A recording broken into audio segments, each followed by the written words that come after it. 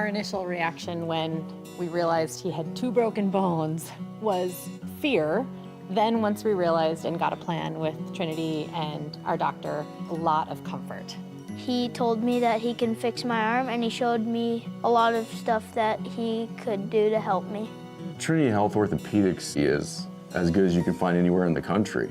A lot of us take pride in that, and that's why we stay here and we keep doing what we do. Trinity Health, making more possible. This presentation on the PSP Network is proudly brought to you by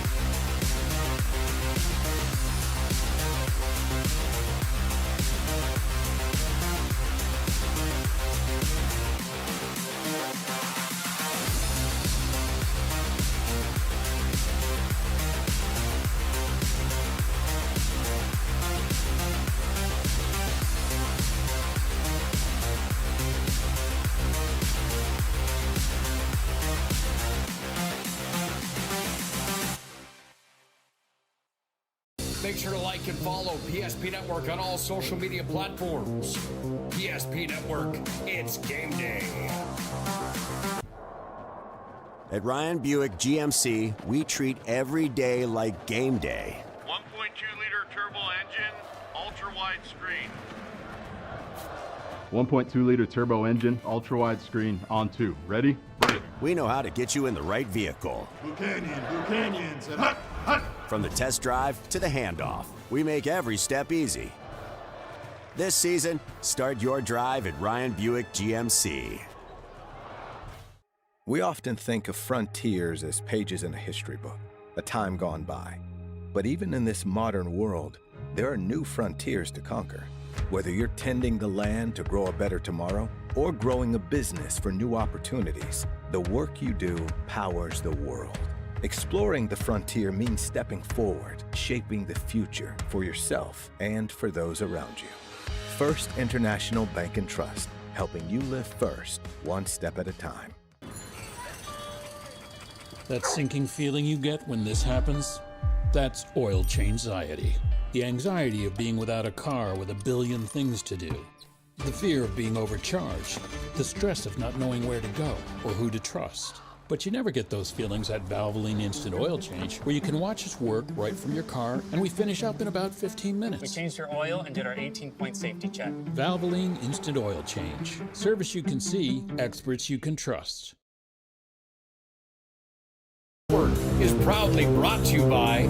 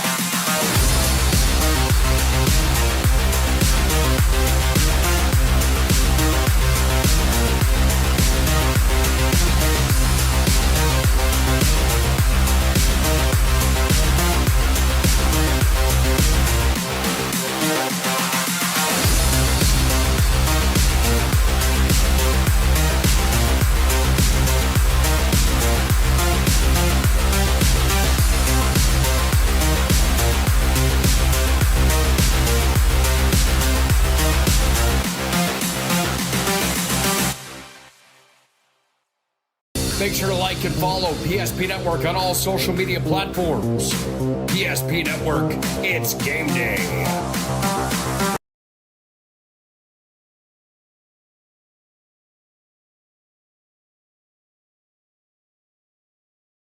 Meet unforgettable flavor. Welcome to Beowulf Craft Kitchen and Lounge. Upscale casual dining crafted with care, paired with an exceptional selection of wines and bourbons. A place for family fun and nights meant just for two. Or gather with friends to watch the game in our reimagined lounge, all overlooking Beowulf Golf Club, North Dakota's #1 rated course. Beowulf Craft Kitchen and Lounge. Come experience Chef Barry's fusion of flavors.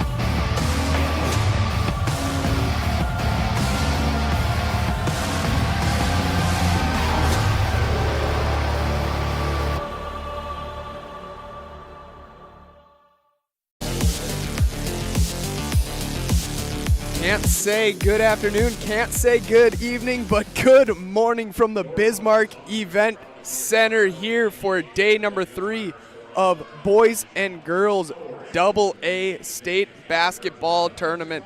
Glad to have you guys aboard with us here this morning. Alongside me, Anthony Vetter, I'm Caden Sheen, and Anthony, we got a fun day of basketball here coming up at the Event Center here today. A full day, to say the least. 9:30 a.m. tip. Championship will start at about, the boys, about, 7:30, 8 o'clock tonight. So, full day. I'm actually surprised with how many people are here that are already here for the long haul today, right? They're here for the games tonight. But, we get started with Horace Hawks here, 20-6, the number 2 seed out of the EDC. Fell in a really close game that we were calling on Thursday, right, versus the Mandan Braves, where they were able to knock them off this year. And Legacy, right, they fell on opening night as well to the Fargo Davies Eagles, I believe, right, that now are tonight playing the Majets for the state championship. So both teams got a win yesterday. Horace, as we know, they're a little short-handed here today, losing one of their star senior players, but with an ankle injury. But here we are. Teams get to play on the main court for your seniors. This is your final basketball game wearing your town on your jersey, so it's going to be a good day. As we go ahead and dive into our Valvoline Instant Oil Change pregame show, this is your locally owned oil change headquarters. 25 years of Lundeen's taking care of people. Local actually matters. Not to mention, this oil change is a stay-in-your-car drive-through oil change, typically performed in 15 minutes or less. Find them in Minot and Bismarck. It's Valvoline Instant Oil Change. Like Anthony said, as we dive into this one here on our Valvoline Instant Oil Change pregame show, we do have the West Fargo Horace Hawks taking on the Legacy Sabres. Kind of a little brief recap as to how both teams did get here and kind of the overall look of the girls' bracket. So on day 1, Anthony and I had the privilege of calling all 4 quarterfinal matchup games. So Minot defeated Grand Forks Red River to move on into the first semifinals, while Grand Forks Red River fell into the consolation semifinals. West Fargo Horace took a tough loss to Mandan in a very good game that Anthony and I were both saying all day long, all week long, that was that first round matchup that we had circled, and boy, oh boy, did it ever deliver. So West Fargo Horace did end up dropping into that consolation semifinals, while Mandan punched their ticket to the semis. Moving into our last 2 games of the evening from that Thursday opening round, Fargo Davies defeated Legacy, and Bismarck Century defeated Shanley. So in our consolation finals, West Fargo Horace did defeat Grand Forks Red River, ending their season, while Legacy defeated Shanley, setting up this 9:30 a.m. matchup here from the event center. And looking forward to later this afternoon, we will have Mandan and Century, who both fell short in their semifinal matchups. So those two will play and battle it out for third place. That one looks to be about a 1:30 p.m. tip-off time, while Minot High and Fargo Davies will duke it out for the state AA title here tonight. As we go ahead and dive into our Northern Plains Heating and Air keys to the game here on our Valvoline Instant Oil Change pregame show, or for those of you listening to us for the first time, I like to call them Vets Keys to the Game, brought to you by Northern Plains Heating and Air. Call Dylan today at 222-2155 to make sure your furnace and AC are ready for the months ahead. New installation, upgrades, and all your furnace and AC needs. Once again, call Dylan today at 222-2155. So Anthony, we're going to go ahead. We're going to start out with the West Fargo Horace Hawks, right? Like you said, missing one of their star players in Taylor Myshak, who got her ankle rolled up on kind of pretty late in that first matchup, right? So unfortunately, she's not going to be able to go, and she's a very good spot-up shooter, right? She's definitely a key factor, senior rolling in the starting five, but unfortunately today not unable to go. So kind of switching that up, right? We saw Lakin Donnelly. I mean, tremendous player, like incredible player, the sophomore for the Hawks. What is your key to the game for the Hawks here today? For Horace, I think, Caden, it just comes down to, you lose Myshak. We can kind of see she was standing under the hoop, and on her left ankle, you can see a little bit of the skin on her leg showing, and it is black and blue, that ankle. I don't think she gave it a go yesterday, which is unfortunate. Being a senior, right, you want to play, but obviously if you can't go, you can't go. So the game plan for the Hawks, I think, today is pretty simple. They've kind of been, overall this year, I would say, having a better season, and they came in here with such high hopes to try to repeat and got knocked off. But the key to the game for them today is I would like to see Lakin Donnelly get to that 30-point mark. That is what she averages, is 29.1. I would love to see her, Christofferson, some of these players, right, that really get after it. I would like to see them get their averages here today and see what they can do. That they're good players, right? So the key is, in a game like this early in the morning, can your star players kind of come out and shine? I mean, you're right, this early in the morning, but hey, you get to play on the big court finally, so that's something to look forward to. Now jumping over to the Legacy Sabres side, we saw it all kind of, for the most part, it all definitely goes around that, obviously, the 6'2 junior and Marley Falcon, right? If you're head coach Jim Petrick of the Sabres, what's your game plan? What's your key coming in to this early morning matchup? Coach Petrick is one of the best to do it, right? We talked about him earlier on Thursday, how he's never missed out on a state tournament. And I guarantee you last year they finished their season 19-8, finished 6th at state. Would you love to end your season on a high note, right, with the seniors that you got, with the returning players? I think building off of a win like this, Caden, I was saying it when we were driving in, building off of a win in a game like this against a team that was ranked 1-2 pretty much all year can do a lot for your program going forward next year, being like, hey, we still beat a really good Horace Hawks team that potentially we're going to have to play next year anyway, if you make the state tournament. So their key to the game is, can they defend them?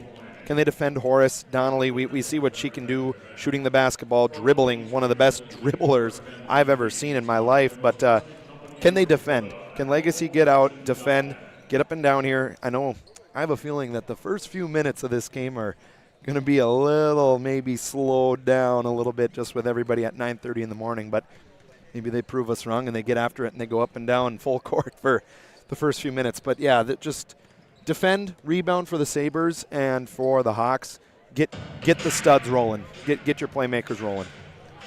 Those are Vets Keys to the Game, brought to you by Northern Plains Heating and Air. Once again, call Dylan today at 222-2155 to make sure your furnace and AC is ready for the months ahead. New installation, upgrades, and all your furnace and AC needs. Once again, call Dylan today at 222-2155.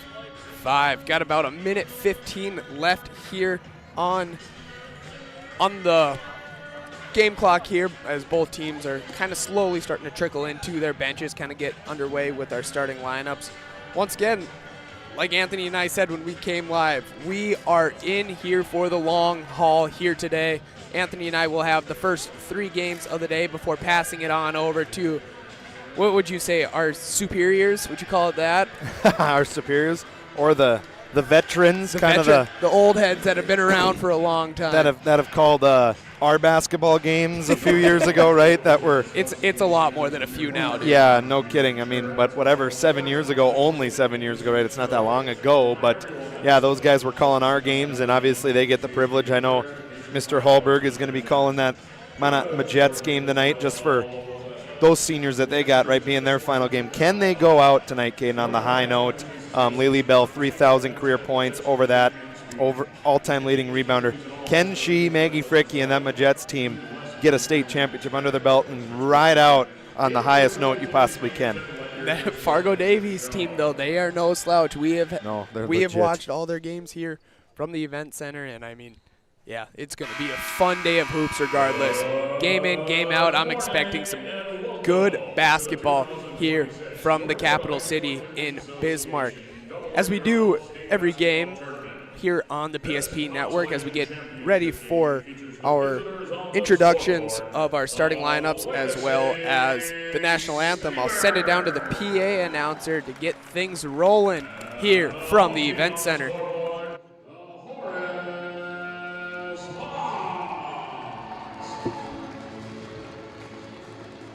At this time, we ask everyone please rise, gentlemen, to remove their hats for the singing of our national anthem by Legacy High School students Lucy Miller, Alina Olson, and Annie Schmidt.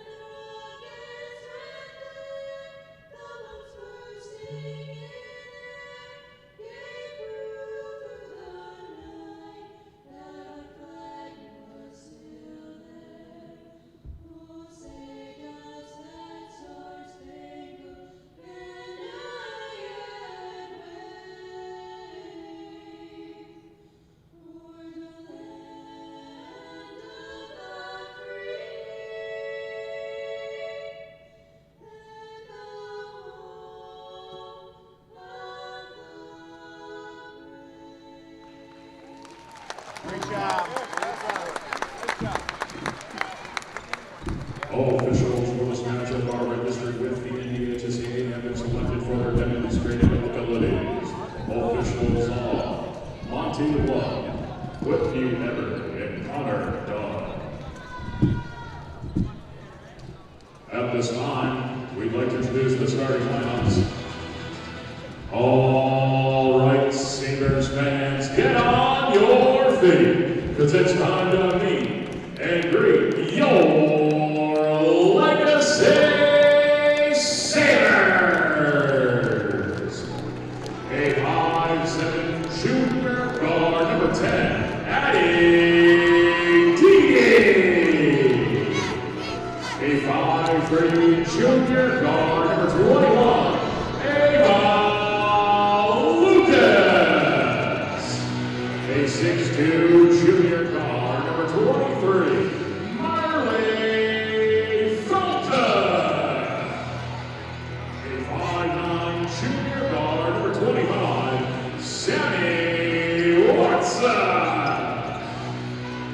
and a 5'7" sophomore guard, number 33, Gracie Watson.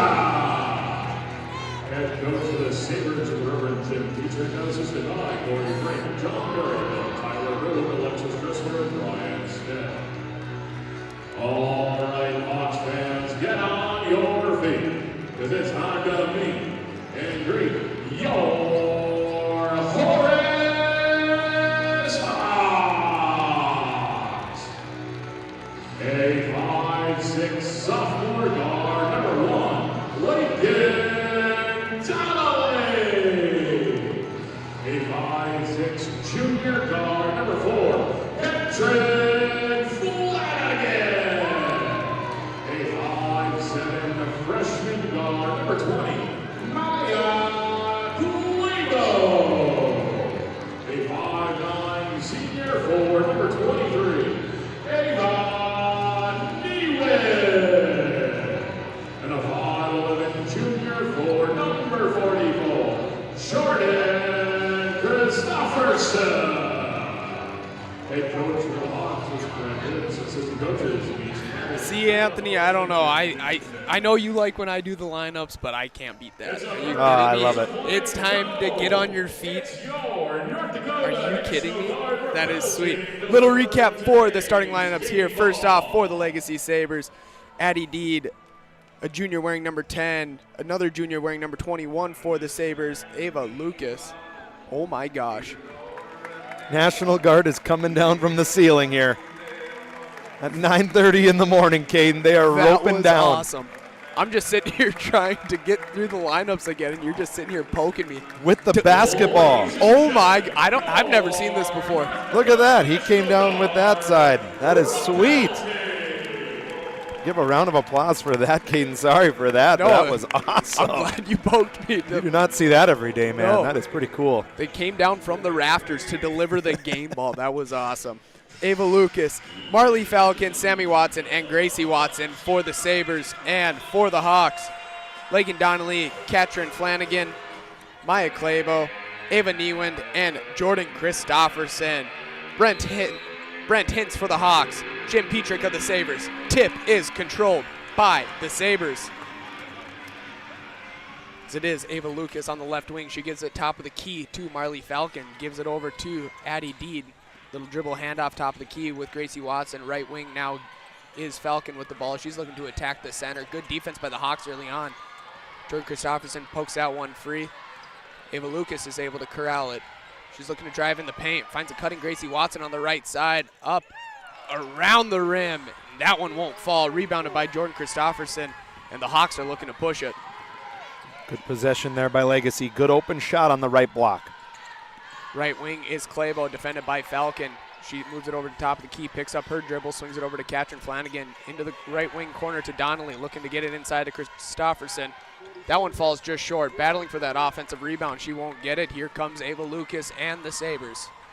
Lucas dribbles it over to the right wing, a little pump fake dribble drive with Sammy Watson. She picks it up on the right baseline. Finds a cutting Gracie Watson, little too strong on the pass. Out to Marley Falcon for three, left wing, too strong off the glass. We're going to get a loose ball foul called on Maya Clabo and the Hawks. Scoreless here thus far, a minute and 11 seconds into this ball game. Pretty good energy, though, Caden, actually starting out. Getting up and down, good ball movement, good defense by both squads on their opening possession. Special thanks to Valvoline Instant Oil Change for bringing us each and every pregame show here on the PSP Network. Find them online at BIOC.com. Lucas with the ball in the right wing. She's looking to drive center of the paint. She'll kick it out. Baseline jumper won't fall for Deed. Sammy Watson comes away with a long rebound, gives it up to Gracie Watson on the right wing. Dribbles it to the right elbow, loses her dribble. She gets it back. Dribble handoff with Sammy Watson. She picks up her dribble on the right wing. Top of the key is Lucas. Finds Deed on the short corner. Deed kicks it out to Gracie Watson, left wing. Gives it up to Falcon. Top of the key, deep three. That one won't fall. See, Anthony, I'm telling you, that secondary three-point line confuses people every single time they play at the event center. Well, I think it always does, just because you're used to the high school court, right, where you have one line, where here everything on an NBA-size court gets a little more expanded, right, so there's so much more space, so you tend to get wider, right, and coaches love that for spacing purposes, just don't love the deep threes. Donnelly floater in the paint won't go. It's like that was Deed who came away with the rebound. Poked free by Ava Niewind. Donnelly left baseline. Her reverse layup won't go. Rebound inside by Sammy Watson. We're going to get a jump ball.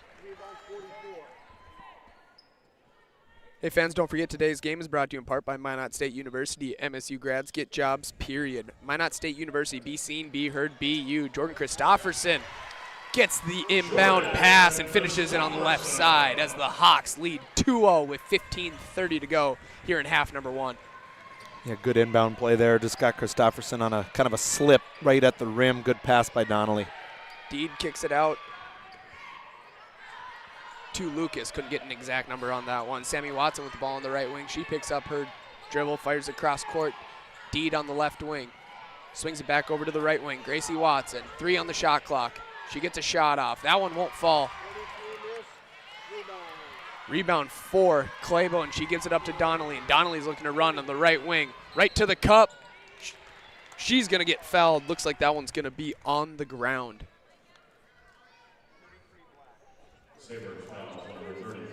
Foul on Gracie Watson there. Looks like we kind of got a line change coming in here, Caden. Looks like Maya Heeb, along with Sadie Holler, Marissa Merkel, and Hadley Shoemaker into the game for the Sabres. So far, great defense by Horace defensively. Donnelly to inbound on the right baseline. She gets the ball right back off the inbound to Jordan Christofferson. Scoop layup by Donnelly. That one won't go. Rebounded by Shoemaker. Shoemaker's looking to push it right wing. Jordan Christofferson slows her in transition. Cross-court pass. Marley Falcon for 3. She's got it to go.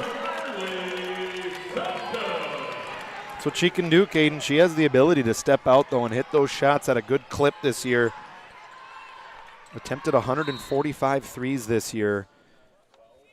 Made 55. Great shooter is Marley Falcon, the junior. So we're going to get a foul called on Hadley Shoemaker. That's going to be her first personal. Team second. Sydney Flanagan into the game for the Hawks.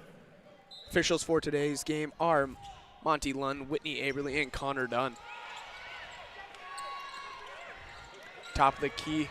Jordan Christofferson left open for 3. That one rims just in and out. Rebounded by Falcon. Falcon gets it, top of the key, loses her handle on the dribble. She's able to corral it. We're gonna get a foul. Excuse me. Looks like that one's gonna be called on Lakin Donnelly.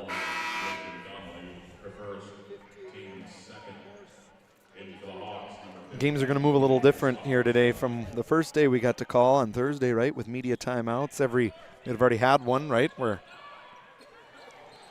Falcon throws it in to Shoemaker. I honestly didn't even think about that. Yeah. That's a good point. Right wing is Merkel. She gives it to Shoemaker, and so we're going to get a blocking foul. That one's going to be called on Lakin Donnelly. It's going to be her second personal here early on. 14:09 to go in this first half. Sabres lead 3-2 over the Hawks. You know, I've seen Lakin Donnelly last year, Caden, at the state tournament, played phenomenal. This year, though, it's just been a little different for her in that first game. Mandan threw a lot at her, and so far in this game, just unable to kind of get going. Heeb looking to drive on the left side of the hoop. Dump off pass. Holler. That one won't go. Rebounded by Jordan Christofferson. Gives it out to Donnelly. Donnelly's looking to push it. One-handed pass.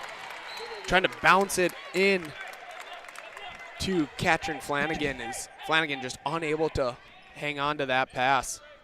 That one will go out of bounds. Hey fans, don't forget today's game is brought to you in part by Prairie Coatings, People's State Bank, and Selly Family Dental. I like the press break, Caden. Get in, clear out. I like that.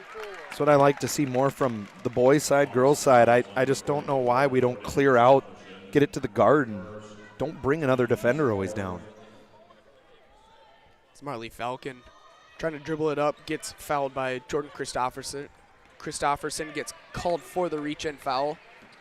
Hawks with 4 fouls, Sabres with 2 here with 13:33 to go in this opening half. Sabres lead 3-2 still on our BNC National Bank scoreboard. Shoemaker looking to drive on the right side. Reverse layup for 2. Beautiful reverse by Shoemaker, ripping baseline on the right wing, going up and under, using the hoop kind of as a defender almost for the defender to get the open look. Right wing is Sydney Flanagan, who checked in for the Hawks. Katrin gives it left wing to Jordan Christofferson. She'll stop, pop, left elbow. That one won't fall. Rebound out to Holler. She gives it up to Marley Falcon. Falcon up ahead to Maya Heeb for 2. Good defensive possession on Christofferson. Rebound, pass, layup. That's what Coach Petrick loves. Donnelly takes the screen. She'll fire a left wing 3. She's got it to go. Only a matter of time that you hear her name being called as she can fill it up. Caden, 42% three-point shooter on the year. First one goes. Nice to hear her name get called for something besides a foul here early Yes. on. Falcon, Sabres moving the ball around the top of the key. Raquel gives it up to Falcon. Falcon thought about a 3. Oh, big screen. Big screen there. Shoemaker, left wing 3. That one falls just short. Maya Heeb, right place, right time for 2. Could have been a pass, Caden. It was an air ball 3 attempt. Heeb, right place on the right block. Good awareness by her. Hawks with the ball, top of the key. Cody Christofferson just checked in. She gives it up to Donnelly, top of the key. She'll fire another 3. That one's too strong. Holler with the rebound. She dumps it off to Shoemaker, and Shoemaker will walk this ball up across the court with 11:38 to go. Sabres lead over the Hawks, 9-5.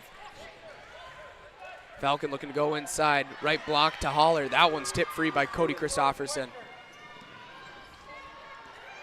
Donnelly with the ball, looking to attack left side. Beautiful dump off pass to Cody Christofferson. She can't get it to go. Looks like we're going to get a loose ball foul. It's going to be called on Hadley Shoemaker. Her second personal. Team's third foul. Looks like Watson, and Lucas back in for the Sabres, along with Ava Niewind, giving Jordan Christofferson a break. She's a good athlete, Christofferson, plays real hard. Donnelly gets the inbound pass up top to Maya Clabo. Maya Clabo swings it over left side as Ava Niewind. She's looking to drive. Kicks it out. Sydney Flanagan, she'll fire a triple. Too strong. Rebounded by Gracie Watson. She gives it over to Ava Lucas, who just checked back into the ball game. Horace has to wake up a little bit here, Caden. Legacy's matched their energy. Nice give and go inside. Watson. Watson to Maya Heeb for the and 1. She'll head to the Serve Pro free throw line. That was beautiful, kind of that give and go almost, if you want to say that. Just pass, Heeb. 6 points for her, seeing if she can make it second here already. And she does just that. 24/7 emergency service, trained technicians, advanced technology, fire and water cleanup, and restoration. It's Serve Pro. And Maya Heeb, great game for her so far, Caden. 7 points, averages 9 a game. Donnelly in the paint has her dribble poked free. Niewind able to corral it. Niewind goes at the defense. Too strong off the glass. Right side rebound, good. Heads up pass to Heeb. She's able to save it. Donnelly comes away with the steal, though. And now the Hawks got numbers. 4-on-3 transition. Cross-court pass, left wing. Niewind with the ball now. She's looking to drive. Left elbow, swings it cross-court to Sydney Flanagan. Into the corner to Donnelly. Donnelly dumps it inside to Flanagan. Flanagan's pass. They triple teamed her. Falcon and Christofferson back in for Sabres Hawks here. You can definitely see those two. If one comes out, the other one's coming out. Yeah, absolutely. Caden, you think they're going to be opening up to the left of us here tonight, maybe, potentially, with BHS Century boys coming up? Or they'll probably be opening it up, honestly, in the girls' game for sure. How about the top one? I don't know. There was people here last week for WDA, Caden, that I haven't seen in a long time. Mike Clabo has that one stolen away by Lucas. Lucas gives it up to Deed, up top to Gracie Watson. Swings it right wing to Falcon. Falcon defended by Christofferson. She gives it back to Lucas. As Coach Petrick will set up the offense. Deed with the ball in the left wing. Dribble handoff with Gracie Watson. She's looking to attack center paint. Too strong off the right glass. Good move by Watson there. Good clear out. Good play call by Coach Petrick. Clabo cross-court pass. Christofferson gets it. She picks up her dribble. Cross-court pass for 3. That one won't fall for Ava Niewind. So we got a rebound for Sammy Watson. She kind of bobbled her dribble, picks it up. 9:14 to go here on our BNC National Bank scoreboard. Sabres lead the Hawks 12-5. Turnover by the Sabres. Christofferson just swiped away, came on the backside help. Christofferson heads up, played to Christofferson for two. Jordan to Cody. Jordan comes away with the steal, keeps the head up. You love to see that. Cody was just waiting for it on that right block. I would assume that they're sisters, right, Caden? More than likely, 8th grader and a junior, right? I feel like that's something we should have known. Yeah, probably, but. Top of the key is Sammy Watson. She gives it to Falcon. Sammy Watson cutting to the hoop. I just don't think she was expecting that pass there from Falcon. Kind of went through the hands of Sammy Watson, out of bounds. Shoemaker and Merkel back in for the Sabres. Flanagan and Donnelly along with, for the first time, Lena Donnelly, the 7th grader, 5'5", getting some minutes here early in this game. I don't know what just happened there. Inbound pass stolen by the Sabres. Kick it out. Marley Falcon left wing three. That one's too long. I have no idea what happened on that inbounds. If they were trying to throw deep and hit the bottom of the hoop, I think. Jordan Christofferson to inbound. She gets the ball right back, gives it up. Lena Donnelly, she gives it back to Jordan Christofferson. She'll stop, pop, right block, won't go. Too strong off the glass, rebounded by Falcon. Sabres have played well this first half. Caden came to play. They like I said, I think when you match up with the West Fargo Horace Hawks, right, at any time if you get a chance with their stud athletes, you want to beat them. Lakin Donnelly comes away with the steal, and she's going to get fouled.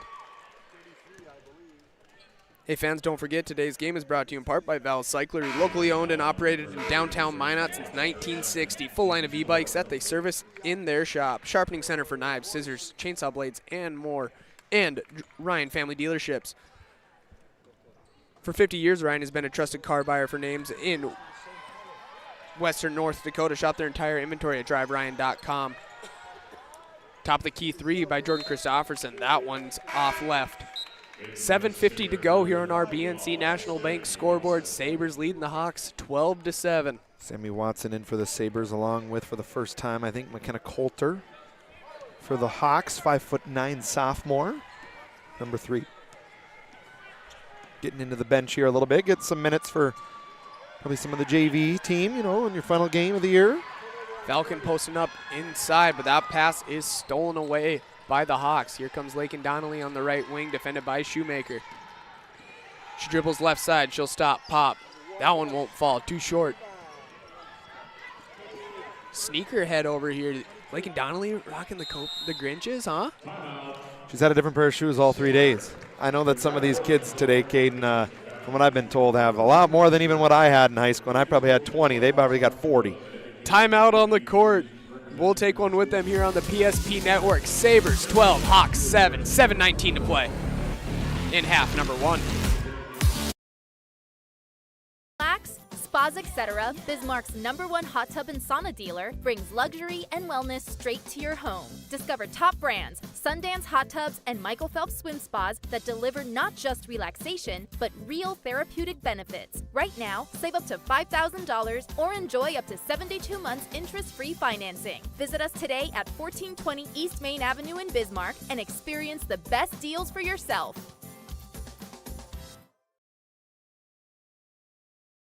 We realized he had 2 broken bones was fear. Then once we realized and got a plan with Trinity and our doctor, a lot of comfort. He told me that he can fix my arm, and he showed me a lot of stuff that he could do to help me. Trinity Health Orthopedics is as good as you can find anywhere in the country. A lot of us take pride in that, and that's why we stay here and we keep doing what we do. Trinity Health, making more possible. That timeout brought to you by First International Bank and Trust. Family-owned independent community bank built on the bond between our employees and customers. Founded in 1910 and growing to serve rural and urban communities across Arizona, Minnesota, North and South Dakota. Find them online at fibt.bank. As we return to game number 1 here of the day at the Bismarck Event Center. Legacy Sabres currently lead the West Fargo Horace Hawks 12-7 with 7:08 to play here in this opening half. Out of that timeout, the Sabres do turn the ball over. Hawks get possession. Lakin Donnelly brings it across half court. She swings it over left side. Jordan Christofferson. Right wing is McKenna Coulter. She swings it over to Elena Donnelly. Over to Katrin Flanagan, right wing. Finds Christofferson inside. Looks like she got popped coming across the screen there. Oh, don't know how that one was not a foul. Got hit right in the face with an elbow. That three-pointer is up on the right wing by Sammy Watson. Won't fall. Sadie Holler is able to corral the rebound. Shoemaker tries to dump it right back into Holler. Just not on the same page. Something I want to highlight with Christofferson, Caden Jordan, that is, on Thursday, she had her work cut out for her going up against Bugby and Reiner, and they were letting her get beat up. And I gave her a lot of credit. She fouled out at the end of that game in a probably one of the most physical games, similar to how last night West Fargo Century was. She took a beating, and here today she's had a couple plays where she's been on the floor and pops right back up. She's a pretty tough girl. Sabres with the ball, swing to the left side to Lakin Donnelly, back to the right to Cody Christofferson, who just checked back in. Trying to throw it inside to Jordan, not on the same page. Looks like that one was tipped, so they get to retain possession here with 6 minutes and 15 seconds left in this opening half. 15 seconds left on this shot clock. Love Coach Hintz. We can't stare at where we're going to throw the pass. I like that stuff. Simple, right? But it's true. Left wing is Lakin Donnelly. She'll stop, pop. That one won't go. Long rebound out. Possession will go to the Sabres. Just struggling a little bit, Caden, scoring the ball right now is Donnelly. Hey fans, don't forget today's game is brought to you in part by Planet Pizza, the best pizza on the planet. It's Planet Pizza. They've been around for over 25 years. Call now, 701-852-1700. Holler with the ball on the right wing. Fires cross court to Falcon on the left wing. Back to Shoemaker on the right. Inside to Holler. Holler, good positioning inside. She banks it home for 2. 6'4" junior, missed 7 games this year with some back injuries. Good to see her here playing at the state tournament. Cross court pass, Katrin Flanagan for 3. She's got it to go.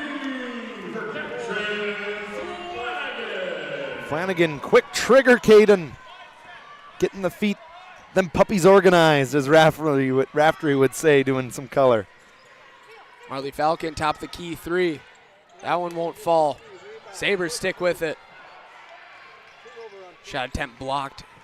Rebounded by the Hawks, and here comes Lakin Donnelly. Defended by Shoemaker. She'll take a screen from Jordan Christofferson. Christofferson falls down, not too sure what happened there, but sure. Donnelly still has it. She'll fire. Top of the key 3. She's got it to go.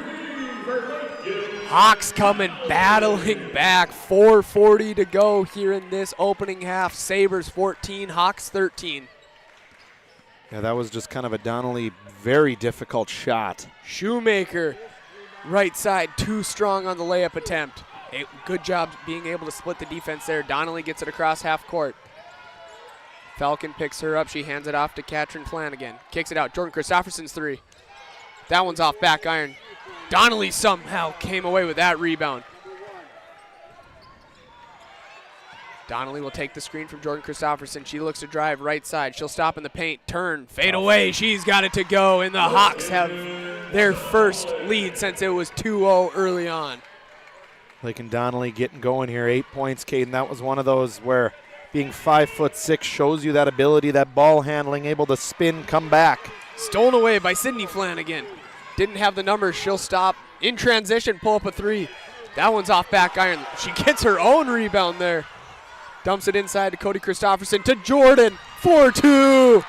Timeout on the court by Coach Petrick and the Sabres. The Hawks come storming back. They lead 17-14 with 3:36 to go here in this opening half.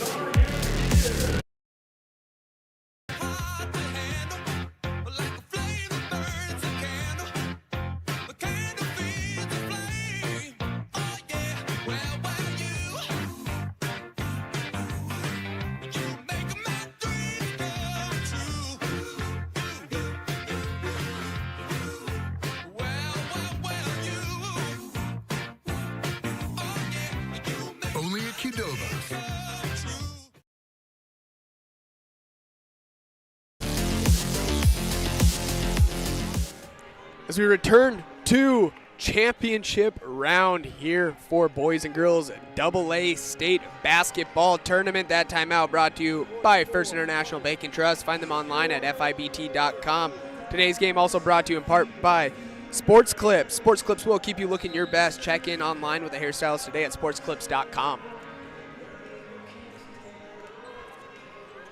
6 games being brought to you here on the PSP network for our digital radio coverage here today.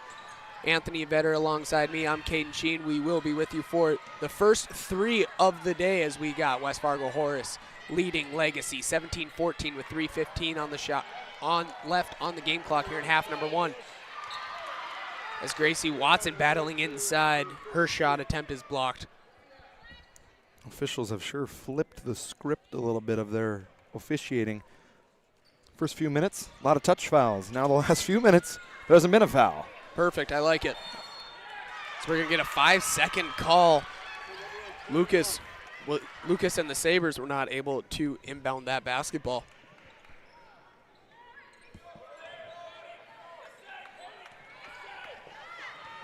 Good answer here by the Hawks the last about 5 minutes, Caden. Donnelly swings it left side to Jordan Christopherson. She swings it top of the key to Claybo. Donnelly gets it now on the right wing. Donnelly takes the screen from Katrin Flanagan. She'll fire a deep triple. She's got it to go. Lakin Donnelly from downtown. 11 points for her. Like I said, can she work her way up to that 30? Gracie Watson's dribble poked free by Jordan Christopherson. Falcon back in for the Sabres. Yeah, I was looking up Lakin Donnelly's stats over this year, Caden. She's got 10 games this year over 30 points with 3 of them in the 40s. So flat out can score the basketball. This is only a sophomore. Yeah. Top-ranked sophomore in her class, according to whoever does that stuff in North Dakota. But, yeah, she is ranked number 1. Lucas on the left wing. Dribbles it back to the center. Finds Heeb inside. Tough scoop. Right-handed layup won't fall. Good job by the Sabres trying to keep that one alive. Last touch by the Hawks. 2:20 to go here in our opening half. Hawks lead the Sabres 20-14. Lucas to inbound on the right block. She finally gets it into Heeb. Heeb looking to drive left side. She kicks it back up top to Lucas. Lucas looking to go to the right. Stops in the paint, picks up her dribble. Scoop layup. She's going to get fouled and will head to the Surf Pro line.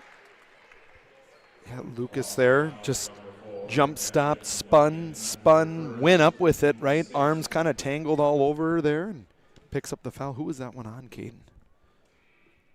I did not catch that foul. I was trying to take a sip of my coffee. I'm not used to being able to have coffee as we call a basketball game. This is fun.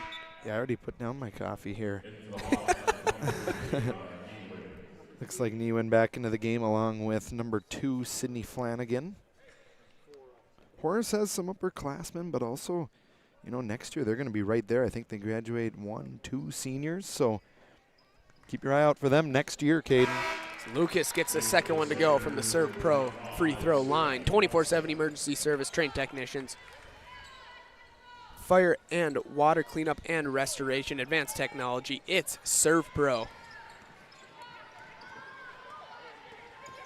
Donnelly gets it across the half line. Hawks have numbers. Nice pump fake, step aside, move by Claybo. Donnelly can't get it to go, but Claybo right there to clean it up on the left block. Exactly what you want to see from Maya, the freshman, just energy. Lucas, beautiful left side, right hand finish coming across the paint. Little fillet, Caden getting it out there. Beautiful move by Lucas. Hawks able to break the press. Sabres started to try and apply. Donnelly picks up her dribble in the paint. Claybo cuts through. She picks up her dribble now, dumps it off to Jordan Christopherson at the free throw line. Hawks back it out, moving the ball around the top of the key. 5 seconds left on the shot clock. Christopherson, good touch pass. Corner 3 is good. Sydney Flanagan from deep. That play was all Jordan Christopherson, making a quick touch pass, finding Flanagan. Feet were set. Lock and load. Marley Falcon, pick and roll inside. He can't get her layup to go. Lucas comes away with the steal. Hawks we're trying to push it in transition, and Lucas was all over that. Lucas, baseline reverse layup. That one won't fall. Gets her own miss. Inside, Sammy Watson for 2. Great exchange here. See if you're the Sabres. Can you get one more stop here going into halftime? 27 seconds left here in this opening half. Sydney Flanagan's going to get called for the travel. Deed and Holler return for the Sabres. Sabres trail by 5. Christofferson, 4 points. A little upset as well here today. She'll get going, though. She's another one, averages 20 a game, 12 rebounds for her, the junior. Ava Lucas dribbles the ball across the half line. She's being picked up by Sydney Flanagan. Swings it right side to Deed. Gets it back up top to Lucas. 10 on the game clock. Gracie Watson inside. Holler, what a pass. And one. What a pass by Gracie Watson on that right wing, finding Holler. Good position, good seal. She's got it to go. Count it. Holler, good position down low. Good catch in some traffic there.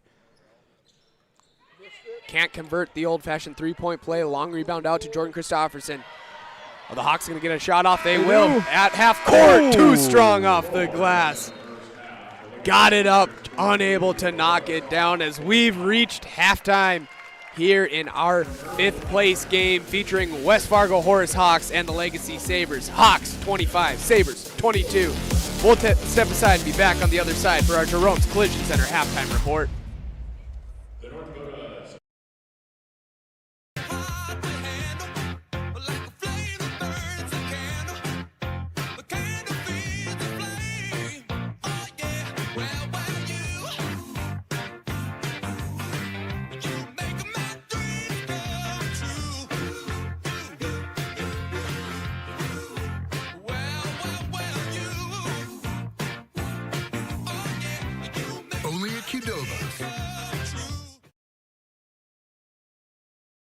We started with small beginnings, and just like the visionary entrepreneurs we serve, we turned an idea into reality. BNC National Bank, where possibilities begin right here at home. This presentation on the PSP Network is proudly brought to you by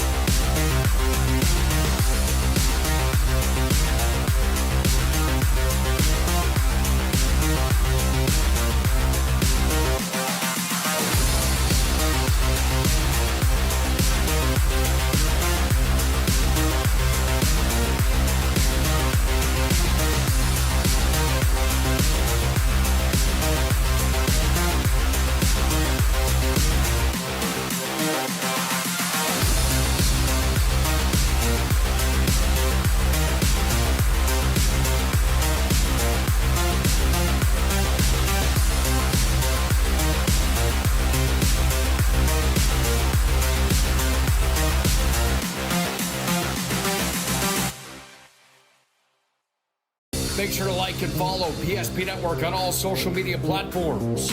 PSP Network, it's game day. Sometimes life gets messy and accidents happen. So when life gets messy, ServPro's ready. Call ServPro of Minot, Bismarck, or Williston today. The foundation of the financial planning approach at Legacy Financial Partners is a personal relationship. Our unique and collaborative approach to financial planning starts with your dreams, not just the numbers. We will work with you regularly to take action to update your plan as your needs evolve, recommending products and services that are right for your situation.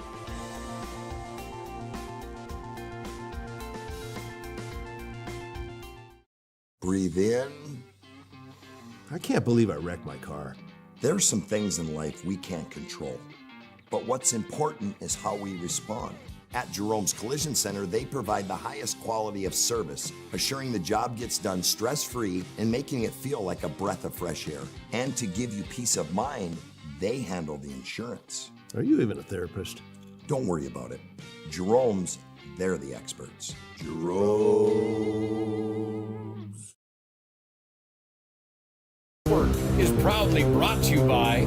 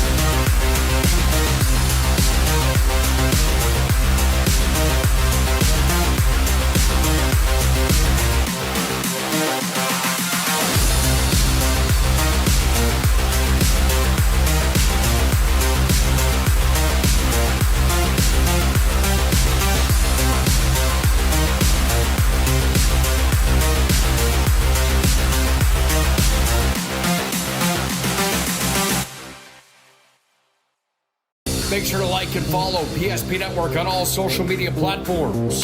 PSP Network, it's game day.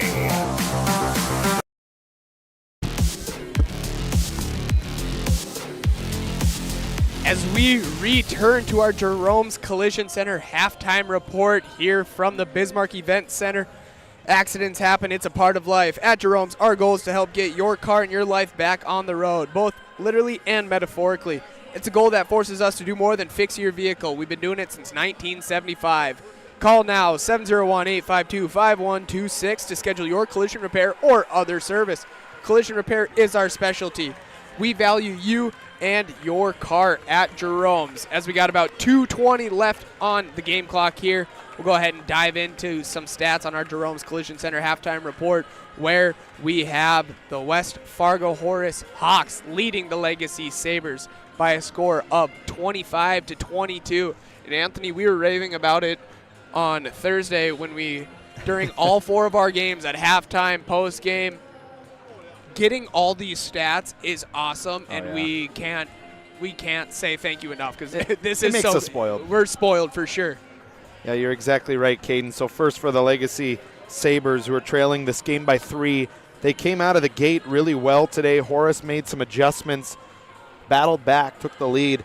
Sabres are led in scoring. Maya Heeb with 7, 4 by Ava Lucas, 3 by Marley Falcon, 2 by Sammy Watson, 4 by Sadie Holler, and 2 by Hadley Shoemaker for those 22 points. 21 rebounds in that first half for the Sabres. 12 turnovers, though, Caden, something to keep an eye on. 12 turnovers compared to only 5 for the Hawks. So Legacy has been a little sloppy with the basketball on a couple possessions, allowing the Hawks to get up and down and score. Over to the Horace Hawks. 11 by Lakin Donnelly, 4 by Jordan Christofferson, 2 by Cody Christofferson, 2 by Maya Clabo, 3 by Katrin Flanagan, 3 by Sydney Flanagan for those 25 points. Both teams are shooting a very similar clip, 36% from the field for the Sabres, 35% from the field for the Hawks. Something to watch, though, Caden. Lakin not only 4 for 10 in this game. I know she's got 11, but she's got a little bit of a little way to go here to reach her average. But if you're the Sabres, you're happy with where you are. You got to knock down some shots. Do not turn over the basketball. We say that so much on the air. You've got to be strong. You've got to be strong. You've got to be strong.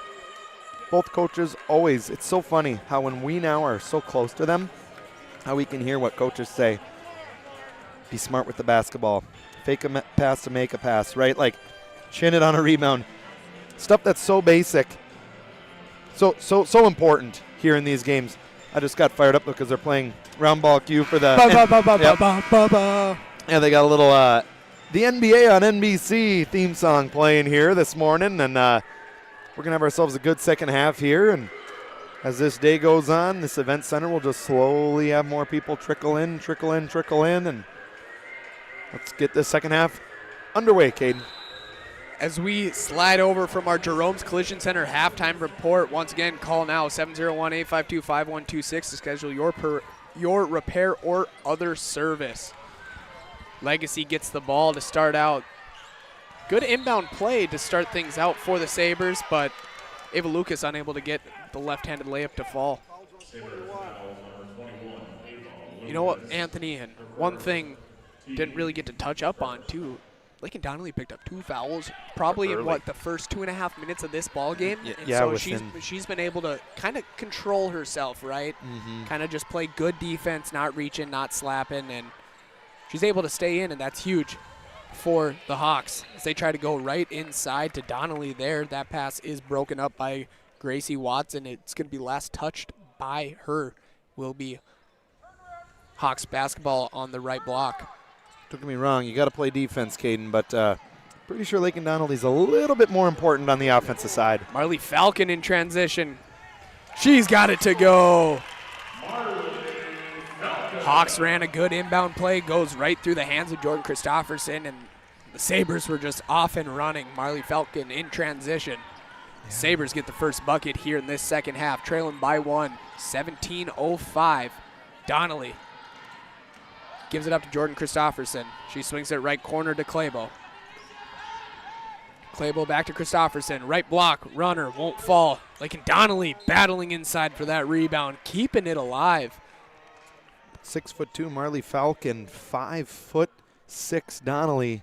That battle, I think, would favor Falcon here, but it did favor Donnelly on that one. Good hustle. Donnelly wanted it more. Inbound pass, Jordan Christofferson and Maya Clabo just not on the same page there. Clabo was looking to cut backdoor on that right wing, and Jordan Christofferson didn't anticipate that, throws it out of bounds. You know why this game, Caden, is kind of important to me is I think both coaches would agree. You don't got a lot of seniors. So you got a lot of people coming back next year, right? So you got to keep building your culture, right? And it starts in games like these, kind of building for next year. Lucas inside, left block, trying to back in along the baseline. Looks like we're going to get a foul called on the ground. Katrin Flanagan's going to pick up her second personal. Falcon with the ball. Right elbow extended. She dribbles it to the left side wing, gives it up to Gracie Watson. Gracie Watson looking to drive. She's got the scoop layup for 2. Sabres retaking the lead, 26-25, 16 minutes, 10 seconds to go here in this second half. Donnelly looking to drive, right elbow extended. She's looking to drive to the paint. That one won't go. How she even got that shot up, I don't know. I've been impressed with the ability of Donnelly, though, that she can get downhill. Just has so many tough layups. Being 5'6", you got to be able to finish, right, and make tough layups. One thing that we learned from one of the best, when you watch Kyrie Irving, always an undersized guard, one of the best finishers.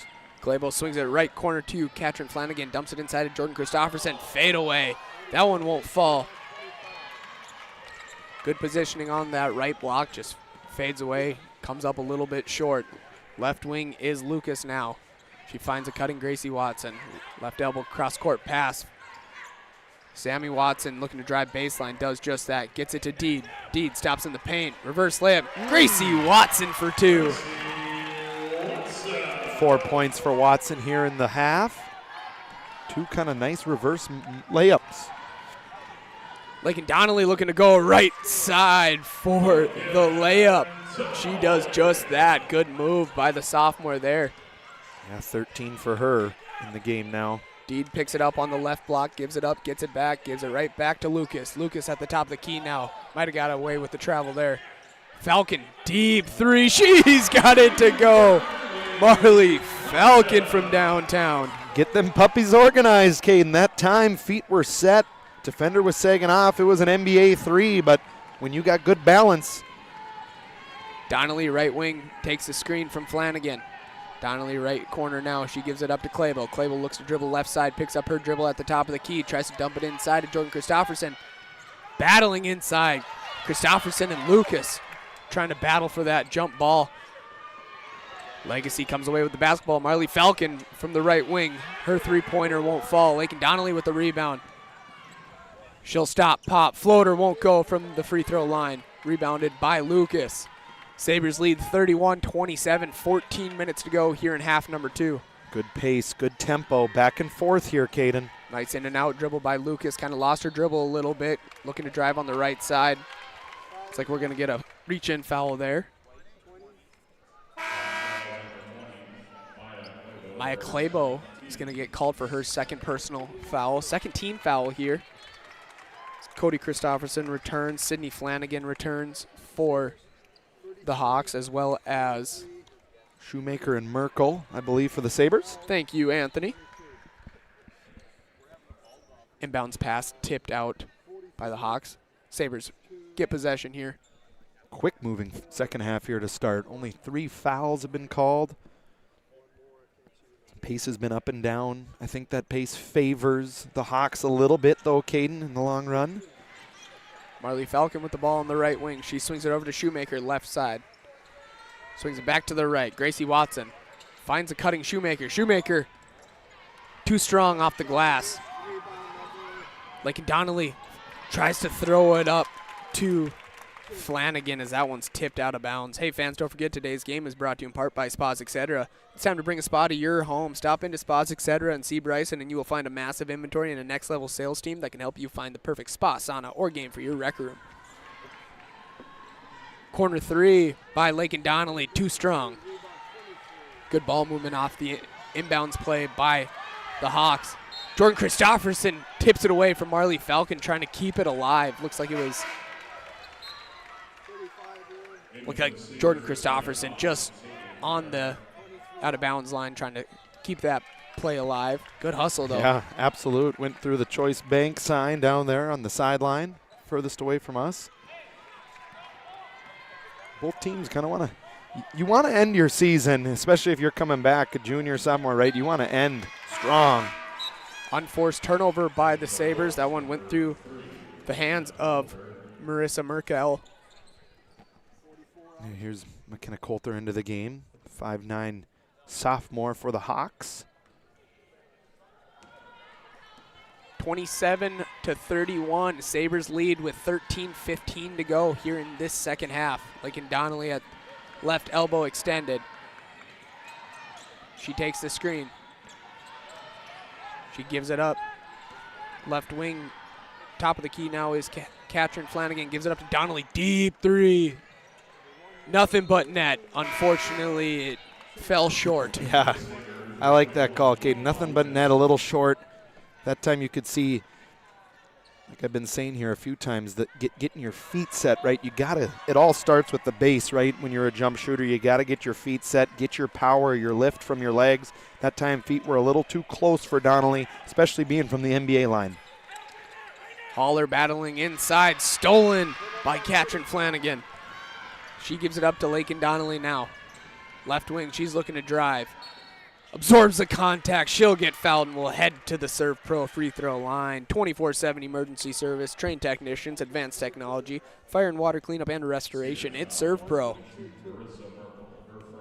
Hey fans, don't forget today's game is also brought to you in part by Farstead Oil. Contact Farstead Oil today to find out how their skilled sales team can help you achieve your wholesale fuel, mobile lubricants, and DEF needs.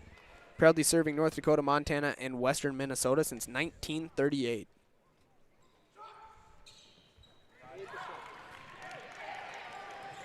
Second free throw is up and in. 2-point Sabre lead. Sabres trying to push it off that free throw make. Smirkel's layup attempt too strong off the glass. Lakin Donnelly comes away with the loose ball. Hawks got numbers. Good defense by the Sabres, slowing it down, but in transition. That floater by Sydney Flanagan, too strong. Lucas with the ball now. She crosses the half line. She looks to go inside to Haller. Looks like Haller was held up a little bit, trying to get it into her on that right block. Marley Falcon will return to the game for the Sabres, along with number 25, Sammy Watson, and number 10, Addie Deed. Yeah, and Jordan Christofferson back for the Hawks. Dude, the setup is so much easier. Why don't we do this on day one? I don't know. It's a little different when we're doing radio coverage, Caden. That's true. Deed off the inbound left block. Banks it home for two. First bucket for Addie Deedy there, Caden. 4-point lead, under 12 to go. Jordan Christofferson looking to drive. Good dump off pass inside to Lakin Donnelly. Jordan Christofferson attacking the center of the paint and dumps it off to the left side. Lakin Donnelly wide open for two. Good things happen when you get a paint touch. Marley Falcon from deep. She's got it to go. Her third three of the game, Caden. 11 points for Marley. Taking this matchup with Christofferson. Good athletes going back and forth here. Jordan Christofferson dumps it down to Cody Christofferson, and she gets it down for two. Quick pace. Sabres lead 36-33, 11 minutes to go here in this second half.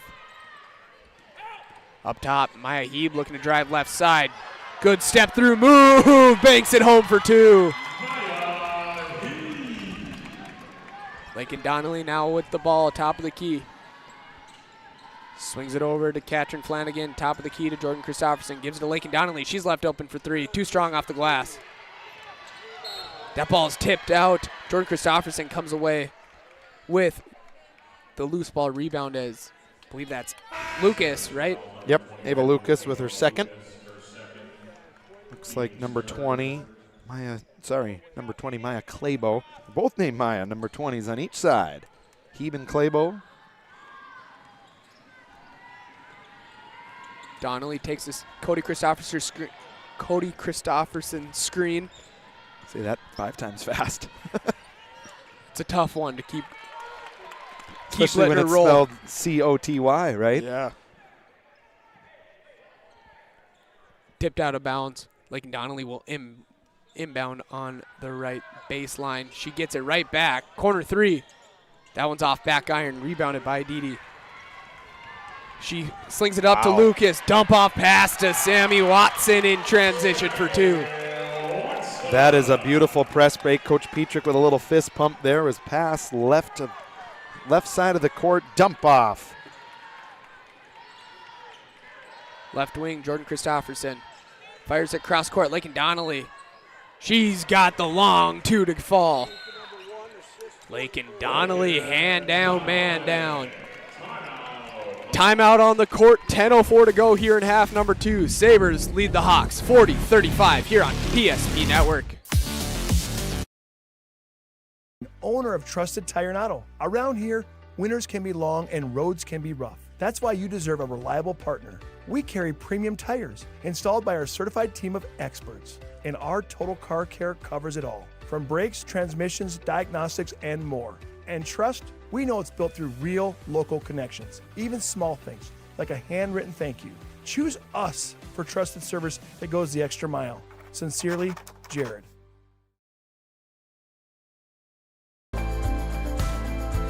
At Planning Team Financial Advisors, we help individuals create their personalized strategies.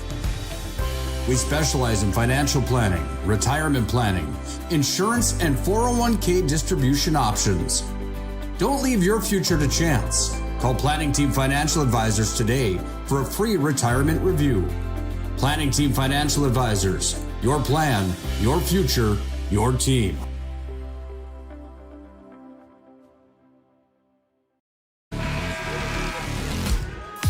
Timeout brought to you by First International Bank and Trust, founded in 1910 and growing to serve rural and urban communities across Arizona, Minnesota, North and South Dakota. Find them online at fibt.com. 10 minutes to play here in this second half. Sabres lead the Hawks 40-35 here on the PSP Network. Thank you all for joining us here for game number 1 of 6 here that PSP will bring you digital radio coverage for here from the event center. Dump off pass, Deed. She gets it at the left block. Good hands by Maya Klebo, forcing the jump ball.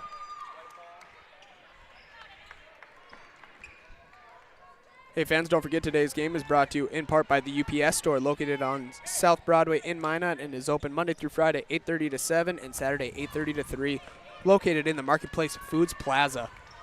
Jump ball arrow favors the Hawks, so they will get possession here as Cody Christopherson has it on the right wing. Sammy Watson pokes that free. Cody's able to grab it back. Sammy Watson pokes it free again. She's finally able to corral it. Good heads up pass to Gracie Watson. Right side in transition. Too strong. Can't get that layup to fall. Klebo in transition now. She gets the ball on the right wing, looking to get it into Cody Christopherson. Had good positioning inside. Rolls it out to Lakin Donnelly. Step back left elbow. Picks up her dribble. Maya Klebo on the right side now. She's looking to drive over Falcon, and she's going to get fouled. On the floor, he's calling it. Yeah, they're getting it on Addie Didi there, Caden. Falcon was hands up, which I would agree with her. She was clean up top, but yeah, they called it on the ground. A little bit of a push by Didi. Donnelly looks to fire it inside. Jordan Christopherson, as that one stolen away by Lucas. Lucas tries to go to Falcon as Christopherson steals it away. Sydney Flanagan now has it, gives it to Jordan Christopherson. Lakin Donnelly, left wing, triple. That one won't fall, excuse me, I had the hiccups.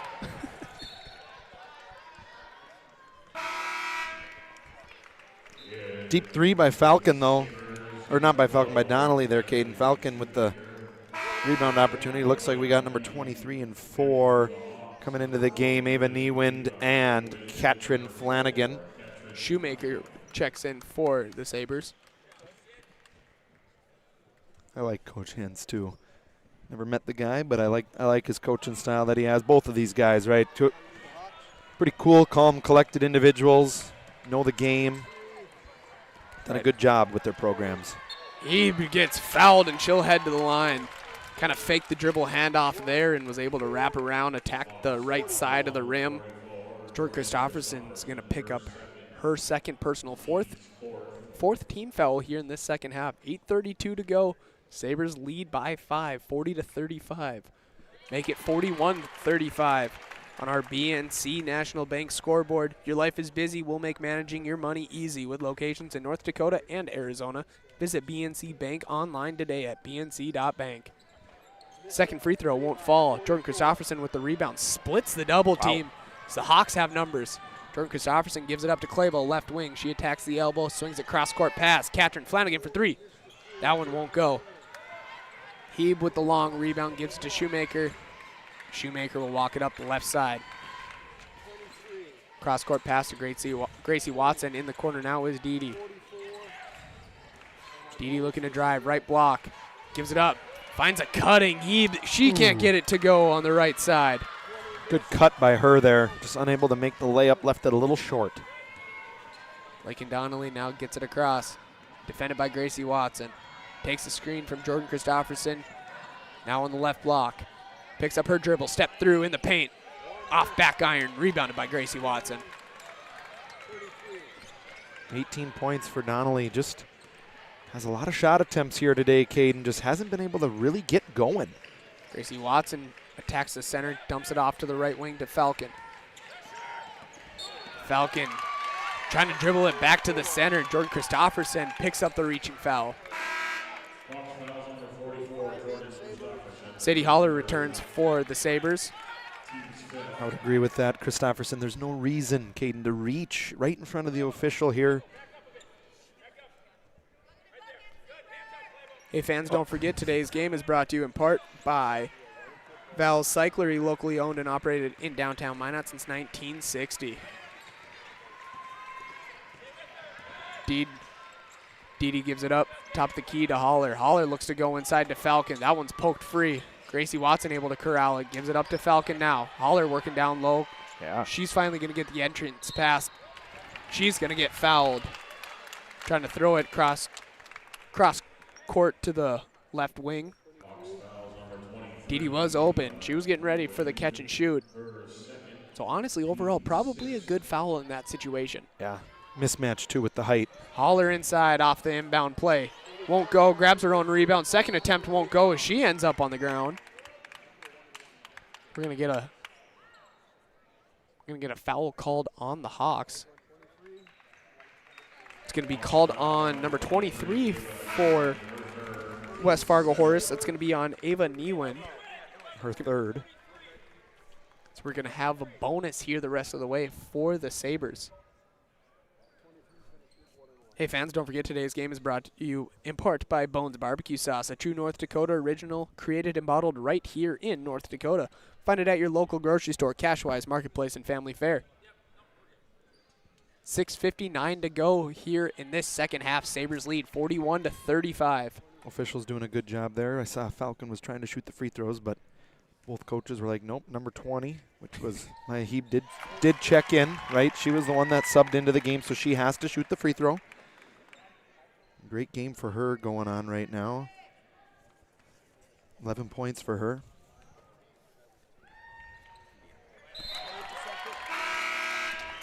(43-35) now. Sabres lead by 8. 6:59 to go. We're going to get a timeout called by West Fargo Horse Hawks.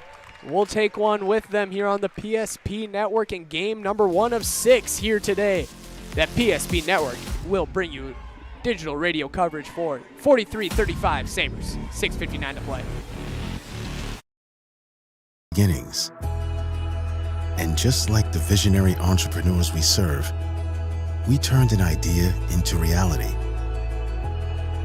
Today, we give you the power to grow your ideas by building meaningful relationships in the communities we serve. Because it's the same place we started. BNC National Bank, where possibilities begin right here at home.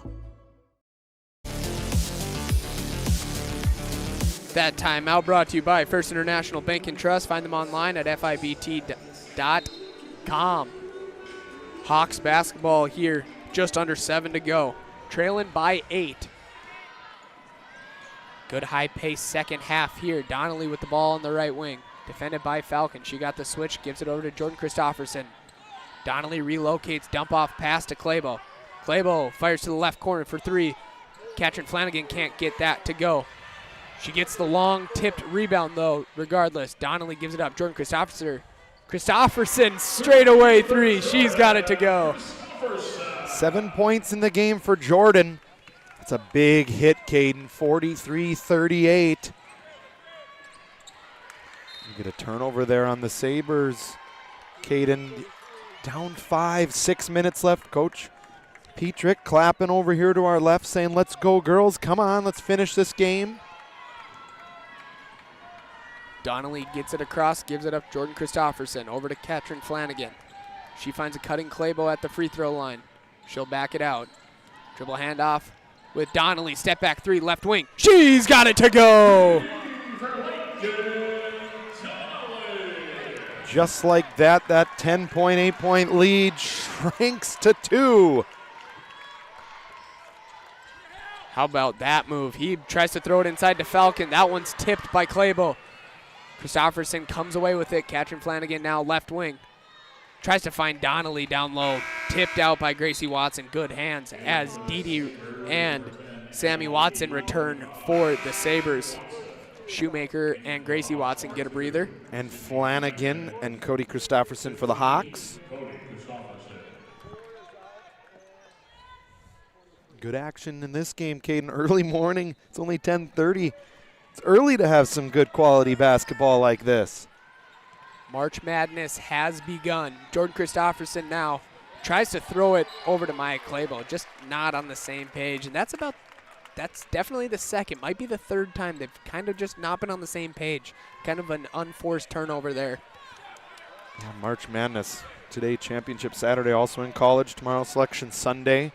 And I'll be laying back tomorrow, enjoying the Sunday, seeing who gets the seedings. Inside, Didi from the left block, too strong off the glass. Heeb with the rebound, gives it out to Lucas. Top of the key now. She's looking to drive right side. Gives it up to Heeb. She swings it out to Didi. Didi on the left block, extended. She gives it back out. Deep three by Marley Falcon. She's got it to go! Her fourth triple, Caden. All 4 triples have been from the NBA line here. Maya Claybo thought about the left wing three, had an opening, decides not to take it, gives it up to Sydney Flanagan, over to Jordan Christofferson. From the free throw line, that one won't fall. Falcon with the rebound. Falcon gives it up. Didi, cross court to Lucas. She's on the right wing, looking to attack, center of the paint, kicks it out, in the corner. Sammy Watson's three, she's got it to go! And just like that, the lead goes from 2 all the way up to 8, 49-41, favoriting the Sabres here, Caden. 4:15 to play in this second half. Lakin Donnelly now right wing. She's looking to answer. She's got it to go. A lot of threes. 3 triples on the last 3 possessions of the game. Under 4 to play. Timeout called by Coach Petrick and the Sabres. 3:58 to go on our BNC National Bank scoreboard. Sabres 49, Hawks 44.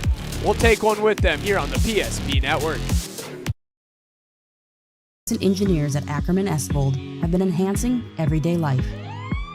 From response times to commute times, we've helped create critical infrastructure, enhancing highway safety, flood protection, and public education. And we're no stranger to enhancing fun, family outings, and even game time. Ackerman Esvold, working to enhance your everyday life. Established by a group of dedicated farmers and seedsmen. With years of experience in farming, certified seed production, and crop consulting, we understand the needs of producers across central and western North Dakota and eastern Montana. Because we're farmers too. We provide the best genetics for your farm by customizing seed and input choices to meet each grower's needs. Evolution Genetics. Seed for your future.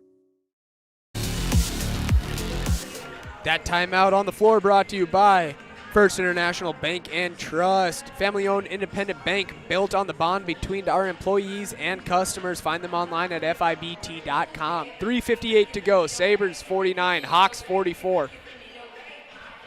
Sabres inbound the ball to Gracie Watson. Swings it over to the left side to Lucas. She takes the screen, gives it up to Falcon, top of the key. Right wing now is Gracie Watson. Lakin Donnelly is able to poke that one free. Last touch by Gracie Watson. Good defense by Donnelly, forcing the turnover now. They have a chance to make this a one-possession game.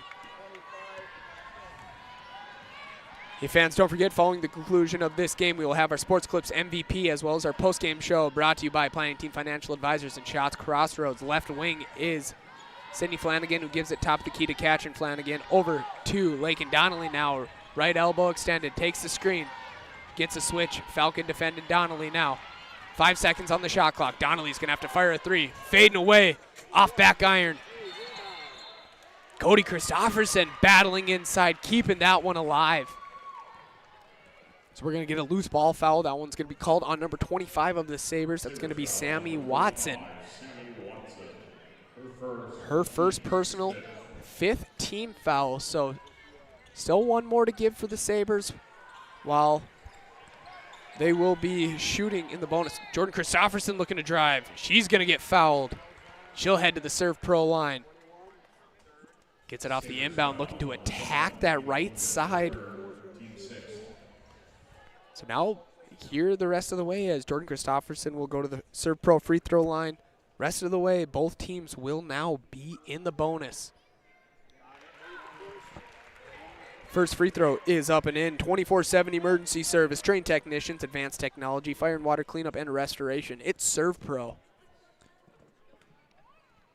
4-point Sabres lead now, 3:13 to go. Make it a 3-point game, 49-46, 3:10 now to play in this second half. Sabres leading it.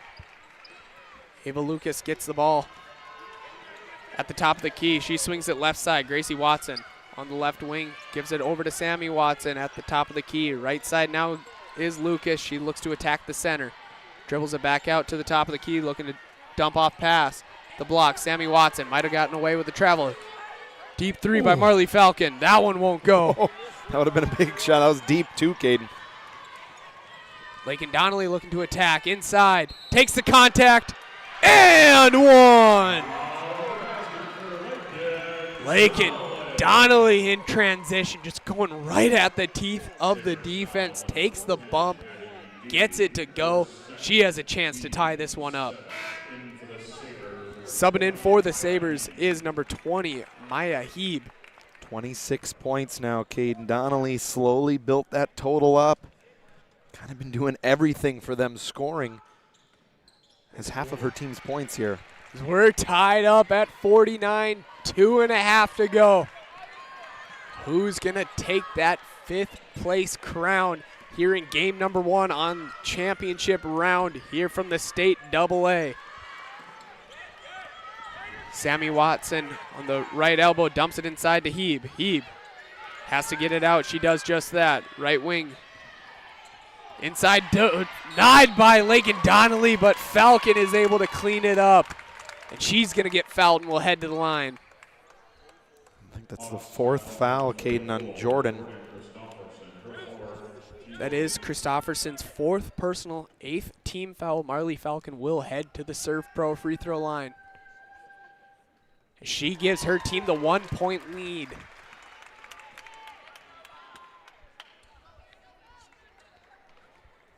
Hey fans, don't forget today's game brought to you in part by Shots Crossroads, your post-game headquarters. Order online at shotscrossroads.com. Falcon 2 for 2 from the line. She's had herself a great game tonight, Caden. Lakin Donnelly gets it now. 2 minutes to play. Hawks trailing the Sabres by 2. Left wing, Donnelly. She can't get it to go. Too strong off the glass. Rebounded by Gracie Watson. She gives it up to Sammy. They had Falcon rim running, Caden, wide open. Smart play, though, by the Sabres. Don't force anything here. Try to get a good look. Falcon gets the ball now just inside the half line. She's looking to drive on Katrin Flanagan. Does just that. Too strong off the glass, but she'll get fouled and will head right back to the line. It's one thing about Marley Falcon, Caden, as you see here. Just so long, 6'2", good handle, smooth player, right? And if she goes up, just with those long arms, there's always a lot of contact on her when she shoots. First free throw. Does not get the friendly roll as it rolls in and out. Ava Niewind into the game here. Minute 39, Caden, up 2. See if you can extend this to 3 and play some good defense for another couple possessions if you're the Sabres. Second free throw is in. Addie Dede checks back in for the Sabres.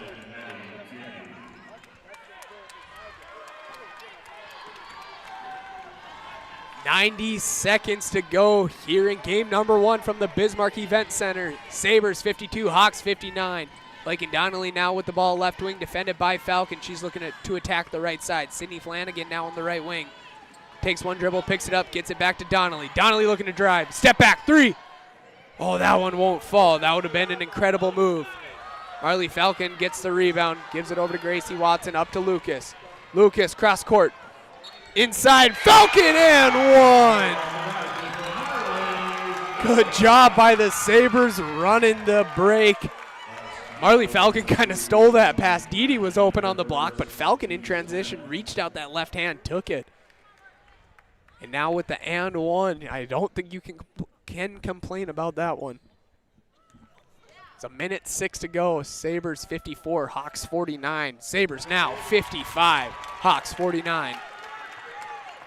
Donnelly, smart move here, letting the ball kind of just roll up. She now picks it up, gets it across the half line. Defended by Gracie Watson. We're going to get a timeout called by Coach Hintz, and the Sabres will stay on the air here with a minute 3 seconds to go on our BNC National Bank scoreboard. Sabres 55, Hawks 49. Anthony, and I mean Donnelly right there, she got a good look, but good thing Coach Hintz called that timeout. Yeah, you're exactly right, Caden. I think he's drawing up something here. It needs to be quick, right? You got to get a quick score if you're the Hawks. I've been really impressed, though, Caden, today.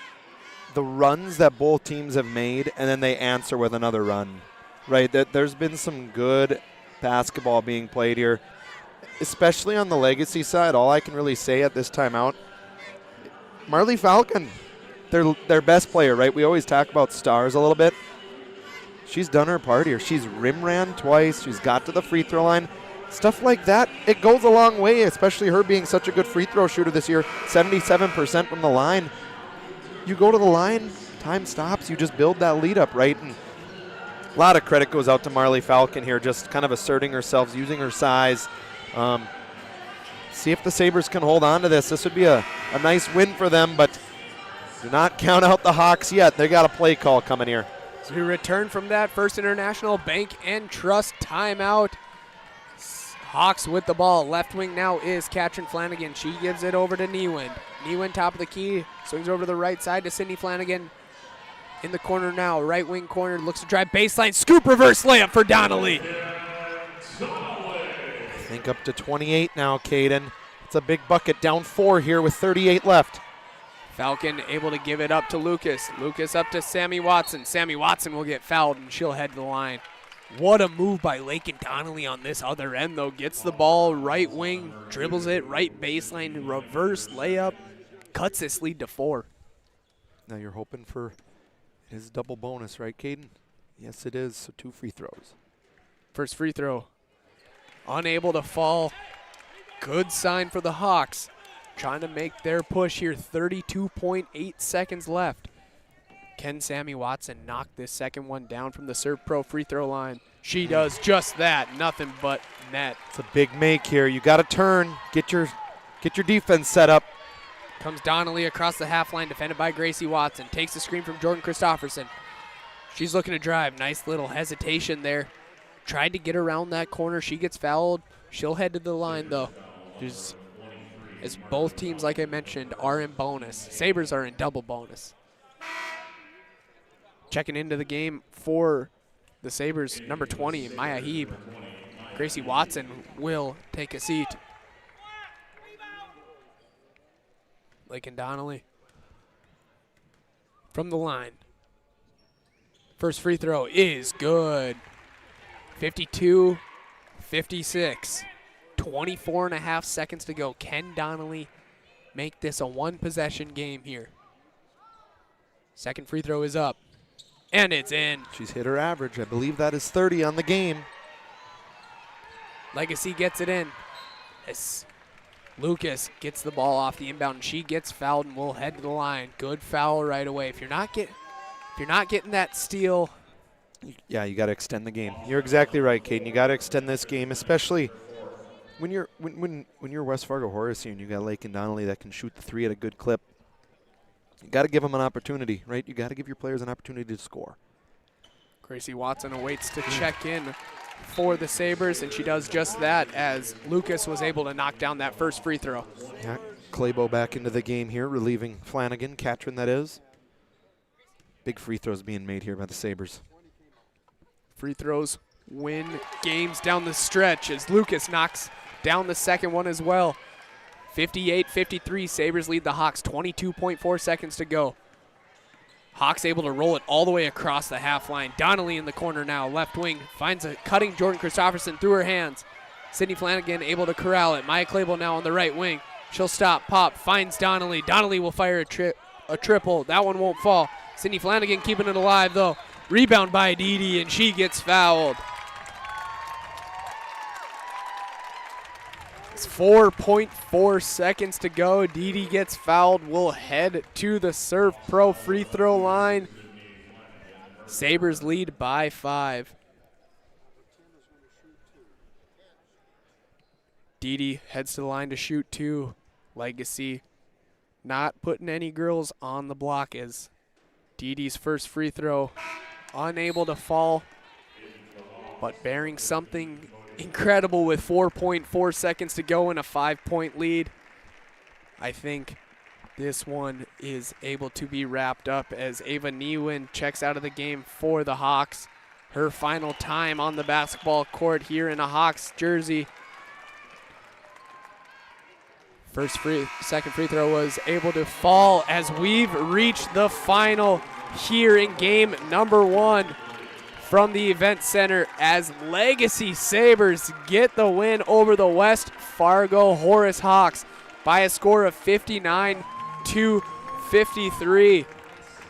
Good back and forth action to open things up here today from the Bismarck Event Center in our first game of 6 here on the PSP Network. Once again, the Sabres get the 59-53 win over the Hawks out of West Fargo Horace. Coming up next on the PSP Network, we will have our Sports Clips MVP of the game. Sports Clips will keep you looking your best. Check in online with the hairstyles today at sportsclips.com, as well as our post-game show brought to you by Planning Team Financial Advisors and Shots Crossroads. As I got Anthony, and he's with our MVP of the game, Marley Falcon. All right, thanks, Caden. Here with Marley Falcon. Congratulations on getting a win. How does it feel to take 5th, beating a very good Horace Hawk team? I mean, it feels very good. We beat them at the beginning of the year, and we knew we could do it again, and we just worked hard all year. I mean, we just fell short the first game, but we bounced back and won the last 2, so it feels really good. It's always fun when you make it here, though, and you pick up 2 wins at state, right? And looking down your guys' team, you got a lot of juniors, underclassmen. This is kind of a win that I think you guys can build off of, getting ready, moving into next year, right? And how much momentum can you take from a game like this, taking 5th, enjoying with your teammates, getting ready for next year? I mean, I think we're going to be really good next year. We're only losing 2 seniors, so I think if we work hard during the summer, I think we can make it a long way next year, and I'm just really excited for next year. Yeah, it'll be a lot of fun to watch you. Congratulations on the win. Thank you for the time. Thank you, Anthony. Thank you, Marley Falcon. You are our Sports Clips MVP of the game. Sports Clips brings you the MVP of this matchup. Sports Clips is home to the MVP haircut experience. Nothing comes close to making you feel like an MVP quite like the MVP experience at Sports Clips. Once again, our Sports Clips game MVP is Marley Falcon of the Bismarck Legacy Sabres. As we move on to our Planning Team Financial Advisors, helping clients work towards financial freedom and Shots Crossroads get filled up on their delicious menu that includes the famous number 99 post-game show. Got Anthony joining me back in the booth. Don't worry, partner. I'm not going to rush you. I'll let you get situated here as we are going underway with awards. We weren't too sure. We've never had to call a championship game of any sort, right? A 5th place game, a 3rd place game, championship game. So, I mean, this is kind of new. We're getting to see teams coming out receive their individual awards for the ending of their seasons, right? I mean, it's always bittersweet to see it come to an end. I mean, just looking down at Legacy side, the West Fargo Horace side, seeing some of the seniors kind of showing their emotion. Ava Newend comes to an end here. I mean, we were able to we've called some district games, some region games for Class B basketball where it was the loser out. So we've seen it. We've been a part of it. I mean, it's never easy seeing your career come to an end. No, it's not, Caden. And even some of the, the two Sabres seniors, right, they're showing emotion. But for the Hawks, we don't get to call them all, until the state tournament here in Bismarck. But for those seniors and the seniors last year that graduated and they're underclassmen, your school's been around 4 years, right? And you already picked up a state championship last year. So I know it's hard when it's your final game, right? But last year you go from the absolute pinnacle of being at the peak of basketball, right? And now here you are this year.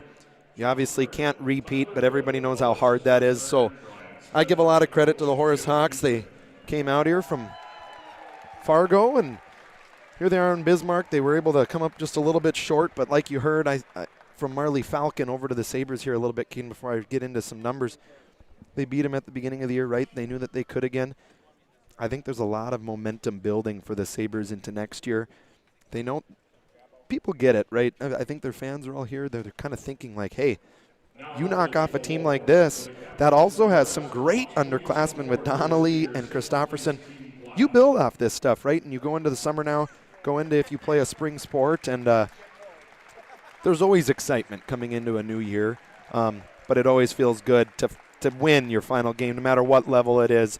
Where you're at, it always is good to win your final game. So, speaking of which, before you get into as the Legacy is walking forward to receive their 5th place trophy, before you get into stats, talking about like going into a new season, I don't know about, I just remember finishing up a state tournament and walking in to start baseball.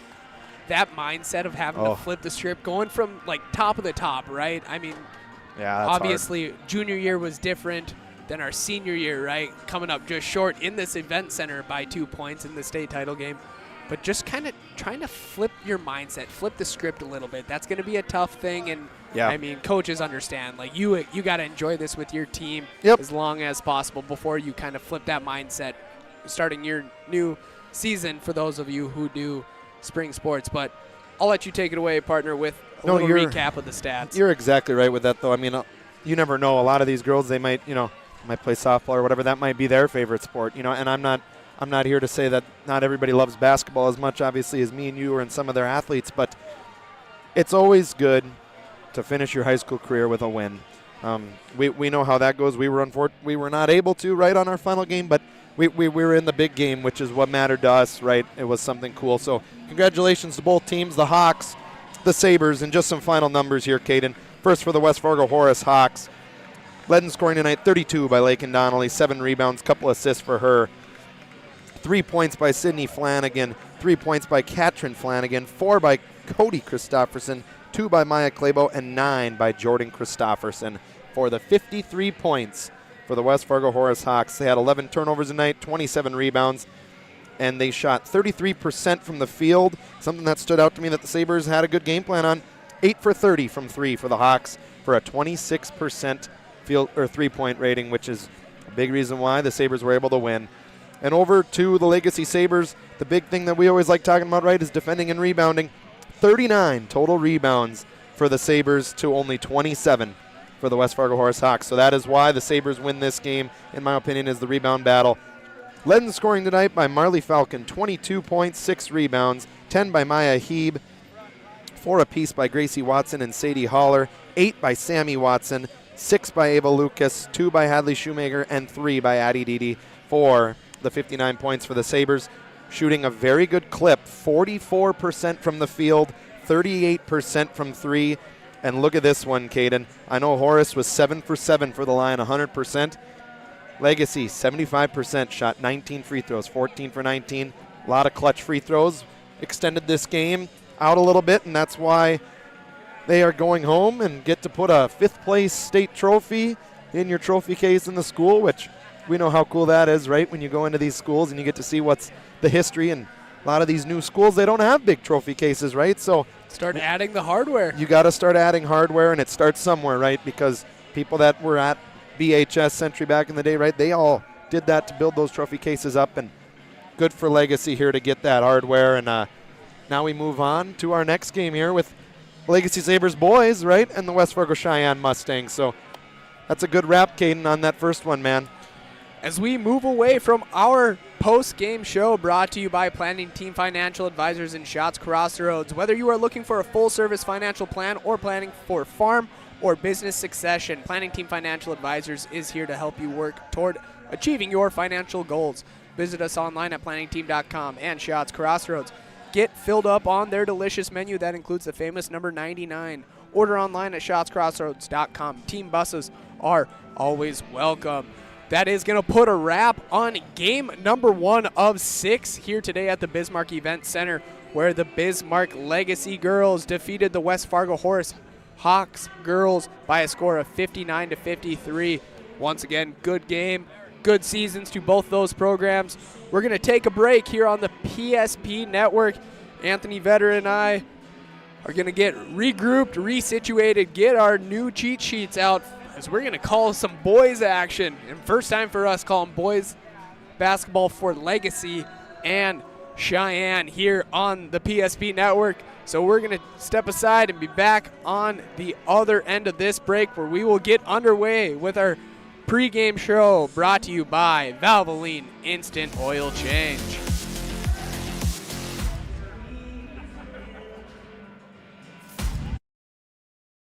Engineers at Ackerman Estvold have been enhancing everyday life. From response times to commute times, we've helped create critical infrastructure, enhancing highway safety, flood protection, and public education. And we're no stranger to enhancing fun, family outings, and even game time. Ackerman Estvold, working to enhance your everyday life. Our initial reaction when we realized he had 2 broken bones was fear. Then once we realized and got a plan with Trinity and our doctor, a lot of comfort. He told me that he can fix my arm, and he showed me a lot of stuff that he could do to help me. Trinity Health Orthopedics is as good as you can find anywhere in the country. A lot of us take pride in that, and that's why we stay here and we keep doing what we do. Trinity Health, making more possible. This presentation on the PSP Network is proudly brought to you by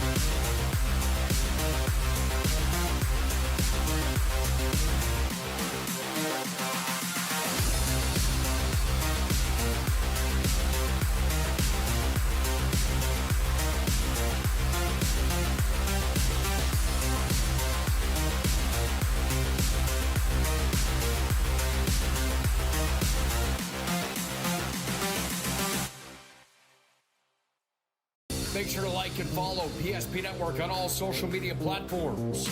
PSP Network, it's game day. At Ryan Buick GMC, we treat every day like game day. 1.2-liter turbo engine, ultra-wide screen. 1.2-liter turbo engine, ultra-wide screen, on 2. Ready? Ready. We know how to get you in the right vehicle. Canyons, and hut, hut. From the test drive to the handoff, we make every step easy. This season, start your drive at Ryan Buick GMC. We often think of frontiers as pages in a history book, a time gone by. But even in this modern world, there are new frontiers to conquer. Whether you're tending the land to grow a better tomorrow or growing a business for new opportunities, the work you do powers the world. Exploring the frontier means stepping forward, shaping the future for yourself and for those around you. First International Bank and Trust, helping you live first, one step at a time. That sinking feeling you get when this happens? That's oil change anxiety. The anxiety of being without a car with a billion things to do. The fear of being overcharged. The stress of not knowing where to go or who to trust. But you never get those feelings at Valvoline Instant Oil Change, where you can watch us work right from your car, and we finish up in about 15 minutes. We changed your oil and did our 18-point safety check. Valvoline Instant Oil Change. Service you can see, experts you can trust. Need help fast. At ServPro, we're on the road within the hour, ready to restore what matters most. Our certified technicians arrive prepared, backed with decades of experience and advanced tools to handle any challenge. Inside, our team gets to work, quickly assessing the damage and getting straight to work. So you can breathe easy, knowing trained professionals are here when it matters most. Call ServPro in Minot, Bismarck, or Williston today.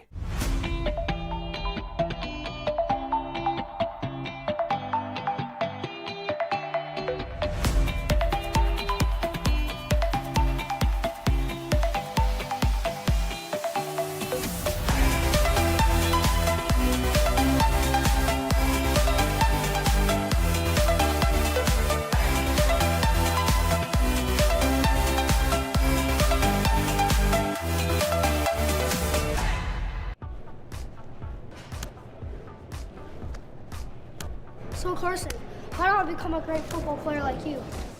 Well, practice and having a professional team to answer the call and handle anything you throw their way is also important. Hey Carson, thanks for teaching crew about community banking at First Western. First Western, you can bank on us. Craving something real? Fuel your day with goodness that tastes as amazing as it feels. At Blissful Bee Juicery, we serve fresh, cold-pressed juice and smoothies. Nature's best in every sip. Nourish yourself with our vibrant acai bowls with fresh fruit and granola, power bowls, protein balls, hummus, parfaits, and carrot cake. Blissful Bee Juicery. Pure, simple, blissful. Now in 2 locations on North and South Broadway.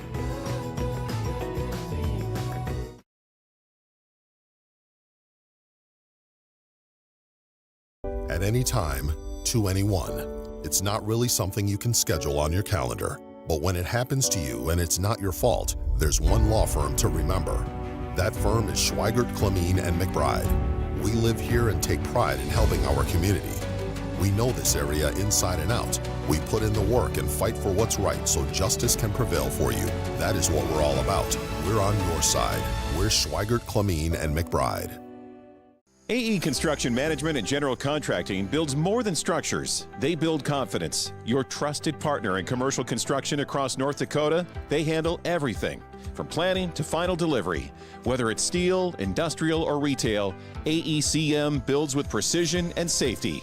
Their hands-on approach keeps your project on time and on budget. Build better with AECM. Call Tim at 701-818-0099 or visit aeconstructionmanagement.com. Dear valued customer, I'm Jared Lundeen, owner of Trusted Tire and Auto. Around here, winters can be long and roads can be rough. That's why you deserve a reliable partner. We carry premium tires installed by our certified team of experts, and our Total Car Care covers it all. from brakes, transmissions, diagnostics, and more. And trust, we know it's built through real local connections, even small things like a handwritten thank you. Choose us for trusted service that goes the extra mile. Sincerely, Jared. Dakota Community Bank and Trust, your trusted partner for commercial and business loans. We not only provide lending you need to grow your business, but we also reinvest in our communities. We believe in strengthening our businesses and creating opportunities for success. Choose Dakota Community Bank and Trust for your commercial and business loans, and together let's keep our communities thriving. Serving the community, looking out for you. At Dakota Community Bank and Trust, that's what we do. Is proudly brought to you by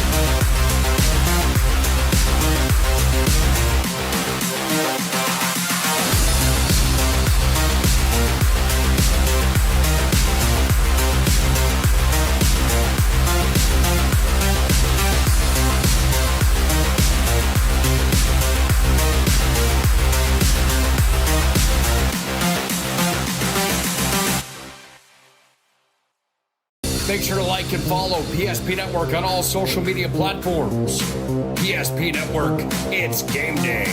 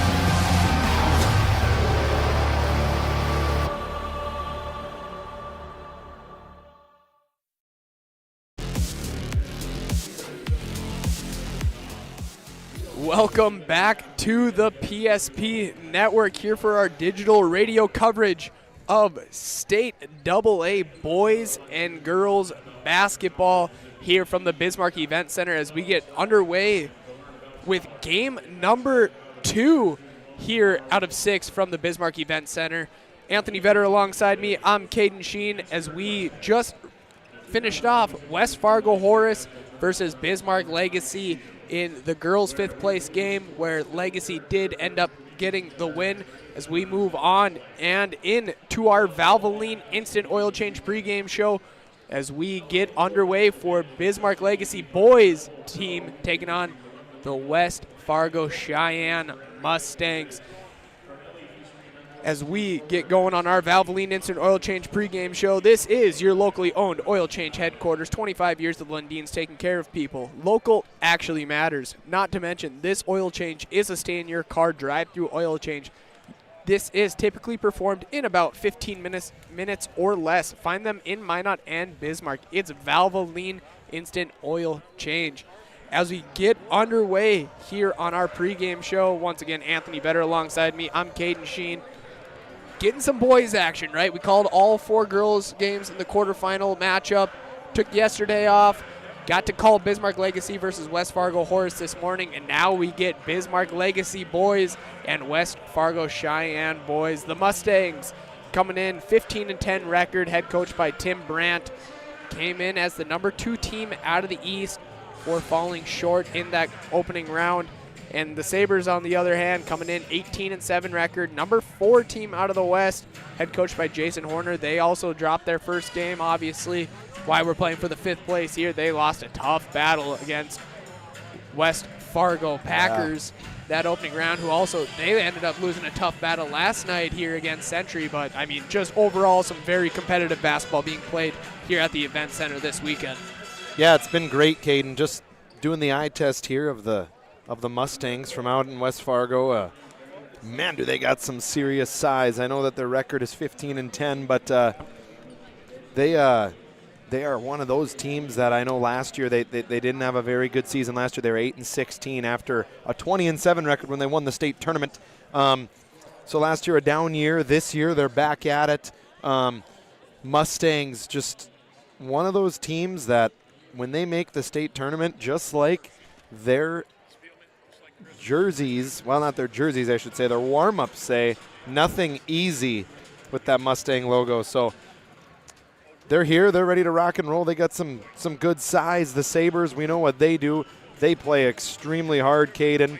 And it's going to be one of those games that I think both teams are really ready to rock and roll. It's a 5th-place game. There's actually a pretty decent amount of people starting to trickle in here to the event center here today, Caden. And it's going to be one of those games where Legacy, we know how Coach Horner is set up in his 11th season. He is, let's play hard, let's play physical, let's get after you. We're going to defend.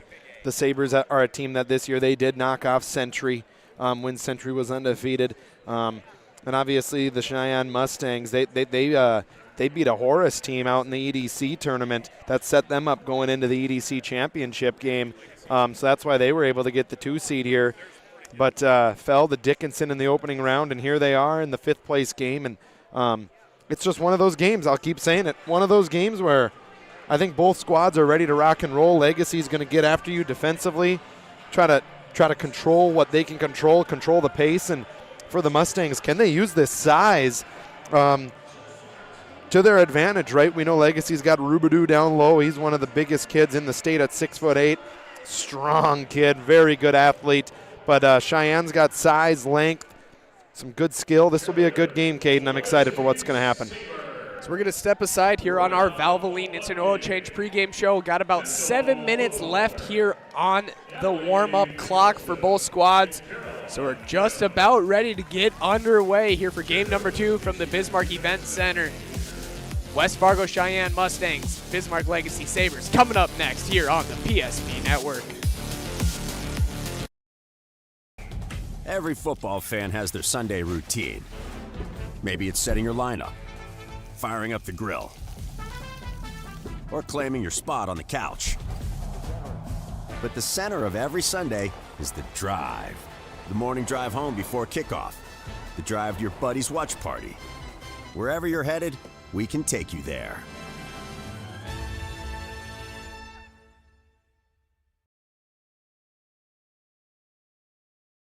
At any time, to anyone. It's not really something you can schedule on your calendar. But when it happens to you and it's not your fault, there's one law firm to remember. That firm is Schweigert, Clemeen, and McBride. We live here and take pride in helping our community. We know this area inside and out. We put in the work and fight for what's right so justice can prevail for you. That is what we're all about. We're on your side. We're Schweigert, Clamine, and McBride. A big idea. The next chapter. Different days have different needs. But they all start the same way. With one call to First Western. Banking. Insurance. Trust. Not departments, just different ways we show up for the same people. First Western. All under one roof, all in your corner. You can bank on us. 8 gallons of homemade ranch dressing every day, so you can smother your dinner salad with it, dip those crispy golden French fries in it, and dunk your breaded chicken strips. You can even cover your... Wait, no. You can't put ranch on steak. Or can you? Shots Crossroads. Don't forget the ranch. Views meet unforgettable flavor. Welcome to Beowulf Craft Kitchen and Lounge. Upscale casual dining crafted with care, paired with an exceptional selection of wines and bourbons. A place for family fun and nights meant just for two. Or gather with friends to watch the game in our reimagined lounge, all overlooking Beowulf Golf Club, North Dakota's #1 rated course. Beowulf Craft Kitchen and Lounge. Come experience Chef Barry's fusion of flavors.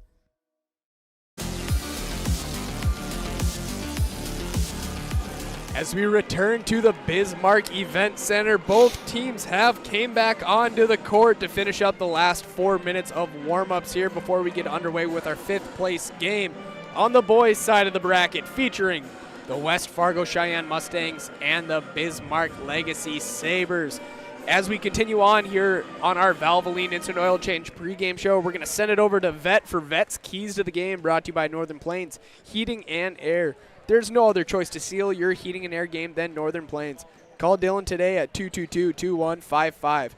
New installation, upgrades, and all your furnace and AC needs. Once again, call Dylan today at 222-2155.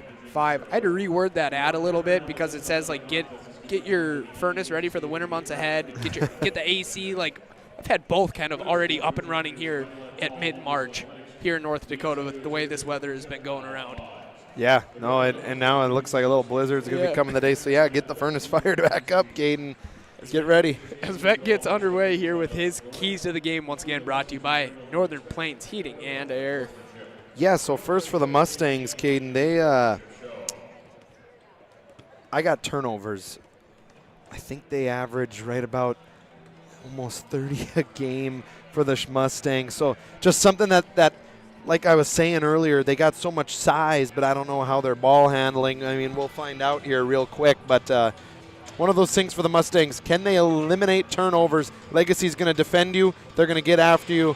That is the key for the Mustangs here tonight. Can they control the turnovers and give themselves an opportunity to beat the Mustangs or to beat the Sabres? And for the Sabres, it's going to be others. Jonathan Rubidoux, 6'8". We know what he can do. He dominates. A lot of the reason why he dominates, he's a very good basketball player, Caden. But also, the WDA, there's not very many 6'8" kids, don't get me wrong, in the WDA that can match up one-on-one with him. I think today the Mustangs are the biggest team in the state of North Dakota. They can give opportunities, some different looks to Rubidoux that he hasn't seen because of people matching him height-wise, physicality-wise. So can the others, can you get guys like Link, Barry Hill, Brody Shepard, Weston Kraft, that super sophomore that they've been saying all year, Brody Weigel, Braxton Ruff, Jack Juleson. Can these others for the Sabres kind of lift them into that 5th place game? This would be big. Again, it's one of those games where I look at it similar to the Legacy girls. You got some seniors on this team, obviously. You're going to graduate, but you also got some good underclassmen, some juniors, some sophomores that have done really good things for you this year. This is a builder for them. Right, and that's how you need to treat it when you're an upperclassman is, hey, it's my final game. I want to get a win, but also this is a momentum builder going into next year, into the summer, right, how you can look at your future for the Sabres. So those are the keys to the game tonight, Caden. Vet's Keys to the Game, once again, brought to you by Northern Plains Heating and Air. Call Dylan today at 222-2155. 5-5. As both teams start to head to their benches, we got about 53 seconds to go here on the game clock as warm-ups get ready to wrap up. Excited for another good game of basketball for those of you just joining us. West Fargo, Horace, and Bismarck Legacy girls played in our first matchup of the day. Bismarck Legacy girls did walk away with a win, so let's see if the boys team can kind of match that, get that 5th place trophy headed back to Legacy for boys, or is it going to be the Mustangs out of West Fargo Cheyenne saying, no, we're taking that 5th place hardware back out east. Yeah, and absolutely don't make state last year, right? So what a momentum building step for them, right? As, I'm looking down at their roster. They got some seniors too, but, you are pointing to me 3 seconds here. We're going to get a basketball delivery, Caden. We're switching it up. Like Anthony and I, we were caught off guard in that first game as our game ball was delivered from the rafters here of the Bismarck Event Center. Got some of our military men and women coming down from the rafters delivering the game ball. That was so cool, and I'm excited to see it. But now I'm prepared for it this time. As Anthony and I do here when we're on the call for our PSP network broadcast, I'm going to send it on down to the PA announcer for starting lineups here from the Event Center.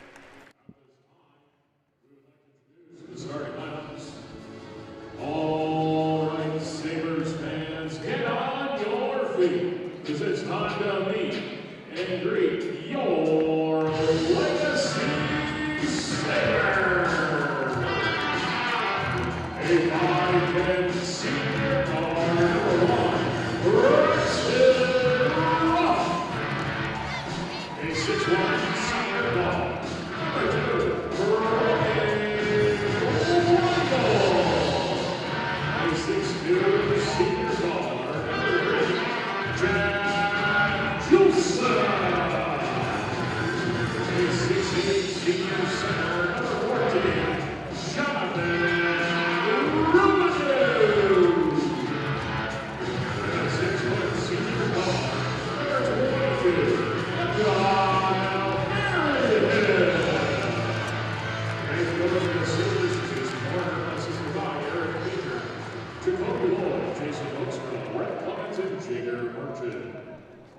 All right, Mustangs fans, get on your feet, because it's time to meet and greet your Cheyenne Mustangs.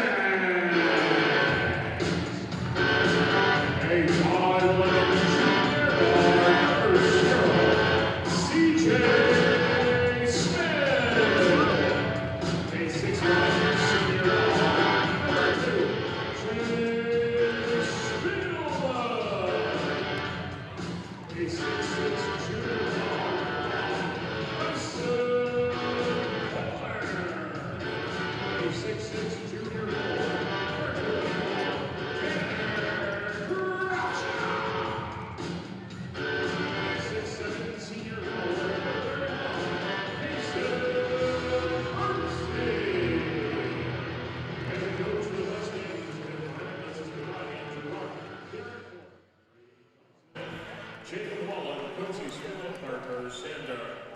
As we get ready for the delivery of our game ball. I kind of want to see this from the jump, actually. Yeah. Oh my gosh. Oh my goodness. Throwing the bags all the way down, and here they come.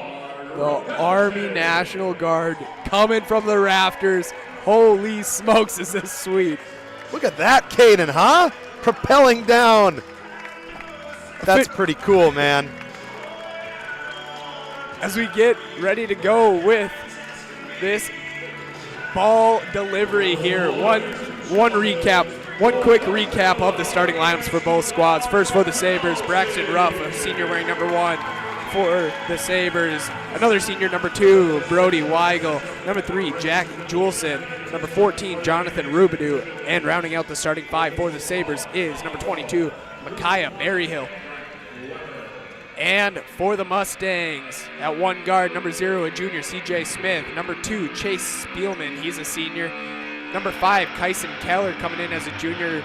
Number 31, a senior, Kason Bernstein. And rounding out the starting 5, 6'6", junior, number 24, Tanner Kracha. We were able to meet and greet the starting 5 for both squads. Tip controlled by the Mustangs. So we move over from our Valvoline Instant Oil Change pregame show. As always, find them online at VIOC.com.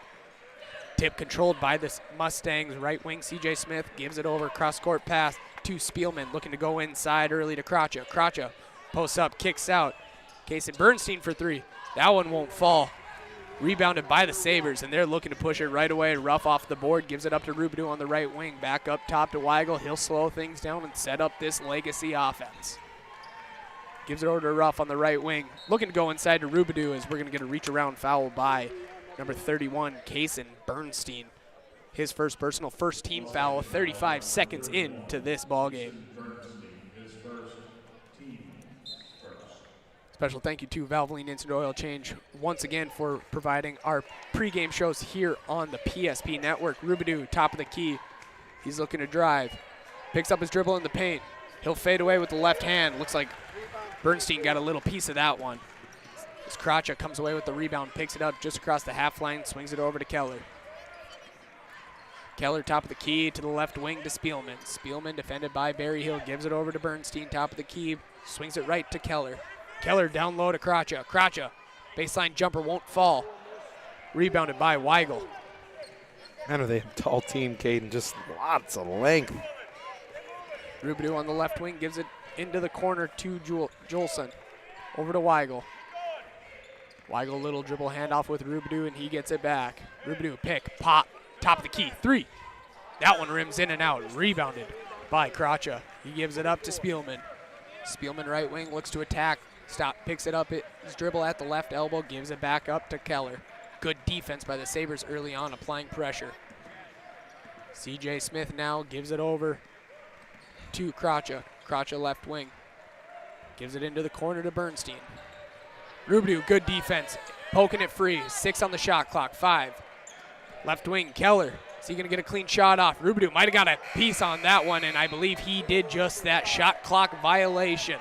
16:01 here left in our first half. No score. That's what I was telling you, Caden. Sabres they're going to try to play some good man-to-man defense here. See what they can do defensively against this size of the Mustangs. Rubidoux left baseline, gives it over to Weigel. Weigel takes the screen from Rubidoux. Rubidoux looks to spin inside. It's like his dribble was poked free by the Mustangs. Last touch by the Mustangs as well. Fans, don't forget today's game is brought to you in part by Minot State University, MSU. Be seen, be heard at MSU. Inside, Rubidoux. Left block. Looks like that. Lost his handle on that dribble. Turnover by the Sabres. Rubidoux's got a nasty quick spin, Caden, for his size. Just that spin with that left hand. Spielman gets it across the half line. Right wing is Kracha. Top of the key, 3 by CJ Smith. That one's off. Rebounded by Kracha. Gives it over to Keller on the left wing. He looks to attack to the center. Stops. Pops. Jumper is good for 2. Mustangs strike first. Tyson Keller, 6'6" junior. Nice move there by the guard. Pick and roll. Rubidoux takes the pass from Ruff. Looking to attack inside. Rubidoux got good positioning. Finishes with the left hand. Sabres answer right back. This is a game I like, Caden. Some posts going at it. Some big guys. Got to play post defense. All knotted up at 2 here on our BNC National Bank scoreboard. 14:44 to go here in this opening half. Checking in for the Mustangs is number 1, Max Zenker, as well as number 3, Brennan Gable. Looks like for the Sabres, Weston Kraft, Cooper Johnson into the game also with Josh Link. Sorry, Caden.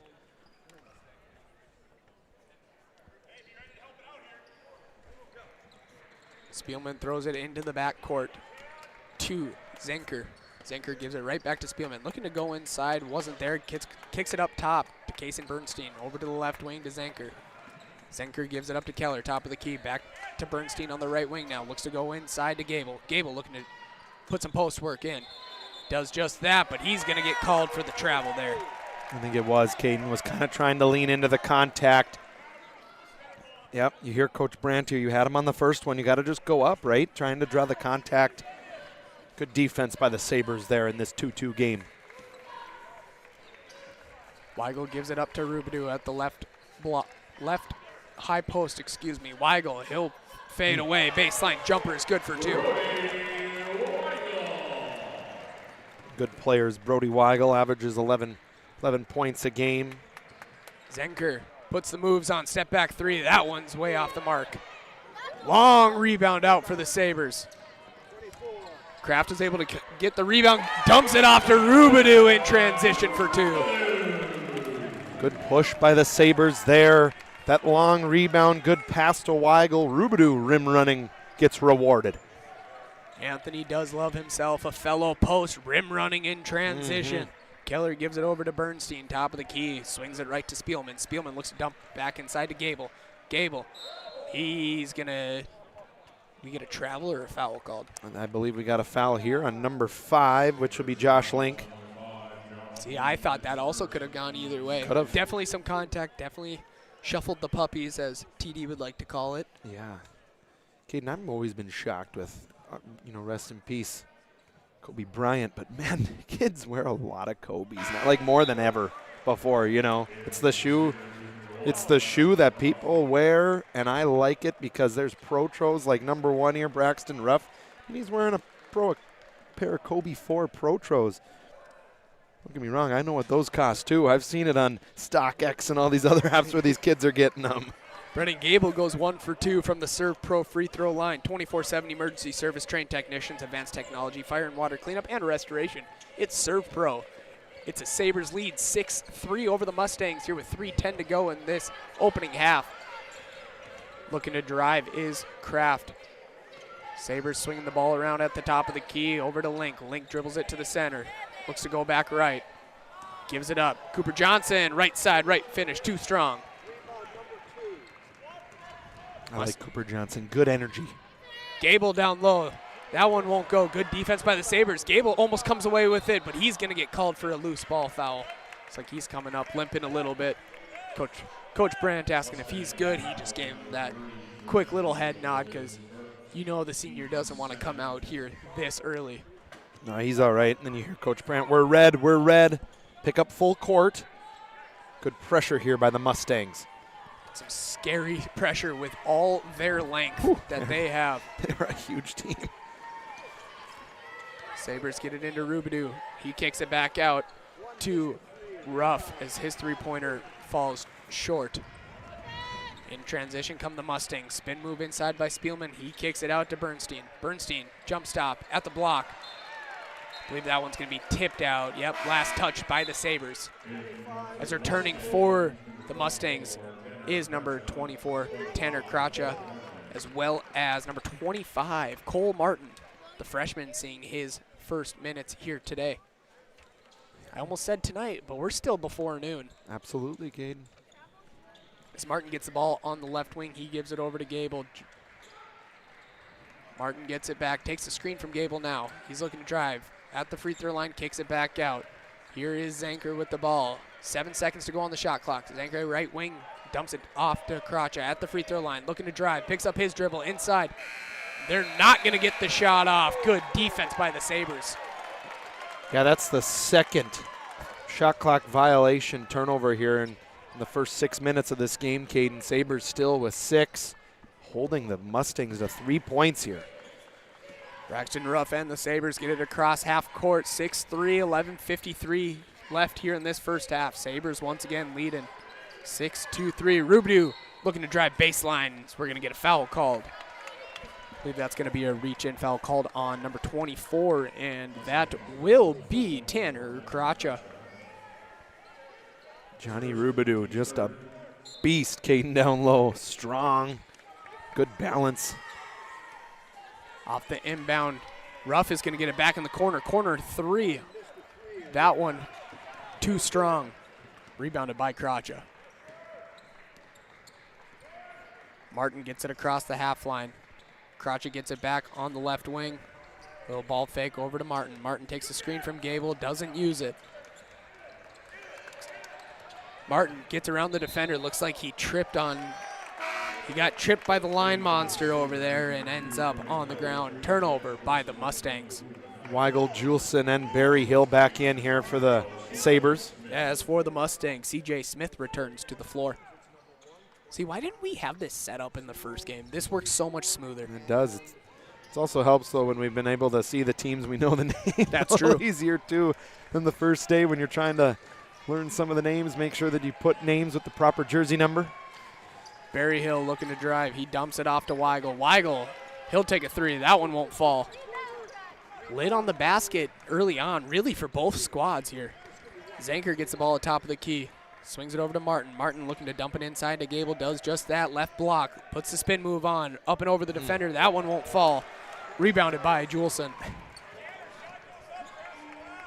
Juleson gives it up. Johnson on the wing now. Gable is going to get called for the foul. I thought he was going to get away with a steal there. There was a little bit of contact there. Does pick up his second personal. Yeah. Second personal. Fourth team foul here with 10:38 to go in this opening half. Sabres still lead 6-3. Bernstein back in for the for the Mustangs. Sorry, Caden. Sabres just able to beat that 5-second inbound violation. Kicks it to the corner. Ruff looking to drive. Right baseline won't fall. Johnson with the rebound. Johnson battling, kicks it out to Berryhill. Berryhill left open, left wing three. He's got it to go. Barry Hill, good in out. Way to stick with it offensively, getting Barry Hill the open three. Barry Hill defending Crotcha now. Right wing, he looks to dump it inside to Bernstein. Does just that. Bernstein dribbles it back out to the right wing. He's looking to drive. Right on Juleson, picks up his dribble at the left elbow. Gives it up to Martin. Martin takes the screen going left, fades away. Baseline jumper won't fall. Tough shot. Ruff comes down with the rebound. Ruff gives it over to Johnson. Johnson handoff with Berryhill. Berryhill kicks to the corner. Juleson, right corner three. That one won't fall. Rebounded by Zanker. Zanker looking to drive. Left side, right hand. Finish is good for two. We're going to get a timeout called by Coach Tim Brandt and the West Fargo Cheyenne Mustangs. Full timeout. We'll take one with them. 9:38 to play left in this opening half. Sabres 9, Mustangs 5 here on the PSP Network. Relax, Spas Etc., Bismarck's #1 hot tub and sauna dealer, brings luxury and wellness straight to your home. Discover top brands, Sundance Hot Tubs and Michael Phelps Swim Spas that deliver not just relaxation, but real therapeutic benefits. Right now, save up to $5,000 or enjoy up to 72 months interest-free financing. Visit us today at 1420 East Main Avenue in Bismarck and experience the best deals for yourself.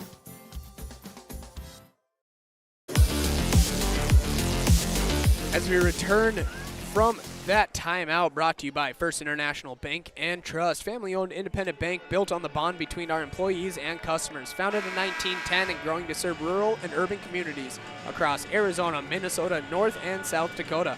Find them online at FIBT.com.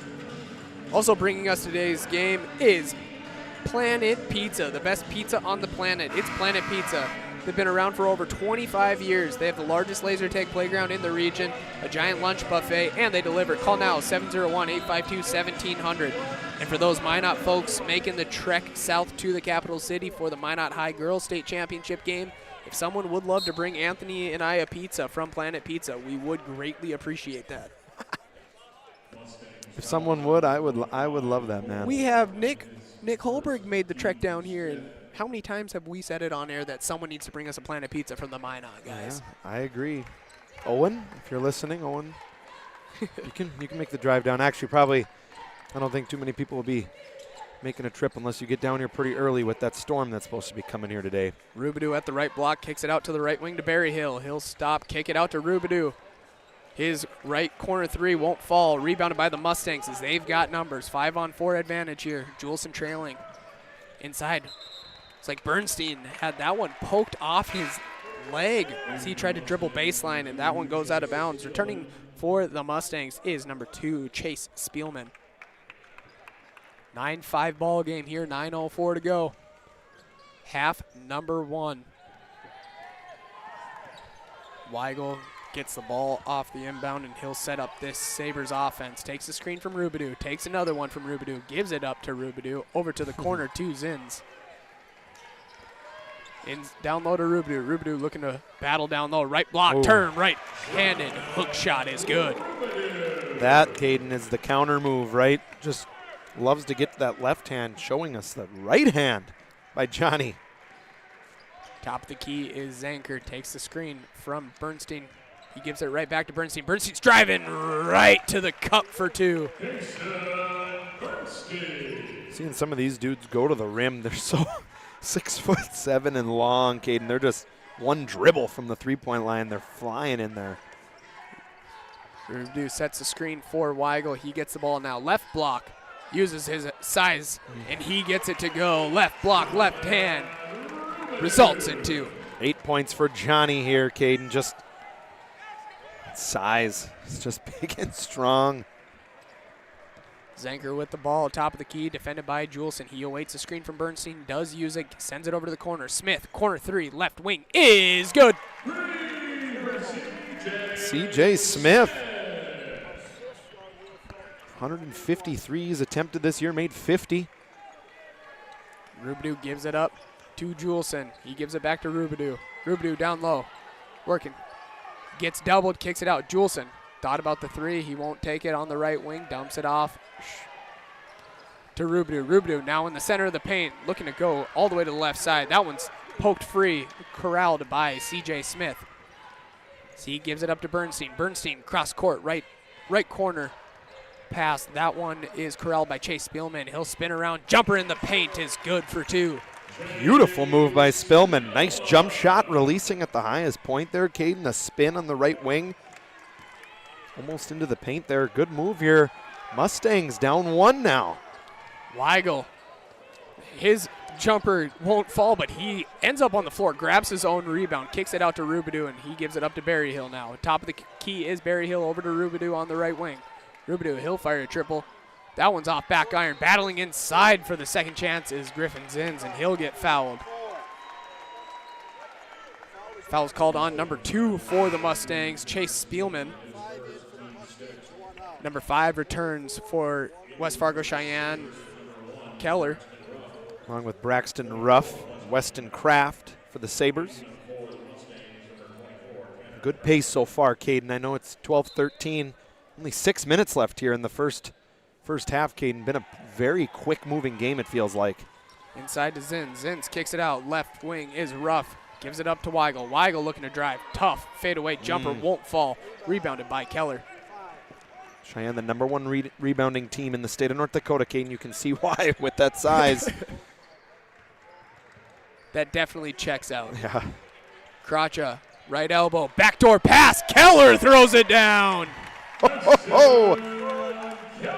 Getting me excited. Easy backdoor play. Keller just 2-hand flush. Easy for casing Keller. Kraft at the top of the key.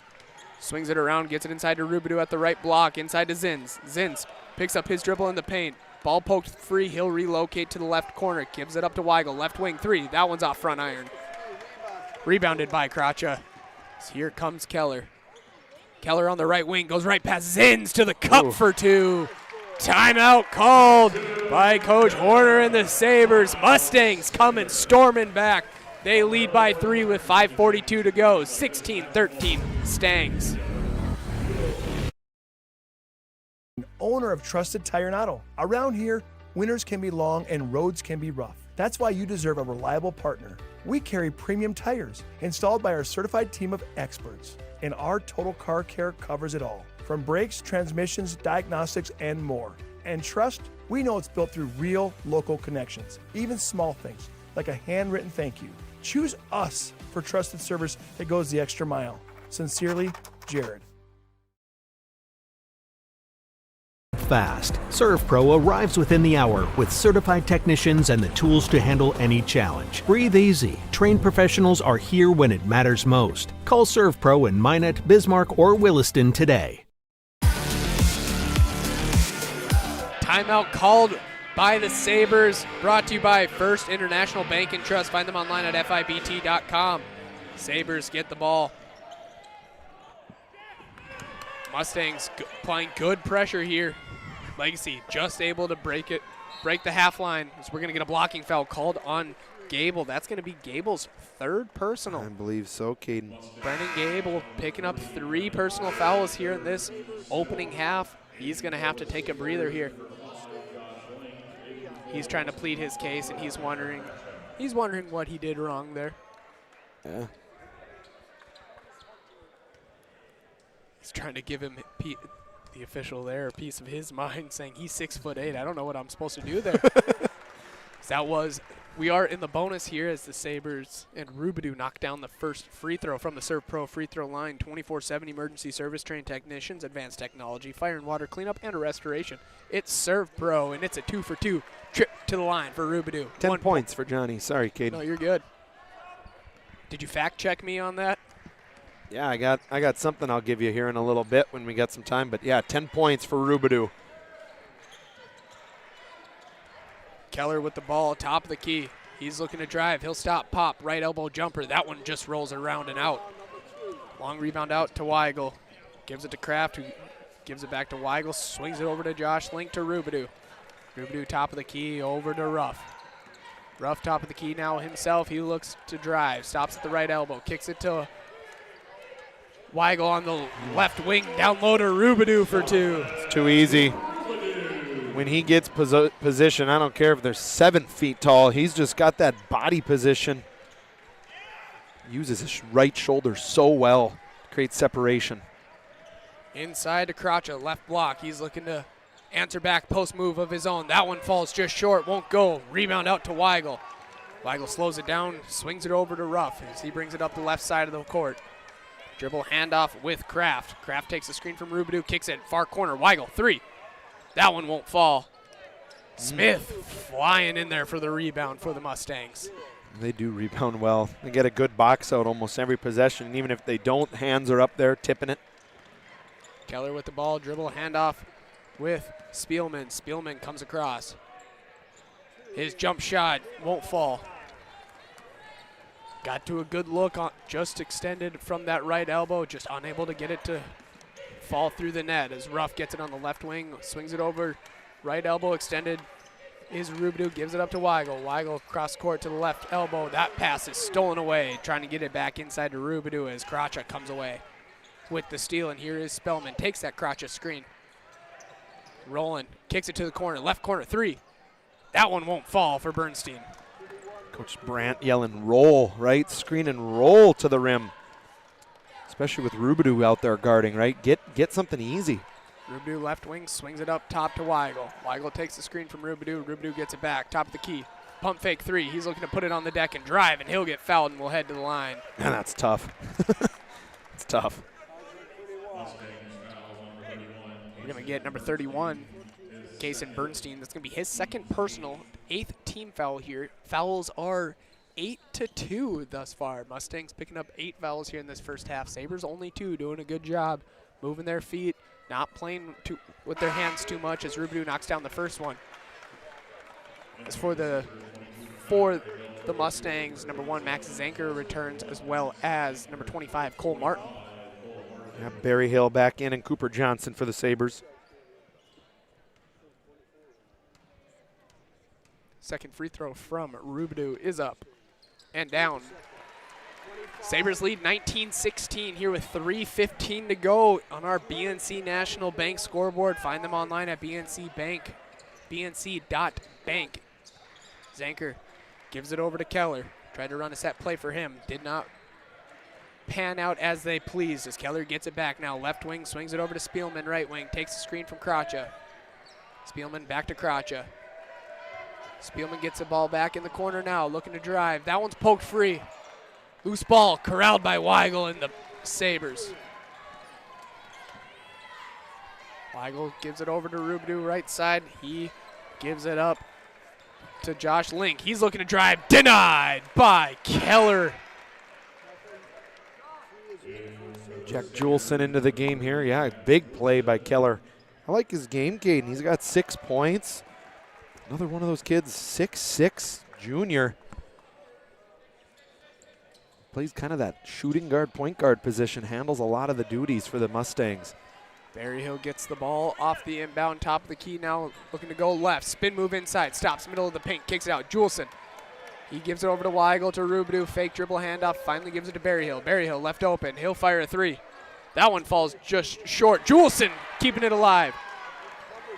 Ball fake by Rubidoux, he's looking to drive inside, and he'll get fouled and will head to the line.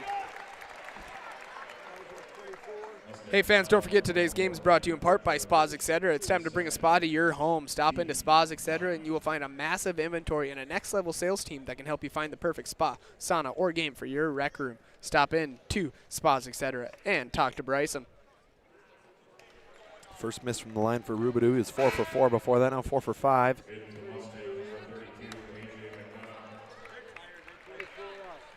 Number 32 for the Mustangs checks in. Do not have an updated number 32 on our sheet. I don't. I'm looking here. Dadgummit, Anthony. It might have gotten deleted this morning when I was going through copying pasting because I was trying to make it fit on our printer paper. So I might have deleted it on accident. Zanker's three is good as he's got it to fall from the right wing. Yeah, 5 points for Zinker here. Caden averages 4. SPS this morning to PSP. Look at us keep moving. Berryhill on the right wing swings it over to Johnson. Into Rubidoux. Rubidoux looking to drive right wing. He'll get fouled attacking that left side. Man, are they just clearing out foul on Cole Martin, but they are just doing a good job, Caden, of getting Johnny on that right elbow, and they're just clearing out the lane, letting Rubidoux get to his strong left hand. Johnny's just been working from the free throw line here today. His 5th made free throw. CJ Smith returns for the Mustangs. 21-19, Sabres lead by 2. A minute 35 to go here in this opening half. Been a good game, Caden, so far. Rubidoux 6 points at the line. He's up to, I believe, 16 on the game. Yeah, 16 for Rubidoux already in the first half. Zanker dump off pass. He'll get it back. Left elbow extended up to Keller. Keller looking to drive. He'll throw it away.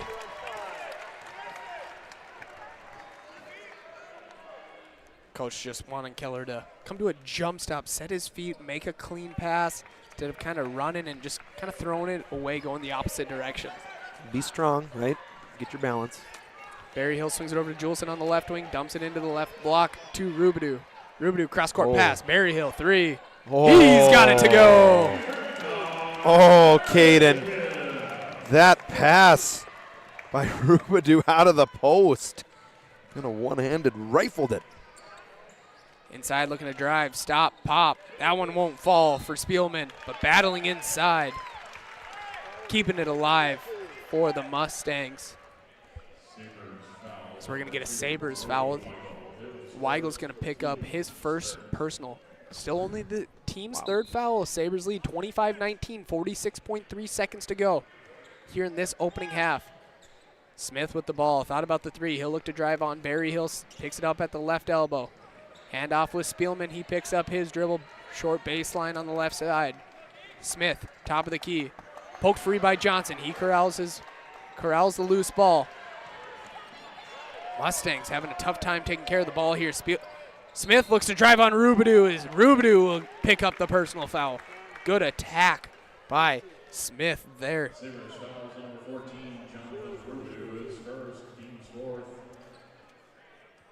Hey fans, don't forget today's game is brought to you in part by Jerome's Collision Center, which will be our halftime report coming up. Accidents happen, it's a part of life. At Jerome's, our goal is to help you get your car and your life back on the road, both literally and metaphorically. Call now, 701-852-5126. Rough into the game, relieving Cooper Johnson. Hey fans, also today's game brought to you in part by Raging Rivers Water Park. Get your 2026 passes now. 20 seconds here, Caden. Let's see if they can get a good play here for the final shot. Ruff brings it across the half line. Swings it over to Weigel, right wing, looking to go inside to Rubidoux, does just that. Rubidoux inside, takes a lot of contact. They're going to call it, I think they were going to call it on the ground, but double bonus regardless as Rubidoux.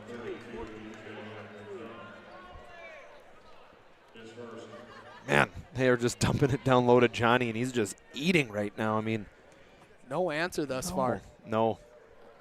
Rubidoux, first free throw is good. Johnson into the game here. Caden along with Weston Kraft.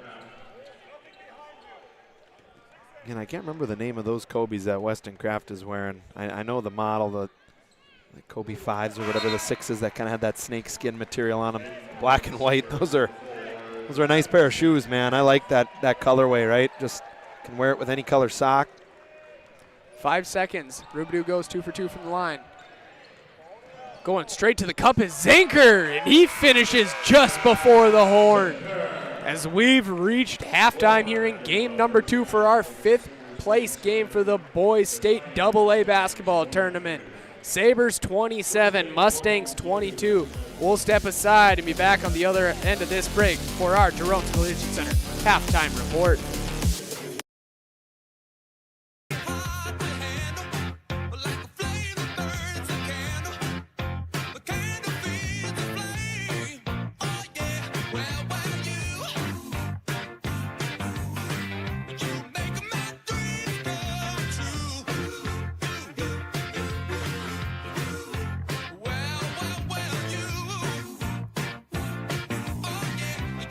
Only at Qdoba.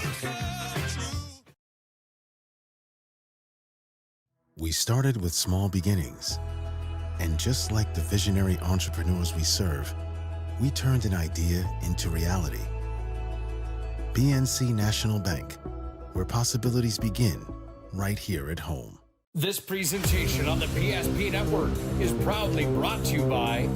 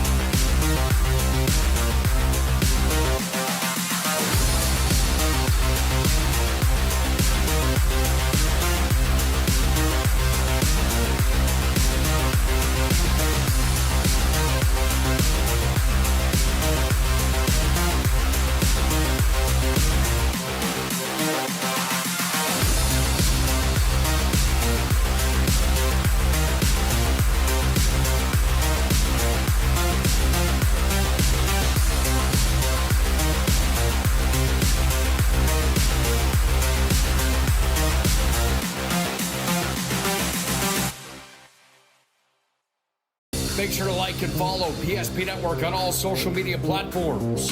PSP Network, it's game day. Sometimes life gets messy and accidents happen. So when life gets messy, ServPro's ready. Call ServPro of Minot, Bismarck, or Williston today. The foundation of the financial planning approach at Legacy Financial Partners is a personal relationship. Our unique and collaborative approach to financial planning starts with your dreams, not just the numbers. We will work with you regularly to take action to update your plan as your needs evolve, recommending products and services that are right for your situation.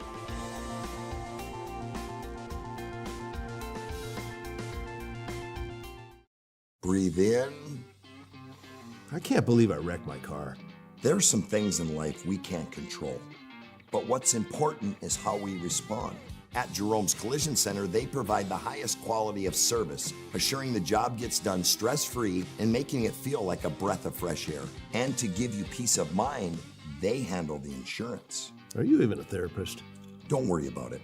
Jerome's, they're the experts. Jerome's is proudly brought to you by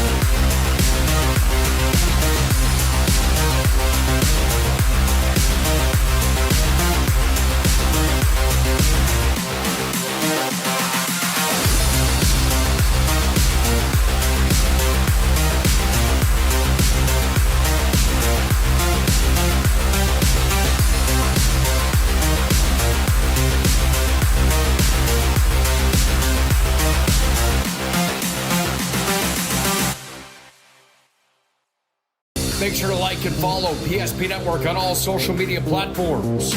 PSP Network, it's game day. We realized he had 2 broken bones, was fear. Then once we realized and got a plan with Trinity and our doctor, a lot of comfort.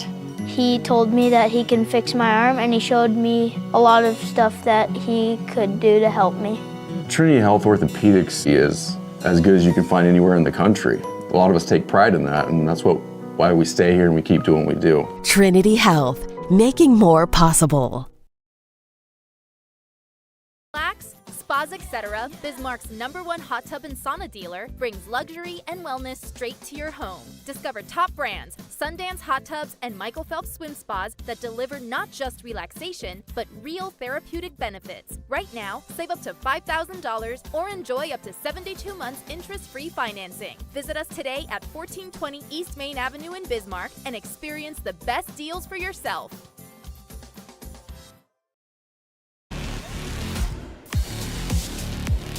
And welcome back to the PSP Network here for the 5th place game featuring Bismarck Legacy and West Fargo Cheyenne. Sabres currently lead the Mustangs 27-22 here as we've reached halftime and we dive into our Jerome's Collision Center halftime report. Accidents happen, it's a part of life. At Jerome's, our goal is to help get your car and your life back on the road, both literally and metaphorically. It's a goal that forces us to do more than fix your vehicles. We've been doing it since 1975. Call now, 701-852-5126 to schedule your collision repair or other service. So, Anthony, before we kind of dive into the stats here on our Jerome's Collision Center halftime report, I mean, it was a very high-paced first half of basketball, I would say. And clean.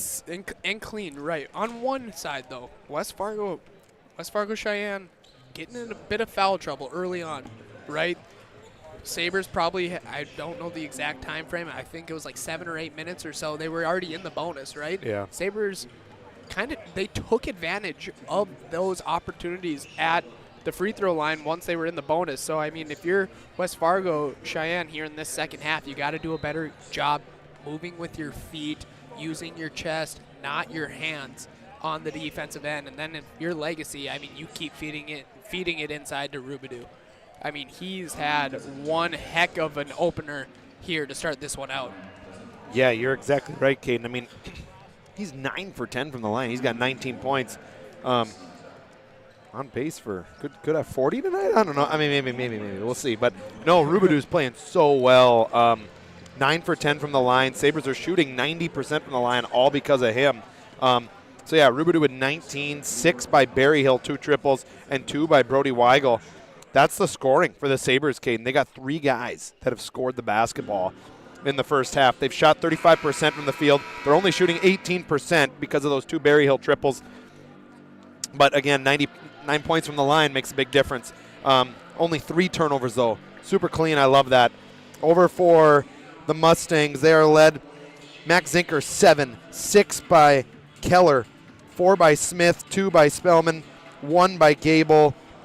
2 by Bernstein for the 22 points for the Mustangs, shooting 43% from the field, 28% from 3. So this will be a good second half here, Caden. As we step away from our halftime report brought to you by Jerome's Collision Center, once again, call 701-852-5126 to schedule your collision repair or other service.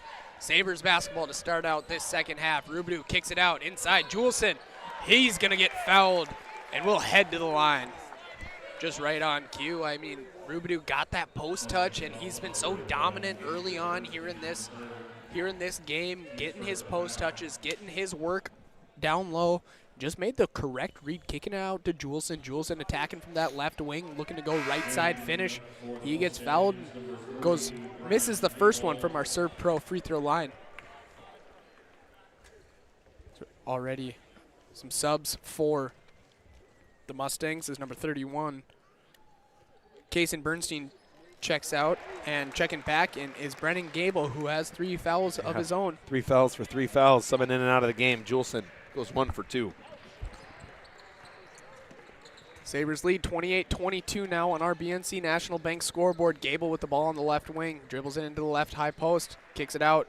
3, Spielman, he's got it to go. Chase Spellman, 5 points for him. 3-point game, Caden. See here how they can dig in defensively. Rubidoux with the ball at the top of the key. He swings it over to Weigel. Weigel cross court to Juleson on the right side. Kicks it to Berryhill in the right corner. Dribbles it up. Dumps it down low to Rubidoux. Rubidoux in the paint. Tries to kick it out cross quarter to Juleson. Gable almost came away with the steal, but Juleson, good extra effort, keeping it alive. Berryhill down low in the paint. Kicks it out. Juleson, left corner 3. He's got it to go.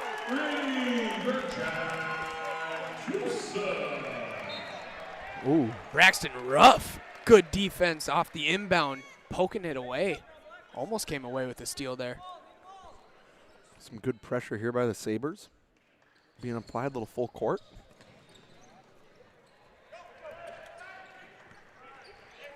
CJ Smith and the Mustangs get it across the half line. He's defended by Ruff. He swings it over. Left wing is Spielman. Spielman ball fake, gives it up to Gable. Top of the key. He's looking to drive on Rubidoux. He's able to sneak by him, just can't get the layup to fall. Berryhill has it poked away from behind him. Bodies flying everywhere. Weigel falls to the ground. So we're going to get a timeout called. Kind of bodies flying everywhere. Berryhill falling on the ground. Gable falling on the ground. Weigel falls on the ground. 30-second timeout. 30-second timeout. Coach Horner and the Sabres will take one with them here on the PSP Network. And just like the visionary entrepreneurs we serve, we turned an idea into reality. PNC National Bank, where possibilities begin right here at home. Quick break here on the PSP Network. Hey fans, don't forget today's game is brought to you in part by the Aggie Foundation. Vote each week for the PSP Network Player Performance of the Week. Nominees get posted on social media on Mondays and winners announced on Thursdays. More importantly, go on to aggiefoundation.com and learn more about their charitable work.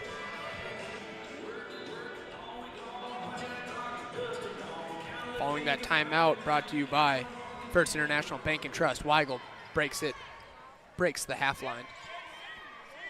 Juleson with the ball on the right wing, gives it over to Weigel to Berryhill. Berryhill back to the right side to Juleson. To the corner to Weigel. He dribbles it up top to Rubidoux. Rubidoux now top of the key, swings it over left side, Juleson. Juleson dribble handoff with Berryhill. Berryhill thought about it, goes up with it, denied by Keller. Guys, Keller just soars up on Berryhill. He has his pocket picked. In transition goes Brody Weigel. He misses the right-handed layup. Good defense by Weigel, just picking Keller's pocket, just unable to convert in transition. Wide open layup, Caden. Juleson comes away with his own. Good heads-up IQ by Juleson, knowing he can't touch that one after stepping out of bounds. We're going to get a jump ball. A lot to unpack right there. Juleson, left side, comes away with the steal, saves it from going out of bounds, but he can't be the first person to save it after he was out. Because he was out of bounds. Good heads-up play, letting his teammates come and pick it up. Rubidoux finally gets the ball, and the Mustangs force the jump, and they get possession. That is smart IQ, Caden.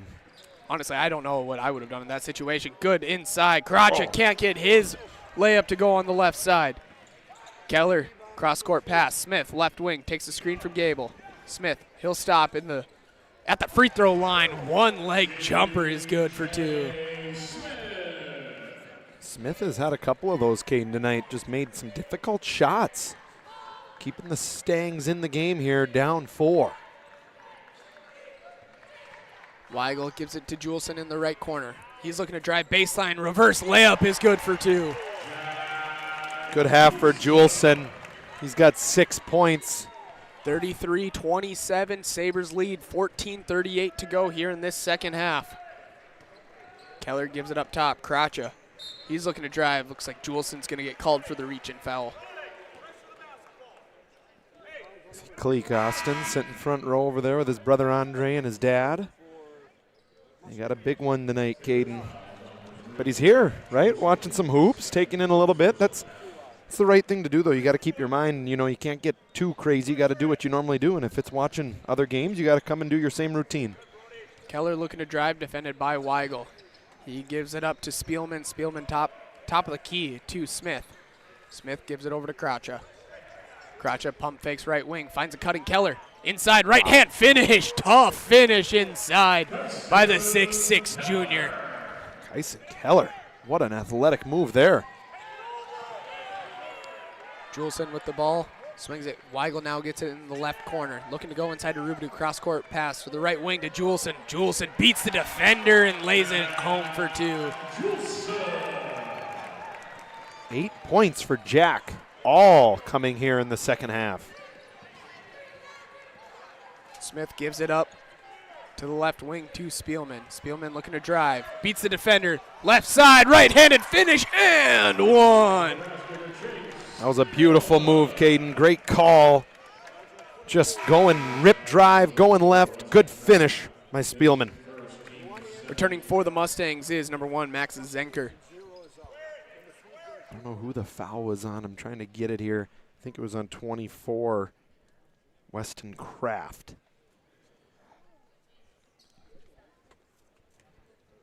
Spielman will head to the line, trying to convert the old-fashioned three-point play, and he does just that from the Serve Pro free throw line. 24/7 emergency service, trained technicians, advanced technology, fire and water cleanup, and restoration. It's Serve Pro. Zweigel gives it up to Rubidoux on the right wing. Rubidoux spins back right, trying to go on left, spins back right, and he's going to get fouled and will go to the line.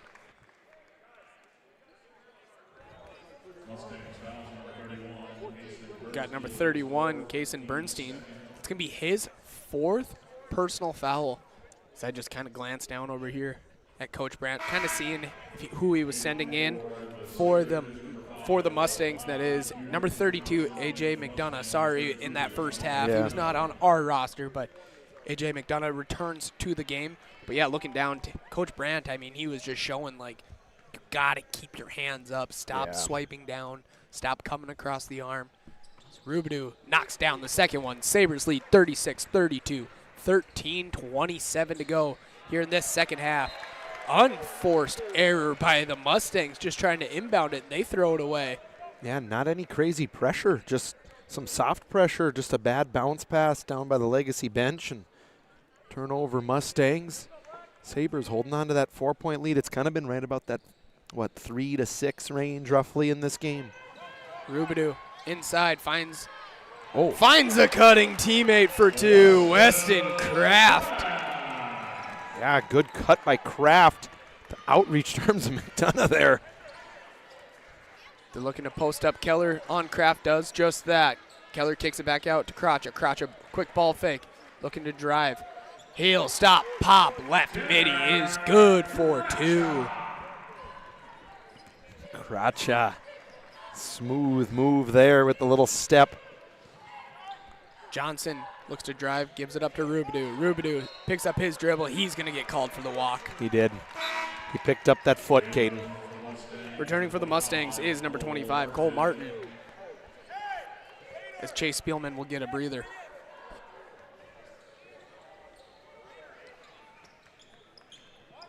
I just wanted to hear tonight Caden, our PA, announce. I'd love to hear him, get on your feet, because it's time to meet and greet. I love that, Caden. It's like the old Detroit Pistons back in their days. Oh, beautiful spin move inside. Max Zanker couldn't get it to go. But keeping it alive, I believe that was McDonough. Oh, what a spin by Zinker. Just on the drive, just beat the defender to the spot, spun back to his left. Too strong off the glass, but what a move. I missed who the foul was on again. I was looking over at somebody else. Didn't see who it was. We got Ruff coming into the game here along with Griffin Zins. I think the foul was on Weigel, I believe. 38-35, Sabres lead, 12:31 to go. McDonough has a chance to cut this lead to 2 here on our BNC National Bank scoreboard. We'll make managing your money easy with locations in North Dakota and Arizona. Visit BNC Bank online today at bnc.bank. 2-point game. Another good game here today, Caden. We've had, last one was good with the Sabres girls team. It's a great game as well. Top of the key is Link. He's looking to drive left side, kicks it to the corner. Here comes Kraft. Kraft looking to drive baseline. Swatted away by Keller. Long rebound out to Kracha. Kracha swings it over to Zanker. Zanker's defended by Ruff. Now at the top of the key. He swings it left side to Martin. Martin looking to get it inside of Kracha. Finally does that just on the left block. Looking to put the post moves. Finds a cutting McDonough. That one bounces off his hands. He's able to corral it. 10 on the shot clock. Kracha, 3. He's got it to go. Mustangs take the lead. 39-38, 11:40 to play. Kracha with 5 here in the half, showing us that range. Link with the ball in the right corner. He gives it up to Ruff. Ruff swings it over to Kraft. Kraft looking to attack right side. Picks up his dribble over to Link. Link on the right wing now. Good defense by Kracha. Wow. Stolen by Kracha. Keller comes away with it now. That length is being a problem right now for the Mustangs. Keller cross-court pass. Martin, 3. He's got it to go. Cole Martin knocks it down. Mustangs lead by 4. Largest lead of the ball game here for them. Johnson looking to drive left side. Takes the contact. He'll get fouled and will head to the line. Hey fans, don't forget today's game is brought to you in part by Planning Team Financial Advisors. Whether you are looking for a full-service financial plan, or planning for farm or business succession, Planning Team Financial Advisors is here to help you work toward achieving your financial goals. Visit us online at planningteam.com. CJ Smith returns for the Mustangs. Along with Rubidoux, Weigel, Barry Hill. Get the starters back in. Ruff remains, along with, I'm drawing a blank on who else is shooting the free throws right now, Caden. Johnson. Sorry about that. Cooper. I was looking at him. I'm like, I know who it is. I just couldn't get the name out. Yeah, Johnson there. Goes 0 for 2 from the line. Yeah. Still a 4-point Mustangs lead. Just under 11 minutes to play here in this second half. Right elbow is Kraja looking to attack left. Oh. Tried to throw a bounce pass to McDonough, but the Sabres were all over that. Stolen by Berryhill. Cross court, Cooper Johnson now on the left wing, gives it to the corner to Ruff. Ruff dribbles it up to Rubidoux on the top of the key, over to Berryhill. Little screen and roll action, get Rubidoux on an island. Here they go. Kracha, good poke free. Rubidoux just wanted it more, keeping it alive. Zanker gets his nose in there, steals it away. Good steal. Smith up to Martin inside. McDonough for 2. Can't get it to go. Had a wide open look down low, just rushed it a little bit. And he's clapping. He knows he missed an opportunity there. Some good energy right now, Caden, by the players. There's good effort being produced here on the floor. Rubidoux looking to drive on McDonough. Stolen away by Zanker. Wow. Good backside help by Zinker. Got to get across half court here, though. Zanker defended by Johnson. He's looking to drive right past him, right to the middle of the paint. He gets the friendly roll around the rim. Timeout, Mustangs and Coach Brandt. Mustangs with their biggest lead of this ball game here today. 9:40 to play in this second half. Mustangs 44, Sabres 38 here on the PSP Network.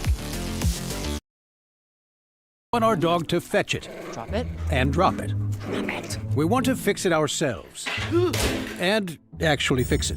We want to order the market price lobster. And know the market price of the lobster. How much is... Whatever the market says. Sadly, we can't have it all. Except at Sport Clips, where we check in with the pros in men's hair and totally check out with pure, uninterrupted relaxation. Sport Clips. It's a game changer.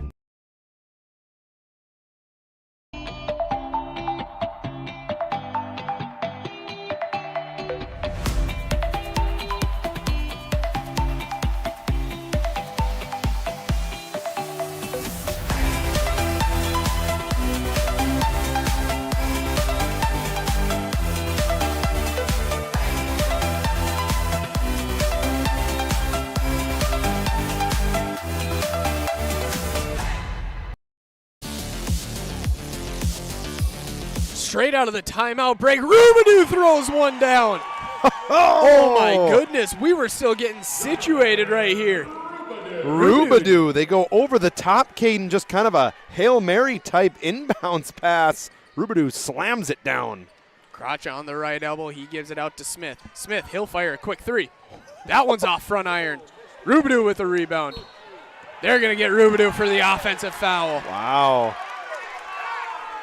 Corner about at half court here. Little upset with that one. Smith with a quick trigger. Force a habit. I keep trying to go and hit our Ryan Family Dealership replays. For 50 years, Ryan has been a trusted name for car buyers in Western North Dakota. Shop their entire inventory at driveryan.com. Smith's 3 won't fall. Smith, quick trigger. Shot it well here for the Mustangs. Berryhill dribble handoff with Ruff. He swings it over to Juleson. Takes a right screen from Rubidoux to the corner to Ruff, back to Berryhill on the right wing, looking to get it into Rubidoux. Rubidoux is battling down low. Juleson, 3, he's got it to go. If you're not able to get it inside with all that packed defense that the Mustangs are applying on Rubidoux, skip passes. 11 points, all in the half for Jack Juleson. Kracha gives it over to Zanker. Zanker's had a good game here today. Corner 3, Martin. That one falls short. Rebounded out to Weigel. Good defensive possession there for the Sabres. Ruff with the ball in the left wing. He gives it to Berryhill. Finally get it into Rubidoux. Rubidoux looking to drive. Rubidoux Him and Juleson not on the same page. Juleson able to corral that loose ball, though. 10 seconds on the shot clock. 8:08 to go in this ball game. Rubidoux from downtown. Get the puppies organized, Caden, for Johnny Rubidoux. Doing everything here. I believe he's up to 26 in the game. Crotcha, good position inside. He kicks it out. Smith, pump fake, one dribble, pull-up, jumper is pure. 46 apiece. 7:43 to go here in the 5th place game for Class AA boys at the state tournament. Barry Hill, right wing triple. That one's off back iron. Juleson comes flying out of nowhere to corral that rebound. Gives it out to Rubidoux. Back to Juleson in the corner. He's looking to drive baseline. Right hand finish is good. Juleson is having one of his better halves probably this season. Coach Horner clapping, saying, let's play some defense, boys. Come on. Sabres come storming back from being down 4 as they now retake the lead up to 48-46. 7:07 to play.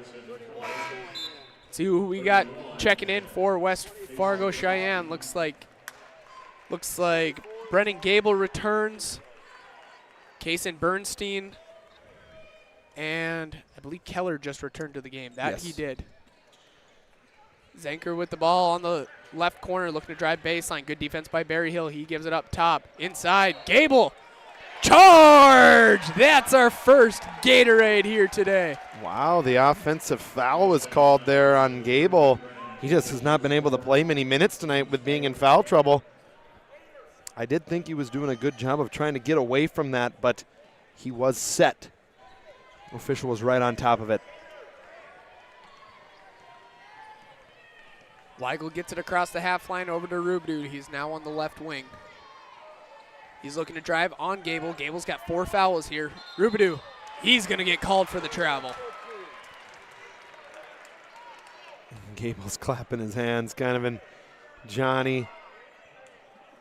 Talking a little bit of smack talk here with the Sabres up 2, under 7 to go, Caden.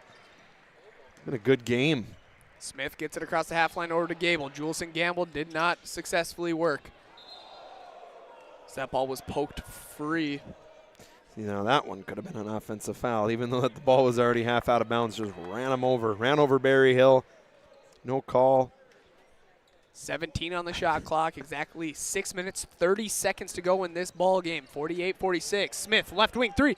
That one falls just short. That looked good from here. That looked very good from our angle. Good play. Ruff gives it up to Weigel, who dumps it off to Rubidoux. Rubidoux, defended by Gable. Rubidoux inside. He uses his size, gets to the opposite side of the cup for 2. Sabres lead by 4. 27 for Johnny. That's just good footwork, Caden. Zenker with the ball now on the right wing. He gives it over to Bernstein. Bernstein looking to drive left side now. Kind of out of control on his dribble. Finally corrals it. Gives it over to Zenker now. Left wing, defended by Barry Hill. Takes the screen. His three-pointer is just rims in and out. Ruff doing his best to keep it alive. Runs into an assistant coach for the Mustangs. Coaches love that stuff, Caden. They're patting him on the back. Good hustle, dude. You know, you can't make that stuff up, right? Coach getting drilled in the front row. Good hustle by Ruff. Spielman returns for the Mustangs as he gets the inbound pass. Another clean half of basketball here. 4 fouls apiece, 5:35 to play. 4-point Sabres lead. Bernstein looking to drive. He gives it up to Keller. Keller, right side. Tough jump shot, won't go. Weigel with the rebound. He gives it up to Ruff as he crosses the half line on the left side. Barry Hill left wide open, left wing 3. He's got it to go. Timeout called by Coach Brandt. Barry Hill knocks down the triple. Sabres on a roll here. 5:13 to play on RBNC National Bank scoreboard. Sabres 53, Mustangs 46 on the PSP network. Established by a group of dedicated farmers and seedsmen. With years of experience in farming, certified seed production, and crop consulting, we understand the needs of producers across central and western North Dakota and eastern Montana, because we're farmers too. We provide the best genetics for your farm by customizing seed and input choices to meet each grower's needs. Evolution Genetics, seed for your future. As we return to our digital radio coverage here on the PSP network of the Boys and Girls AA State Basketball Tournament. Following the conclusion of this game, as always, we will have our Sports Clips MVP of the game, as well as our post-game show brought to you by Playing Team Financial Advisors and Shots Crossroads. Coming up next here on the PSP network, we will have the third place game featuring Mandan Braves and the Century Patriots on the girls' side of the bracket. It'll be a good one. Spielman gives it over to Keller. Keller on the left wing. He's looking to drive. He'll stop. Pop. Free throw line. Jumper is pure. It's a beautiful shot. Being 6'6" and gifted to have a jump shot like that, man, that is beautiful. And the athleticism, too. Like a lot of guys in the state of North Dakota, when you get high like that, you're not usually as quick, but Keller is a very quick forward to watch play basketball. Ruff kicks it to the right corner. Juleson with the ball at the top of the key now. He's looking to drive. Rejected by Bernstein. Not rejected. Volleyball spike into the cheerleaders. And with 4 fouls. So always risky to do that. But he kind of timed it up. That was just the size advantage. Speaking of 4 fouls, Gable will get a breather here. Corner 3 off the inbound. Weigel. That one won't fall. Looks like Crotchin checked back in for the Mustangs. Man, do they rebound the basketball well. Keller left wing. Gives it over to Spielman. He's looking to drive all the way around. Turn around, jumper in the paint. That one's going to fall short. Rubidoux with the rebound.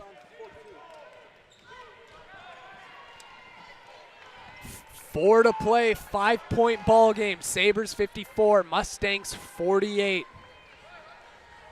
Weigel out to Rubidoux. His three-pointer is good. Rubidoux doing everything, Caden. Keller, he's looking to answer. He's got the answer. Off the right wing, quick pull-up tray ball. Still a 5-point game. A big shot there by Keller. Ruff dribbling it around. Looks like we're getting a foul called away from the ball. Rubidoux was battling for position with Kracha. Looks like they're going to get Kracha with the personal foul. The official looked right at him. Kracha goes, "What did I do?" And he said, "You're holding him." And there has been pretty physical down there, and I get it because holding is definitely part of post defense. You got to get your position, so. Inbound pass to Rubidoux in the left corner, swings it around up top. Juleson over to Weigel, back to Rubidoux, top of the key. To the left. Ruff with it now. He'll take a dribble pull up. Left elbow won't fall. Good pull up by Braxton Ruff there, though. Keller defended by Weigel, takes the Kracha screen. He's looking to drive. Juleson's going to get called for the reach-in foul. Hey fans, don't forget today's game is brought to you in part by Northern Plains Heating and Air. Call Dylan today at 222-2155 to make sure your furnace and AC are ready for the months ahead. New installation, upgrades, and all your furnace and AC needs. Once again, call Dylan today, 222-2155. Keller in the right corner now, gives it over to Smith. He'll fire a quick triple. That one's not going to fall. That kid can rip it, though. Smith can shoot it quick. Reminds me of a player that we played against, Matt Patton. That's who I got from Stanley back in the day. I was thinking of the quick trigger. I was thinking of Wolf from Wilton Wing. Oh, okay, from Wilton Wing, yeah. He just kind of his look kind of has that Matt Patton from Stanley back when we played, right? Kind of got that little half sleeve on going, some curly hair, quick shot. Speaking of Wolf and Wilton Wing, they play tonight at 7 against our alma mater for a chance to punch their ticket to the State B. Our old school Bishop Bryan's going to have to play really good if they want to beat Wilton tonight. That's true. Barry Hill, right wing, dribble handoff with Juleson, now in the right corner. Gives it to Rubidoux. Rubidoux one-on-one with Kracha. Here comes the double. Rubidoux, head up, cross-court pass. Barry Hill, triple. That one won't fall. 2.5 to play. Sabres 56, Mustangs 51. Kracha gets it across the half line on the left side. Inside. Keller, down low. Good finish by the 6'6" junior for 2. Barry Hill crosses half court with it. Gives it over to Juleson in the left corner. 3-point ball game, 2:05 to play. Weigel, top of the key, takes the screen from Rubidoux. Rubidoux will pop, swing it over to Berryhill. Berryhill picks up his dribble, middle of the paint, over to Rubidoux in the short corner, right side. He's looking to drive. Here comes the double. Good pass, corner three. Juleson. That one won't fall. Rubidoux battling inside. He's going to get fouled. He is working his tail off today. Don't get me wrong, the Mustangs have done a good job on the others for the Sabres here in this game overall, but Rubidoux has really shown who he is against this size, right? He's done a lot better than what I thought he was going to do with the size. Berryhill gets the inbound, looks to go inside to Weigel. In the middle of the paint, picks up his dribble, kicks it out to Ruff. 1:40 left already, Caden. Braxton Ruff, top of the key, swings it over right side, Berryhill. Over to Rubidoux. Juleson looking to drive, left baseline, picks up his dribble. Good defense by the Mustangs, cutting him off, swings it over, back over to the right to Ruff, dribble handoff. Corner, Weigel, three. He's got it to go. Huge triple by the senior guard. What a shot by Brody Weigel, the senior, exactly, Caden. Only a second bucket of the game. Spielman with the ball, right wing, defended by Berryhill, swings it, corner. Smith, good play call. He's got it to go. Big three with the answer by C.J. Smith. Timeout on the floor. 1:03 to play here in our 5th place game on the boys' side of the state AA basketball tournament. We're going to stay on the air here on the PSP Network. Sabres 59, Mustangs 56. Sabres hit a big three by Brody Weigel, extending that lead to 6. But what a play call, what a design on this other end by the Mustangs. Smith left wide open in the corner, running off that screen from Kracha. Able to knock home the left corner three. 11 points for Smith. 3-point ball game, 1:03 to play here on the PSP Network. Once again, want to thank everyone for tuning in to our digital radio coverage for the State A basketball tournament, boys and girls side. Following this one, we still got 4 more games here today. We got the girls' third place game coming up after this one, featuring Mandan and Century. Then we will have the boys' third place game featuring West Fargo Packers taking on, drawing a blank, Dickinson Mavericks. And then we will have our championship girls game, Minot High against Fargo Davies. And then a rematch of the WDA title game for the state title between the Bismarck High rivalry Demons and the Century Patriots. That's going to be a lot of fun. This ending right here is going to be a lot of Absolutely. fun. As Weigel has the ball, top of the key, 50 seconds left. Sabres with the 3-point lead. You don't got to do a lot here. Get a good look. 10 on the shot clock. Berryhill off the Rubidoux screen. He can't get it to go. Rubidoux battling down low. Never left his foot. People are looking for a travel. Rubidoux gets fouled. He'll head to the Serve Pro free throw line. That's tough. What do they got, 31 here? Yeah, Bernstein's going to foul out here. That's tough because that's Rubidoux just having position, right? That's all it was he had better position on that rebound opportunity. Yeah, and he's just battled down low. We talk about how good this West Fargo Cheyenne team is with rebounding the basketball. How about Rubidoux single-handedly rebounding the basketball, keeping play possession after possession alive for his team. First free throw won't fall. Looks like there was a little bit of confusion. Didn't know if that was on the ground or bonus. They did call it shooting, so he gets another one. Misses the first one. Can he make it a 2-possession game? He does just that. Good timeout called by Coach Horner and the Sabres. 33.6 seconds to go. Sabres lead by 4, 60-56. We'll take a quick break here on the PSP Network.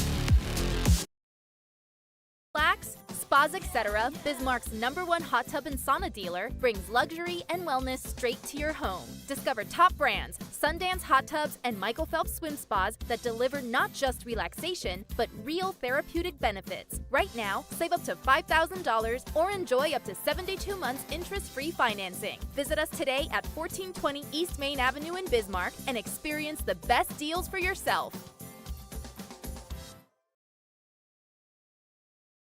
Fast. ServPro arrives within the hour with certified technicians and the tools to handle any challenge. Breathe easy. Trained professionals are here when it matters most. Call ServPro in Minot, Bismarck, or Williston today.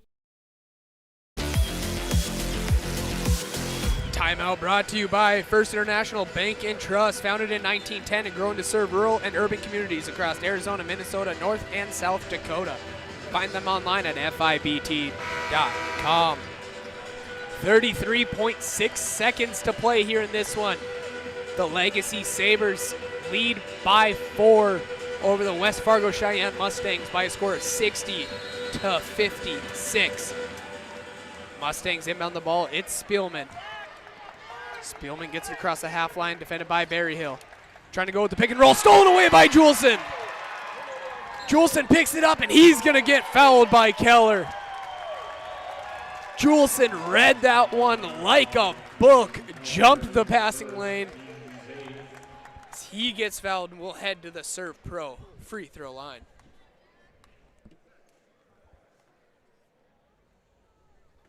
.24/7 emergency service, trained technicians, advanced technology, fire and water cleanup, and restoration. It's ServPro.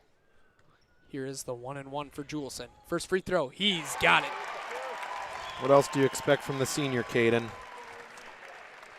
Step up when your team needs you the most. 14 points all in the second half for Jack.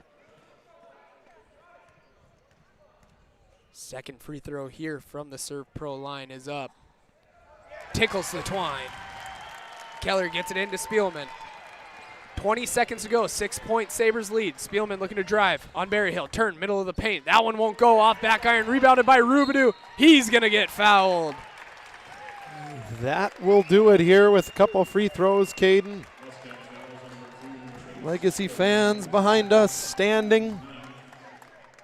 A lot of seniors on this team, Caden. Berryhill, Rubidoux, Juleson, Weigel, Ruff, all the starters.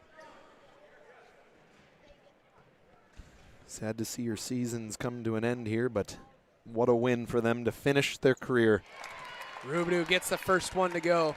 31, I believe, for Jonathan Rubidoux in his final game with that Sabre uniform on. Second free throw from the line is up and down. Sabres lead by 8, 10 seconds to go. Keller gets it across the half line. On Juleson, pulls a deep triple. He's got it to fall. Coach Brandt not going to call a timeout. Sabres let this one run out as we've reached triple zeros here from the event center in the capital city of Bismarck. The Sabres get the 5-point win over the Mustangs, 59-64. What a battle all game long. Legacy fell behind in that second half as the Mustangs got things rolling, but Legacy just was able to make enough plays down the stretch, battle back, big shots toward the end, made their free throws when they had to, as they will walk out of here with that 5-point win. Hey fans, don't go anywhere. I got Anthony sprinting down baseline. He's going to catch up with our Sports Clips MVP of the game. Sports Clips will keep you looking your best. Check in online with the hairstyles today at sportsclips.com, and we will dive into our post-game show brought to you by Planning Team Financial Advisors and Shots Crossroads. Planning Team Financial Advisors helping clients work toward financial freedom, and Shots Crossroads. Order online at shotscrossroads.com. As Anthony has met up with our Sports Clips player of the game, we'll send it on down to him and Mr. Rubidoux of the Legacy Sabres. Thanks, Caden. Johnny Rubidoux, what a way to go out. Yeah. Final game playing high school basketball, right? I think I had you for 32. How's it feel, though, to end on a win? 32? Feels great to end on a win. I mean, you know, last time we're going to be here wearing a Legacy jersey, you know, best 4 years of my life. I wouldn't ask for anything better.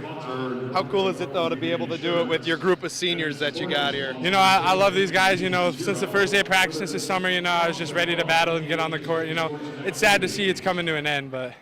Well, yeah. I'm very happy to be able to call you here today. It was so much fun, and we're blessed that PSP was able to cover you, man. Yeah, congratulations. Thank you very much. Caden, I want to get Coach Horner. Can I get a word? Anthony, I got you live on the hot mic. I want to get one word from you, real quick. Yeah, I'm getting one with Caden. No, I'm asking one question. Okay. Something about these seniors. That's what I want to know. I'm gonna start crying, dude. I just want to know on the radio that we can tell some people how cool is it, though, to end these kids with getting a win here today. They deserve it. This is one of the most special senior classes I've ever had. I've been doing this for 26 years, and they've just been a blessing. And when you look forward to go to work every day, and you're it's just a gift. It's a gift to have these guys in my life. My family loves them. I mean, they're just family to me as well. So, I mean, I know there's just so much you can say, but it's just they've been so enjoyable to be around every day and coachable, and just watching them grow and achieve stuff that can never be taken away from them. Can't put it into words. Well said, Coach. Thank you very much for the time. Appreciate it. Best of luck. Thanks, Coach. Anthony pulled a audible on me down there. He didn't tell me he was going to go meet up with Coach Horner, but regardless, glad he did. As you heard from Coach Horner and our Sports Clips MVP of the game in Johnny Rubidou, walking away with 33 points is what we actually got him for here.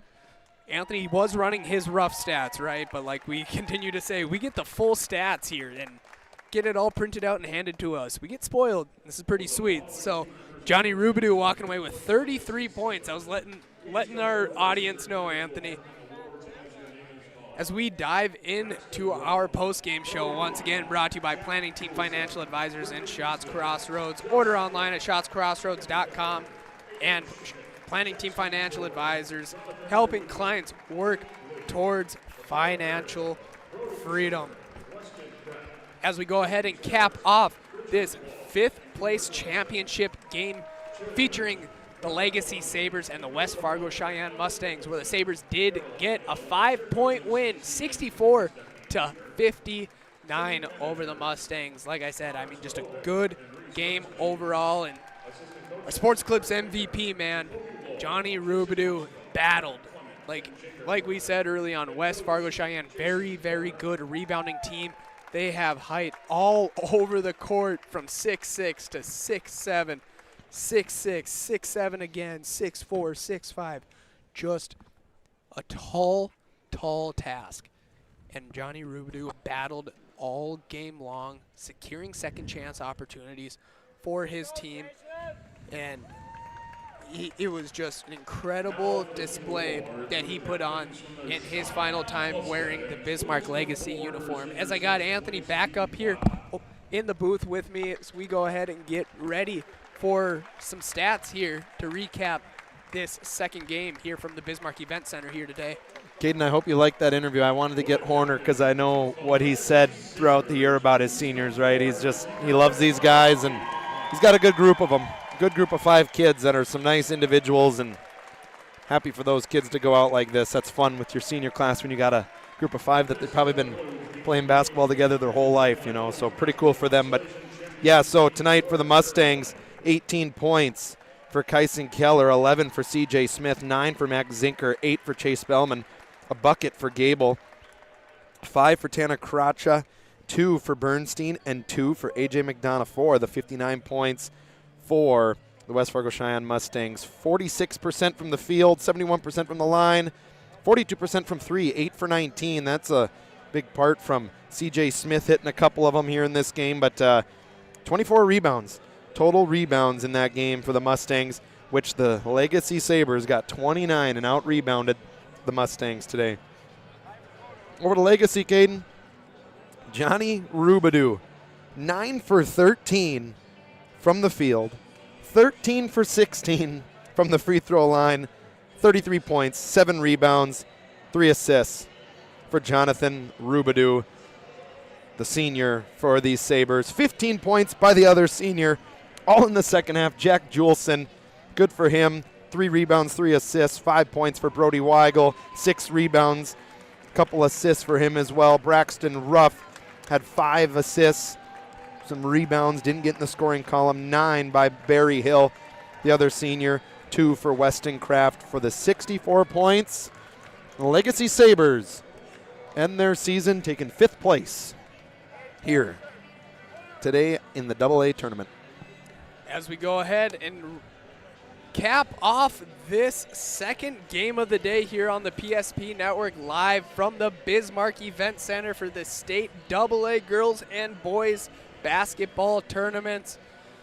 That was a fun game to be on the call for. Very fun, as this West Fargo Cheyenne Mustang team was no slouch. They came and played, and they were very, very good team. Very fun to watch.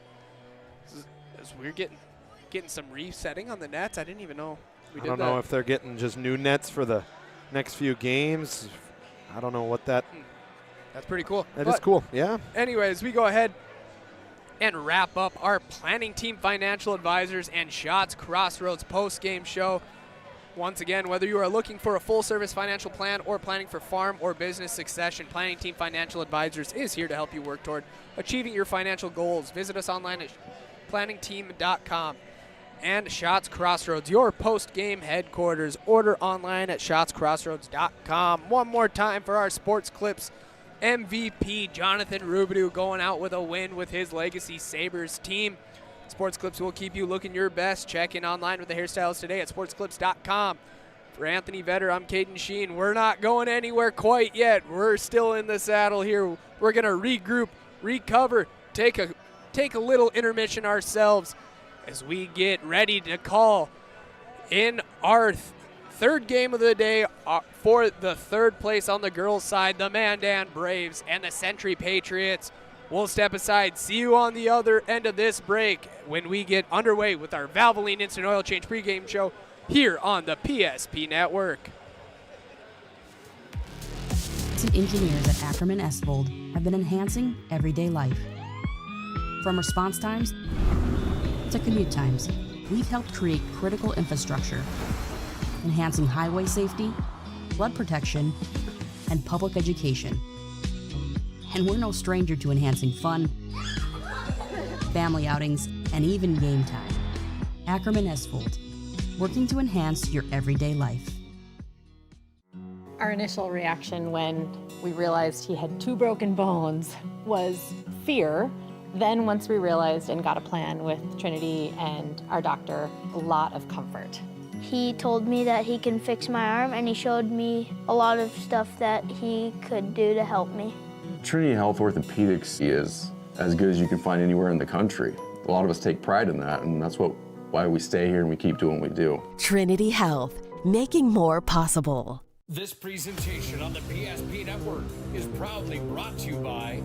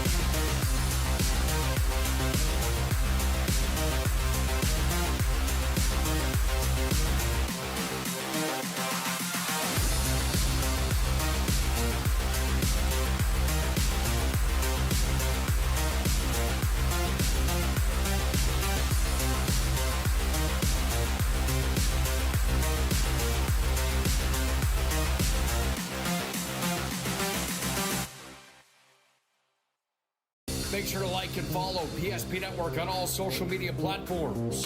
PSP Network, it's game day. At Ryan Buick GMC, we treat every day like game day. 1.2-liter turbo engine, ultra-wide screen. 1.2-liter turbo engine, ultra-wide screen, on 2. Ready? Ready. We know how to get you in the right vehicle. Blue Canyons, and hut, hut. From the test drive to the handoff, we make every step easy. This season, start your drive at Ryan Buick GMC. We often think of frontiers as pages in a history book, a time gone by. But even in this modern world, there are new frontiers to conquer. Whether you're tending the land to grow a better tomorrow or growing a business for new opportunities, the work you do powers the world. Exploring the frontier means stepping forward, shaping the future for yourself and for those around you. First International Bank and Trust, helping you live first, one step at a time. That sinking feeling you get when this happens? That's oil change-anxiety. The anxiety of being without a car with a billion things to do. The fear of being overcharged. The stress of not knowing where to go or who to trust. But you never get those feelings at Valvoline Instant Oil Change, where you can watch us work right from your car, and we finish up in about 15 minutes. We changed your oil and did our 18-point safety check. Valvoline Instant Oil Change. Service you can see, experts you can trust.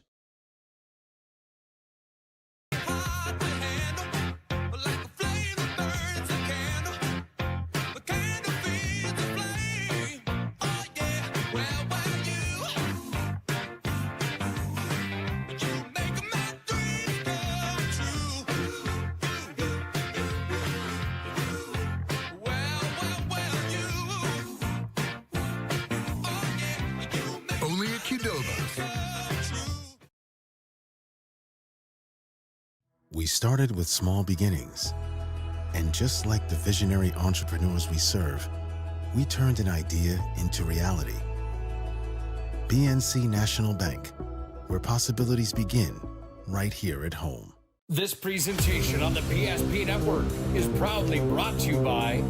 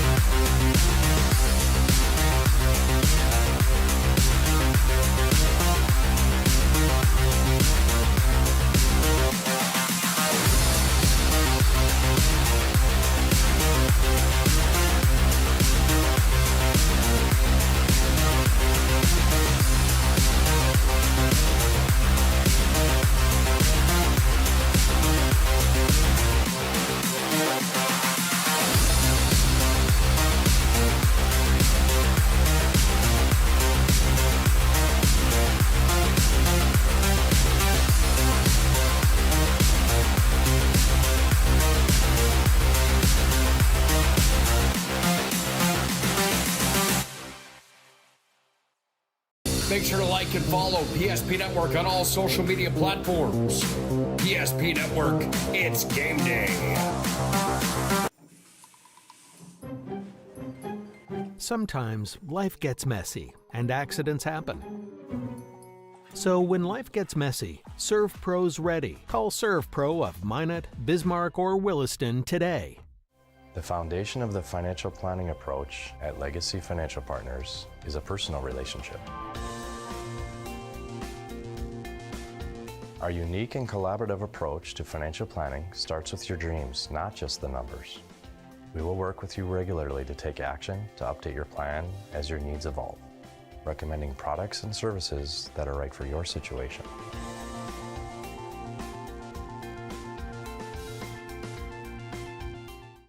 Breathe in. I can't believe I wrecked my car. There are some things in life we can't control, but what's important is how we respond. At Jerome's Collision Center, they provide the highest quality of service, assuring the job gets done stress-free and making it feel like a breath of fresh air. And to give you peace of mind, they handle the insurance. Are you even a therapist? Don't worry about it. Jerome's, they're the experts. Jerome's. Is proudly brought to you by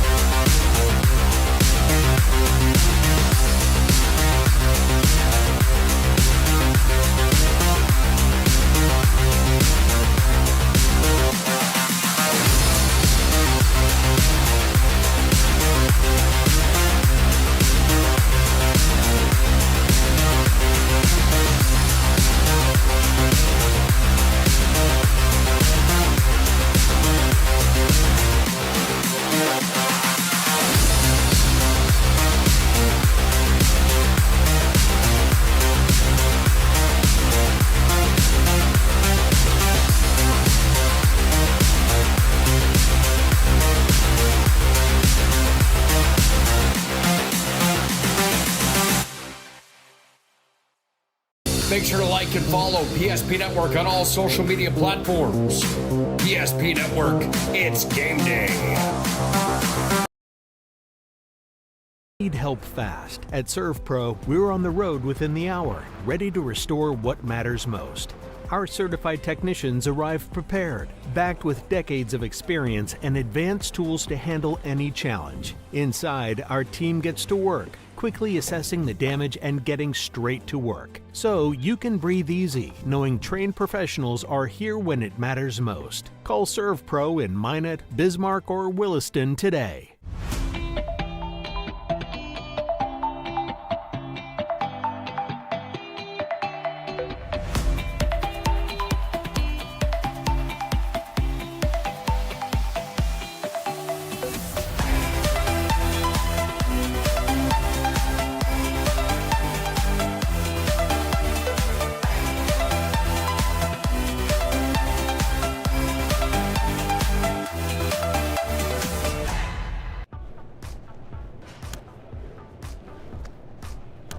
So Carson, how do I become a great football player like you? Well, practice and having a professional team to answer the call and handle anything you throw their way is also important. Hey Carson, Thanks for teaching crew about community banking at First Western. First Western, you can bank on us. Craving something real? Fuel your day with goodness that tastes as amazing as it feels. At Blissful Bee Juicery, we serve fresh, cold-pressed juice and smoothies, nature's best in every sip. Nourish yourself with our vibrant acai bowls with fresh fruit and granola, power bowls, protein balls, hummus, parfaits, and carrot cake. Blissful Bee Juicery. Pure, simple, blissful. Now in 2 locations on North and South Broadway.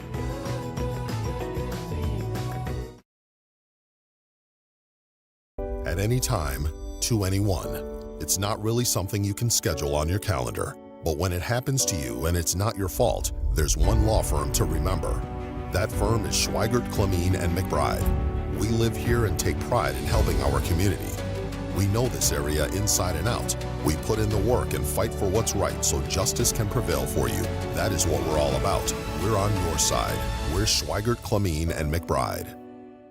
AE Construction Management and General Contracting builds more than structures. They build confidence. Your trusted partner in commercial construction across North Dakota, they handle everything from planning to final delivery. Whether it's steel, industrial, or retail, AECM builds with precision and safety. Their hands-on approach keeps your project on time and on budget. Build better with AECM. Call Tim at 701-818-0099 or visit aeconstructionmanagement.com. Dear valued customer, I'm Jared Lundeen, owner of Trusted Tire and Auto. Around here, winters can be long and roads can be rough. That's why you deserve a reliable partner. We carry premium tires installed by our certified team of experts, and our total car care covers it all, from brakes, transmissions, diagnostics, and more. And trust, we know it's built through real local connections, even small things like a handwritten thank you. Choose us for trusted service that goes the extra mile. Sincerely, Jared.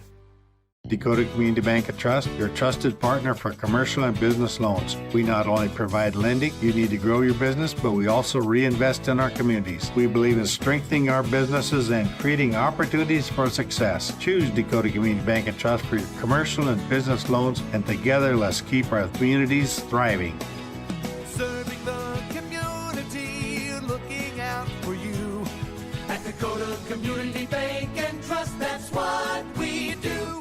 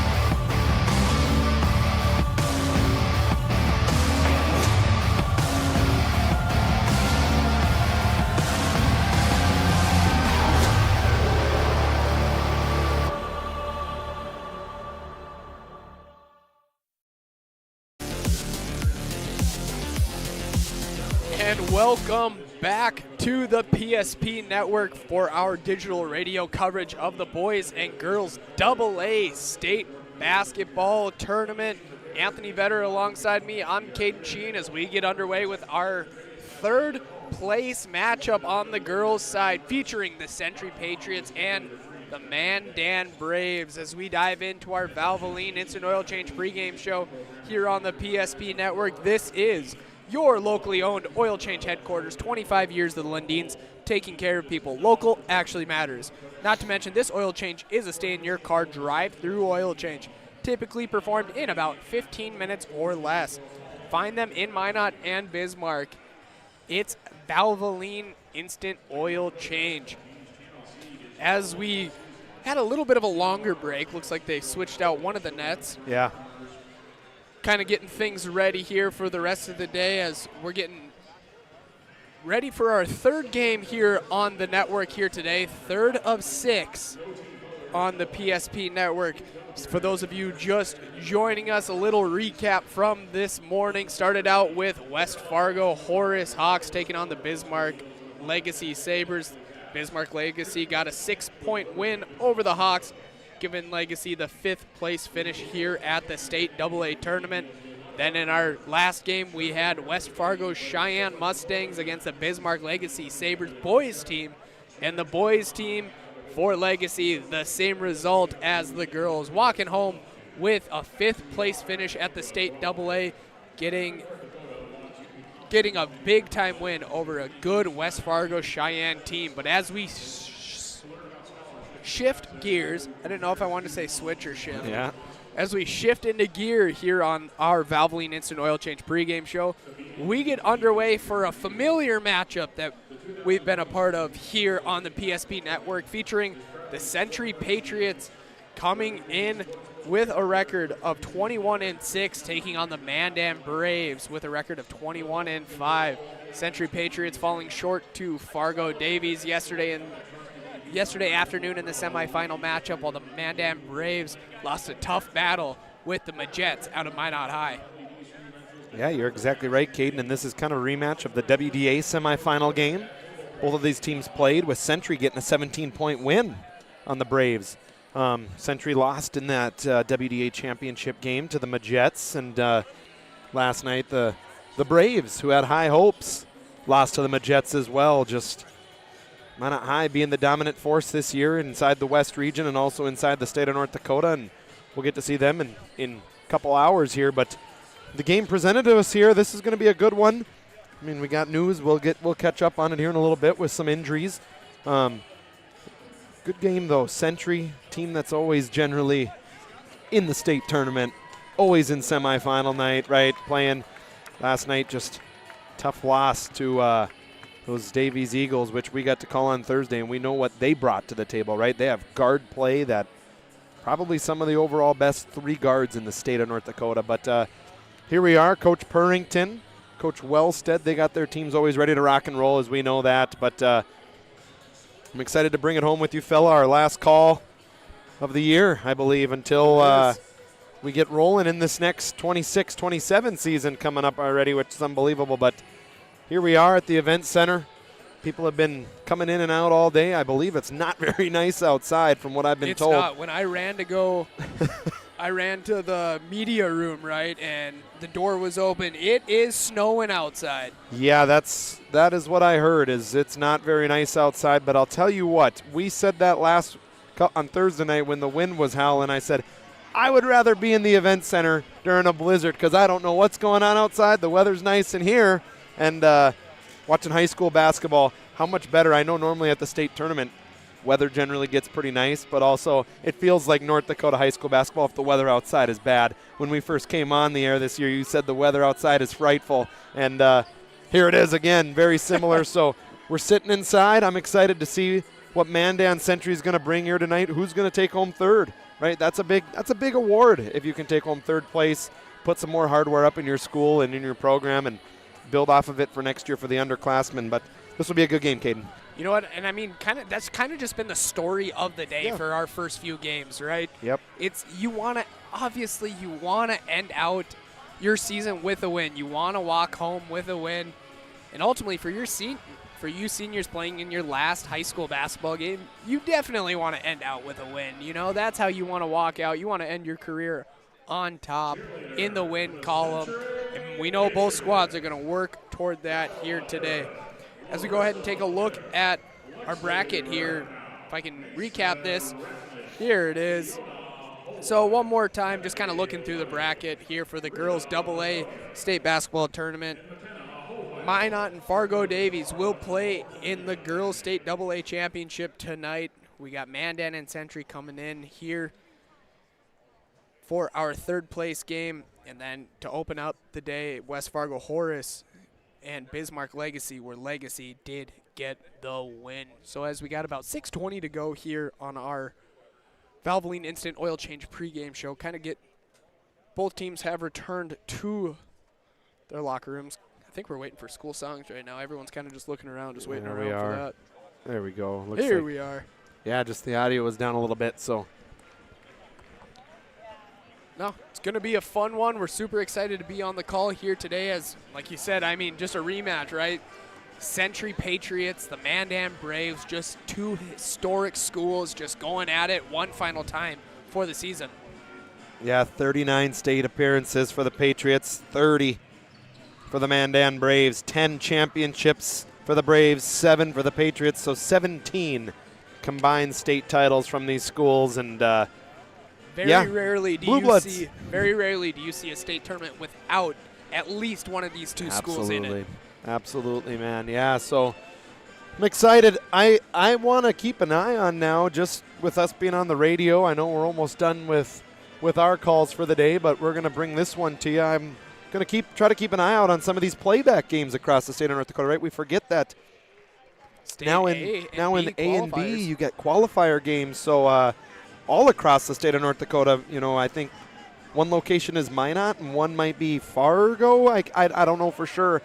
I'd have to check where those games are, but I think there's 2 locations for some of those playback games. So basketball is all over the state today again, and but the eyes will be on here at the event center with TV and everybody getting fired up here tonight. This is going to be a lot of fun, Caden. I'm excited to be here. What a day it's been already. We've had 2 good games, and I can't be any happier to be on the radio making our first radio calls this week with you, and it's been a lot of fun, dude. I've had a lot of fun. That it has, as we have about 4:25 to go here on the warm-up clock. We'll go ahead. We're going to stay on the air here. We kind of had a little lengthier break in between our last game to these warm-ups, so we'll go ahead, stay on the air here on the PSP Network as we continue in on our Valvoline Instant Oil Change pregame show. Find them online at VIOC.com. As we jump into my favorite segment, as I like to call it, Vets Keys to the Game, brought to you by Northern Plains Heating and Air. There's no other choice to seal your heating and air game than Northern Plains Heating and Air. Call Dylan today at 222-2155. New installation, upgrades, and all of your furnace and AC needs. Once again, call Dylan today at 222-2155. And Anthony, as we go ahead and get your keys to the game, once again brought to you by Northern Plains Heating and Air, we're going to start for the Patriots, the visitors on the scoreboard here today. What is your key? I know we just heard a little bit of information before we went on air. Get ready for this one. What's your key for this Patriot squad? Yeah, just like you're hinting at, is Miss Wellstead. Kaylee Wellstead is not dressed tonight, Caden. I don't know if she's under the hoop. I can't find her right now, but yeah, we were told that she will not be playing tonight. Don't know if she suffered an injury last night in that semifinal game, but so it's going to be, Century was already pretty young with Wellstead, Thornton, some freshmen that were playing. It's going to be who else can step up, right? We know Foslin, senior leadership, great player. Can she kind of carry the load here tonight against a Mandan team that will come at you in waves and with size, as we know? So it's been similar for a lot of my keys, but kind of next up, right? You get the opportunity here, right? That's what it is. With a star player like her going down 13 points, 5 rebounds a night, who's coming up? Who's stepping up, Caden? So that's the key for the Patriots. And over for the Mandan Braves, I think Mandan is only going to go as far as what Anna Claire Bugby and Allie Reiner can take them down in the post. We saw them yesterday in that first half we were watching, right? They shot the 3 extremely well against Minot, right? And it was one of those games they played so well early on, shooting the basketball, that they weren't really using the bigs like they normally do, and it kind of got them out of sorts a little bit in the second half. They got down a little bit. Majets kept pushing. They kept making shots. Mandan's game is we want to out-physical you, we want to out-rebound you, and we're going to defend you. That's their game plan. They got the size. They got the talent to do it. Nothing against their guard play, but their posts is definitely where Mandan's at their strength. So can they lean on their posts tonight against a shorthanded Century Patriot team? Those are Vets Keys to the Game. Once again, brought to you by Northern Plains Heating and Air. Call Dylan today at 222-2155. Make sure your furnace and AC are ready for those times ahead, as the Century Patriots have moved over to their bench. Mandan getting ready to do the same. Anthony, I'm keeping my eyes up in the rafters again. It looks like we're going to get it. Are we getting it?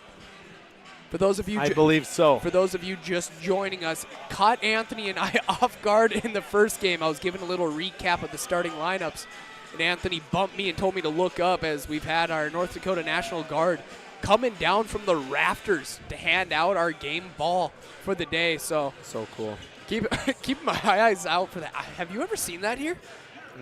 No, I think I've seen it in the Fargo Dome once at a Bison game, but yeah, that's pretty cool. But Caden, I got some score updates for you here. Ooh. Dickinson Trinity 27, Turtle Mountain Community 16. That is up in the Minot Auditorium. 4 minutes left before halftime. So the Titans made the trip up to Minot, but they got a nice lead right now. And then out in Fargo at the Shack at the Shields Arena at NDSU there, Four Winds Minnewacan Indians 22, the Oak Grove Grovers 17.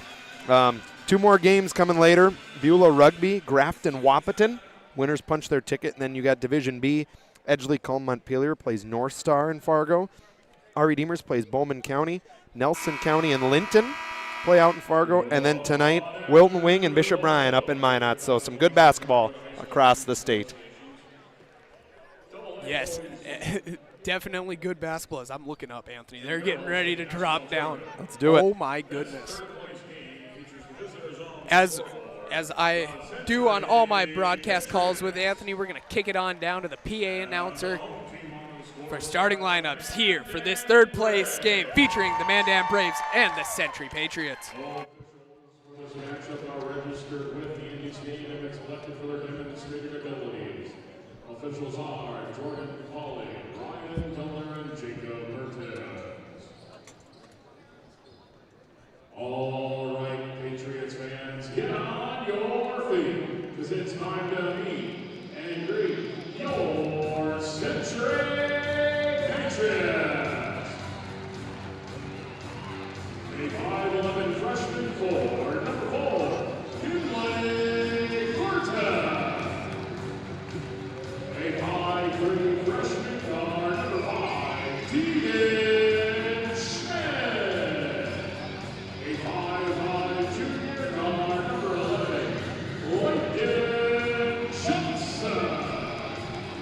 A 5'10" senior guard, number 13, Abby Fosler. And a 5'6" senior guard, number 20, Addison Weigel. And coach of the Patriots is Lee Wellstead, assisted by Matt Cortez, Mike Wolf, Tristan Mitch, Eric Johnson, and David Willoughby. All right, Brave fans, get on your feet, because it's time to meet and greet your Mandan Braves. A 5'5" sophomore guard, number 5, Sierra Custis. A 5'5" sophomore guard, number 12, Hadley Harris. A 5'9" senior guard, number 23, Mimi McAllister. A 6'1" freshman for number 32, Allie Reiner. And a 6'2" sophomore center, number 34, Anna Claire Bumpy. Head coach for Braves and Tanner Burton, assistant by Miller, Casey Buell. And those are our starting lineups here for this third place game featuring the Mandan Braves and the Century Patriots. One quick recap. First for the Patriots, Kinley Thornton, Tegan Schmidt, Abby Foslin, Lakin Johnson, and Addie Weigel will be your starting 5 for the Century Patriots. Head coach by Nate Wellstead. And for the Braves, Sierra Gustafson, Hadley Harris, Mimi McAllister, Allie Reiner, and Anna Claire Bugby, head coach by Tanner Puritan. Caden, they're flying down. That is so Goodness. cool. This one always goes down head first. It's nuts. Left side goes down head first. Right side kind of does it more cautiously. I hope they do this for the championship because they've been doing it all day. This is sweet. I feel like they got to keep it going. Yeah, awesome work. Love our men and women that serve this country, Caden. It's unbelievable. That was sweet. So cool. Officials for this matchup, Jordan Cavalli, Ryan Gellner, and Jacob Mertens. Jacob Mertens, the Devil's Lake Firebird. As we switch over on our Valvoline Instant Oil Change pregame show, as always, find them online at VIOC.com. Tip is up, underway, controlled by the Patriots. It is Weigel with the ball, dribble handoff with Tegan Schmidt. She right inside the free throw line. Her first jump shot of the ball game won't go. Rebounded by Harris. Hadley Harris, that is. Bugby, I'm going to call that a tip pass right to Reiner. Sure Looking to get like Bugby down low on the right block, and I don't know if that pass was just a little too high off her hand, and it just went right to Reiner. Bugby almost comes away with the steal. Left wing, Lakin Johnson. We know she can shoot the three ball. Yes. Left wing now is Weigel. Defended by McAllister, gives it up top to Foslin. Top of the key, defended by McAllister now. Fake the handoff, looking to get it inside to Kinley Thornton, does just that. Kinley Thornton inside, right over Gustafson for two, excuse me. 2-2 ball game early on. 17:05 in this first half to go. Saw Kinley Thornton get recognized last night with her father for the 2000-2001 Bismarck High Demons basketball state champs. Bugby left side block. She gets it to go with the left hand. Kind of funny as they were being recognized for the Bismarck High Demons in their Century Patriot gear. Yeah. Braves now lead 4-2. Schmidt gives it up. Thornton tries to dump it off. I believe she was trying to find Lakin Johnson. Yes, it was Johnson. Just out of bounds. Turnover. Braves ball. Hey fans, don't forget, today's game is brought to you in part by Planet Pizza. The best pizza on the planet is Planet Pizza. Been around for over 25 years, and they deliver. Call now, 701-852-1700. McAllister on the right wing, gives it up. Top of the key is Reiner. Swings it over to Gustafson, over to Reiner. Back to the right side to Harris through her hands. Coach Burrington letting the girls know it's not that hard. Make a good pass. Catch the ball. It's so funny how coaches kind of say this, harp on the same things, right? It's such fundamental, basic stuff, right? But it's true, and it's all stuff that makes you be a champion at the end of the day. Right wing is Fosland. She kicks it up top to Johnson. Johnson to the left to Schmidt. Little give and go with Thornton, but Schmidt unable to get it to go. McAllister in transition had a little 2-on-1 advantage. McAllister, she'll fire three. She's got it to go. Amy McAllister from downtown had the 2-on-1 advantage, kind of stopped, let everybody kind of set up, and no one picked up the ball. And she made the Patriots pay. Weigel gets it across the half line. She's defended by Harris, looking to go right side drive. Too strong off the glass, right to Thornton. Gustafson diving on the loose ball. We're going to get our first jump ball of the ball game. Checking in for the Braves, number 14, we're going to have Lizzie Milne, and number 10 for the Braves as well, Tatum Radke. Bella Martell in for the Patriots. Giving Fosland a breather. Hey fans, don't forget today's game is brought to you in part by Minot State University. MSU grads get jobs, period. MSU, be seen, be heard, be you. Claire Bugby inside, and a Claire Bugby for two. Bugby gets the good right hand finish on that right hand block. Weigel floater right hand baseline, good for two. 9-4 Braves lead, 15 to play here in this opening half. Yeah, see who can step up for the Patriots. That's what it's all about, Caden. Going right back inside to Bugby, kicks it out. Reiner just inside the three-point line.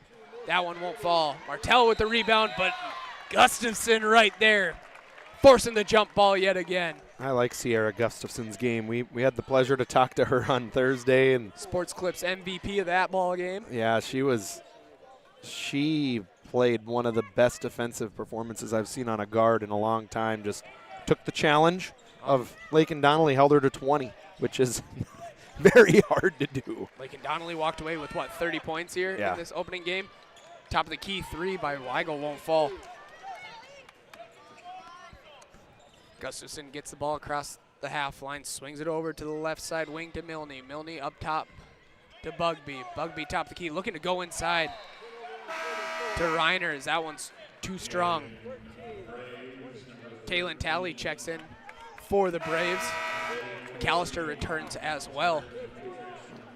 Looks like Alexa Johnson, and also they're getting number 10, Lakin Wolf, coming into the game. Her relatives are playing tonight. Wolves for Wilton Wing, taking on Bishop Bryan tonight up in the Minot Auditorium. Good shooters, that whole family. Very. Can definitely shoot the 3 ball. Absolutely. Wolf gets it across the half line. She gives it up to Tegan Schmidt.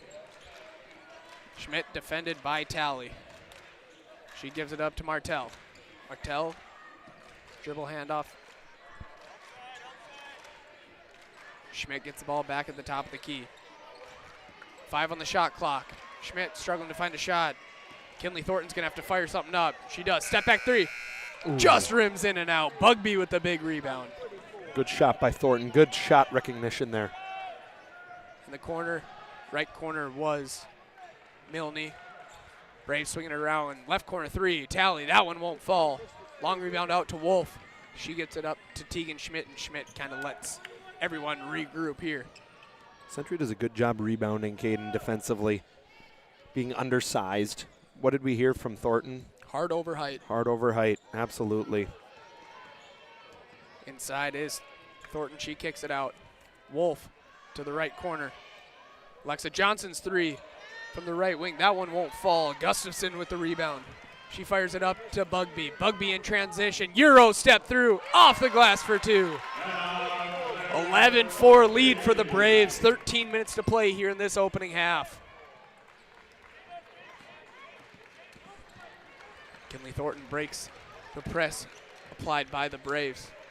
Alexa Johnson now on the left wing, swings it over to Schmidt on the right wing. She's looking to drive on Milne. Looks like that one was poked free. Martell gets it on the left baseline. That one won't fall. Last touch by Talley. So it will stay Patriot basketball with 12:46 to go here on our BNC National Bank scoreboard. Ariana Lindsley checks in for the Braves, seeing her first minutes here today. Eddie Weigel into the game for the Patriots. Martell unable to handle that inbounds pass. She does recover, give it up to the Patriots, and that on the layup was Alexa Johnson, excuse me. She can't get it to go. Stuck with it though, Caden. Or that was Weigel. Oh, no, sorry, My Weigel. apologies. Yes, Eddie Weigel just subbed in. See, I just saw the 2. The hairs, the ponytails cover the numbers It's hard. sometimes. Yeah, it is hard. Eddie Weigel will head to the Serve Pro free throw line. 24/7 emergency service, trained technicians, advanced technology, fire and water cleanup, and restoration. It's Serve Pro. This might be the easiest, though, to see numbers. All white jerseys with black lettering for Mandan, and Century has that navy outlined in red with just nice, easy white numbers. You know what I mean? Like those Horace jerseys earlier, they're hard to tell numbers on white with like a gray lettering. 2 for 2 from the Serve Pro free throw line as the Braves lead at 11-6. Here comes Radke. She stops on the left block, turnaround jumper. That one won't fall. Weigel keeps it alive, but right there for the cleanup was Radke, who couldn't get that second attempt to fall. Rebounded by Wolf, and here comes Weigel and the Patriots. Weigel in transition, dribble handoff with Alexa Johnson. Johnson, top of the key, swings it over to Foslin. Foslin looking inside to Martell. Martell has positioning, finally gets it to her. Martell looking to go to work inside. Right hook shot won't fall. Right there, Johnson with the rebound. She'll fire a quick trigger. That one won't go either. Rebounded by McAllister. McAllister, top of the key, swings it over to Radke on the left wing, looking to go inside to Reiner, does just that, but we're going to get a foul called as she's going to the line for 2.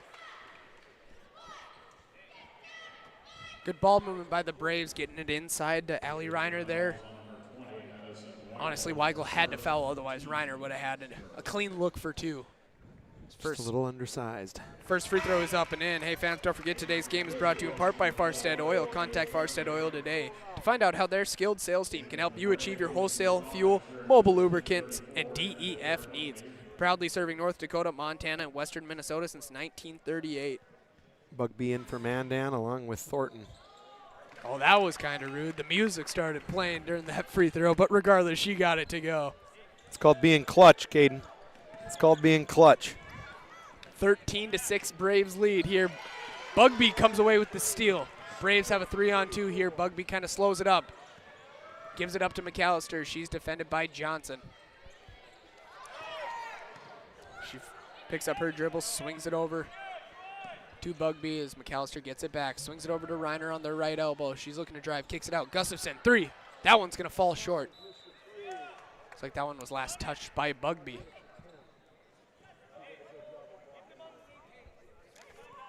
Hey fans, don't forget today's game is also brought to you in part by Ryan Family Dealerships. For 50 years, Ryan has been a trusted name for car buyers in western North Dakota. Shop their entire inventory at driveryan.com. Patriots going to get called for a travel. That was Kinley Thornton. Yes, it was. Got bumped kind of off of it, but then took the extra step. Let's see what what set they want to run here by Coach Purrington.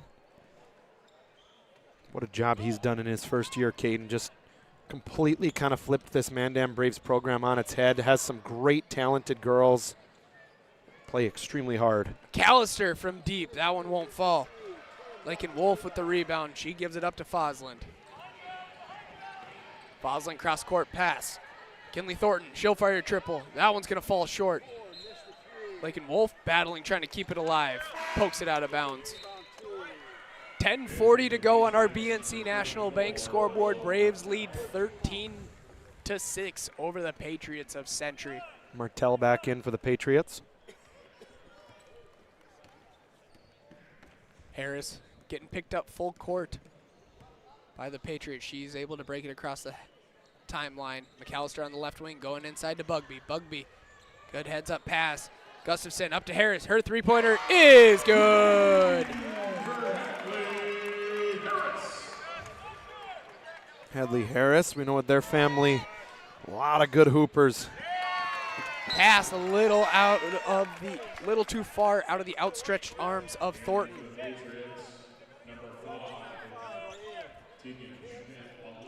Tegan Schmidt returns to the ball game, as well as Lakin Johnson for the Century Patriots. Hadley Harris to inbound just in front of the scorer's table, and she does that to McAllister. McAllister dumps it off high post to Bugby, finds Gustafson on the left wing. Over to McAllister. She's looking to drive on the right. Kicks it out. Harris, corner 3. She's got it to go. Back-to-back tray balls for Hadley Harris. Yeah, Harris extending this Braves lead 19-6, Caden. And another turnover by the Patriots. Just looking a little out of sorts without having their starting point guard Wellstead in there right now, Caden. Tatum Radke returns to the ball game, as well as Lizzie Milne for the Braves. Also, Kaylin Talley just checked in as well. Looking to go inside to Bugby. Bugby kicks that pass out. Right wing 3, too strong by Radke. Rebounded by Thornton. She swings it over to Weigel. Weigel gets it up to Martell, able to break the press. Martell, stop, pop, jumper, nice good. Shot. Nice shot by Martell, good pull-up. The art of the pull-up, Caden, is not, you don't see it as much anymore in high school basketball. You still see it in the college level. McAllister cross-court pass to Milne. Milne looking to go inside to Bugby. So we're going to get a loose ball foul. Looks like we're going to get 34 on that one for the Patriots. It's going to be on Bella Martell. Her first personal team second foul here in this opening half with 9:14 to go on our BNC National Bank scoreboard. Your life is busy. We'll make managing your money easy with locations throughout North Dakota, Minnesota, and Arizona. Visit BNC Bank online today at bnc.bank. Radke gets the ball top of the key. She swings it to the right corner to Milne. Milne over to McAllister, top of the key. She's looking to put the ball on the deck. Right block now. Tries to spin back with the left hand. That one's tipped out of her hands. Patriots get it up. Here comes Tegan Schmidt. Dribbles it all the way over to the right wing. Patriots moving the ball around at the top of the key. 20 seconds left on this shot clock. Kinley Thornton kicks it to the corner. Here comes Weigel looking to drive baseline. She gets the double. Out top to Lakin Johnson. She thought about the 3, kicks it far corner. Kinley Thornton, she's looking to drive. 8 on the shot clock. She'll spin. Turnaround jumper won't go. Tough look by Kinley Thornton there. Mandan's played great defense, Caden. Inside, in transition to Bugby. Bugby can't get the first one. She's sticking with it. She's got the follow-up for 2. 8 points for Bugby, Caden. 21-8 now. Just Mandan slowly chipping away at opening this lead up. Weigel, here comes the double. She swings it over to Kinley Thornton. Thornton now gets the double. We're going to get a 10-second call. Good defense by the Braves, forcing the 10-second violation on the Patriots. Patriots just something we're not used to seeing, right? Kind of struggling to break that press, but like you said, without their starting point guard in Kaylee Wellstad, not playing here today. It's hard. I do see her down on the bench now. Yeah, in the gray hoodie. Yep, did not see her during warm-ups at all. Harris on the right wing, she swings it up top to Milne. Milne gives it up to Reiner. Reiner back to Harris, right corner. She's looking to drive, puts it on the deck, kicks it. Gustafson in the left corner, left wing, Milne, 3. She's got it to go. Good ball movement by the Braves. Yeah, that's what I was just going to say, Caden. Good ball movement. Speaking of good ball movement in transition, Alexa Johnson to Schmidt, but just too strong off the glass on that right-hand layup attempt. 7:22 to go here in this opening half. Braves lead 24-8. Bugby inside, denied from behind by Lakin Johnson. Up to Tegan Schmidt. Tegan Schmidt on the right wing. Her pass is stolen by Sierra Gustafson. She gives it up to Harris. Harris now on the right wing. Picks up her dribble, looking to go into Bugby. Does just that, high post. Bugby looking to back her defender down. Good dump off pass to Reiner. Reiner can't get the friendly roll around the rim. She's keeping it alive. Out to Harris. Harris, right corner 3. That one falls short. Bugby battling down low, keeping it alive. Finally gets it to go for 2. 10 points for Bugby as we get a timeout by Wellstead. We'll have our first International Bank and Trust timeout on the floor. 6:44 to go in this opening half. Braves 26, Patriots 8. We'll step aside on the PSP Network. Engineers at Ackerman Esvold have been enhancing everyday life. From response times to commute times, we've helped create critical infrastructure, enhancing highway safety, flood protection, and public education. And we're no stranger to enhancing fun, family outings, and even game time.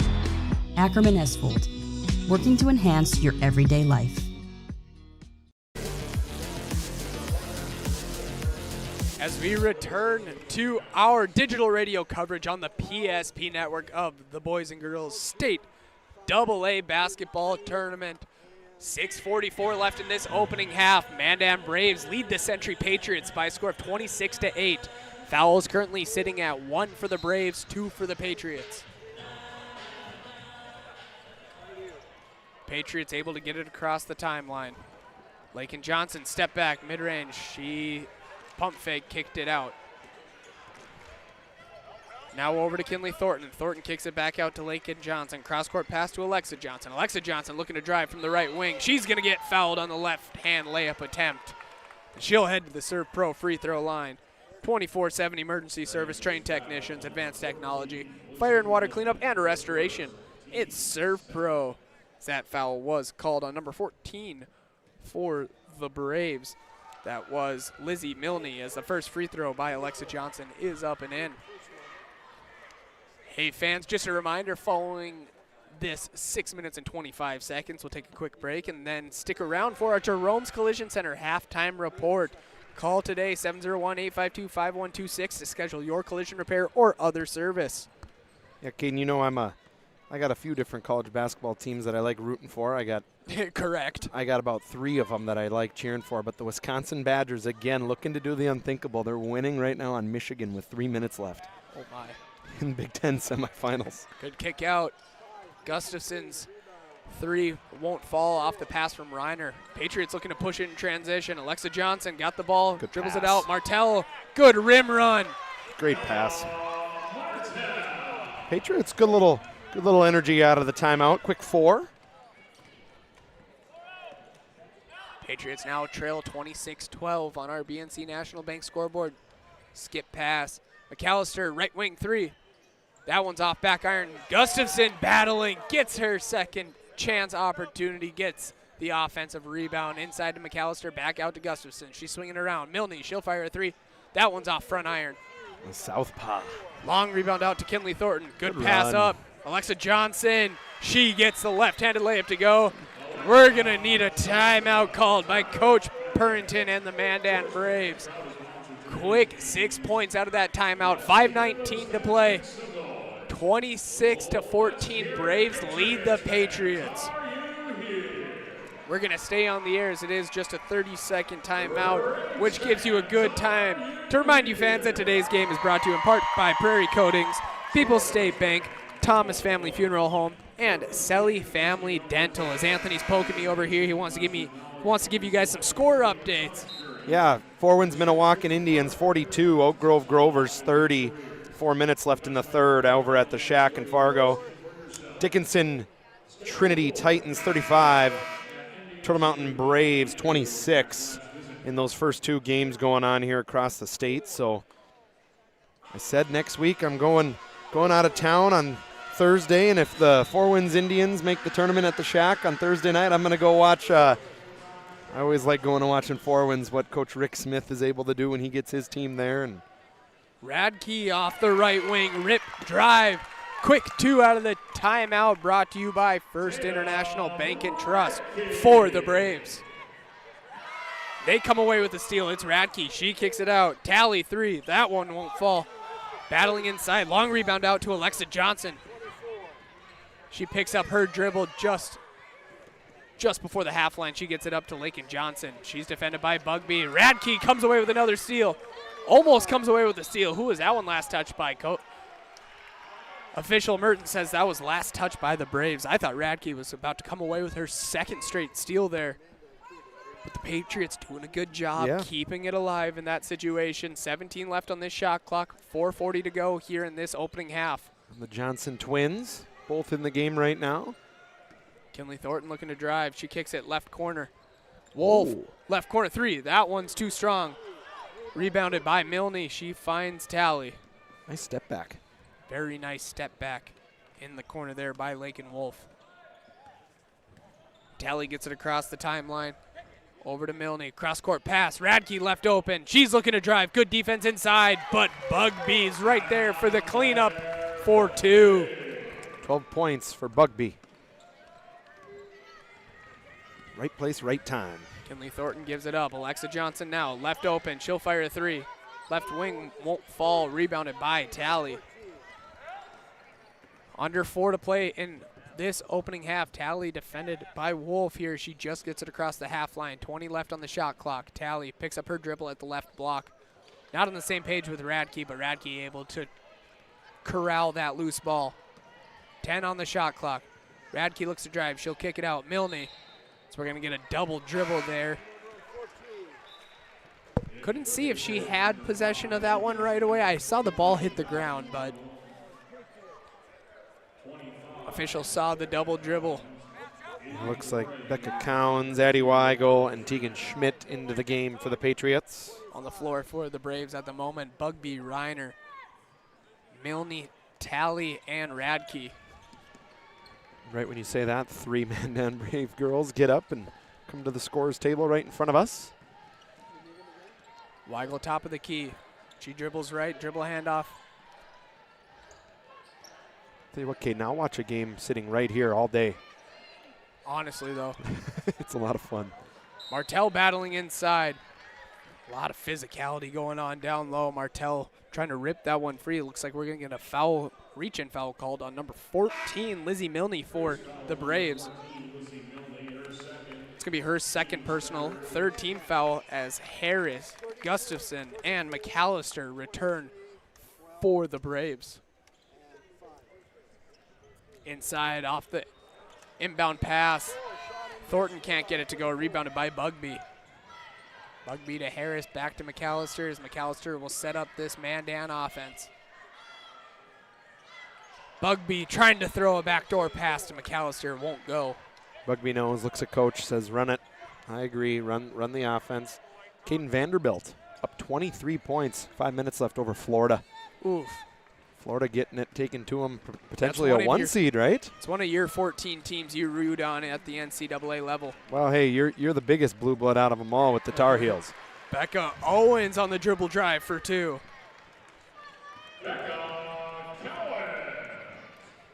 Yeah, you're the Tar Heel. You got some of the biggest names in sports with some of your teams, though. They might be an early exit now with Yeah, they might losing. be. With losing Caleb Wilson there. I like Wisconsin, though, with just their record. I mean, they beat a lot of the top teams this year, you know. Then they lose to a bad team. Bugby sticking with it. Hadley Harris's left wing three-point shoulder falls short, but Bugby, as she's done thus far in this game, keeping it alive for 2. Patriots finally break the timeline. Becca Cowens with the ball now. She picks up her dribble over to Tegan Schmidt on the left wing to Weigel now. She's defended by Gustafson. Swings it over to Kinley Thornton. Thornton up top to Martell. Hand off with Tegan Schmidt. Over to Weigel, left wing, 6 on the shot clock. Minute 44 to go. Tegan Schmidt's three-point attempt blocked as the Patriots are not going to get a shot off. Shot clock violation. Yeah.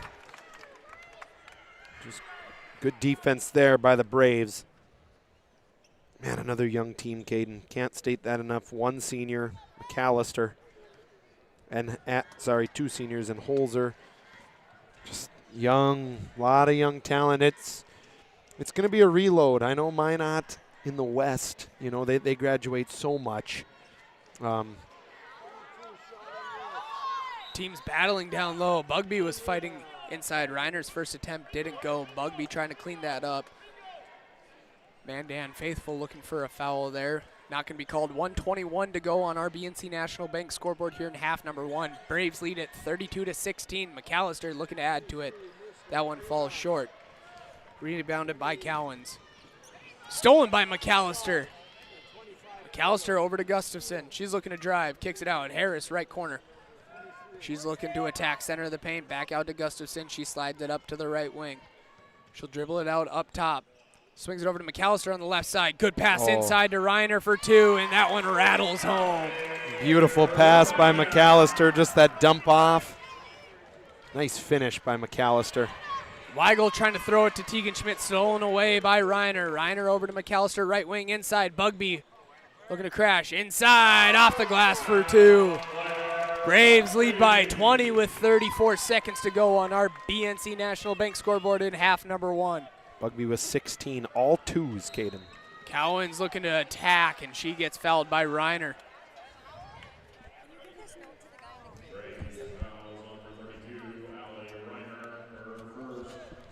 Foul's called on Allie Reiner. That's going to be her first personal.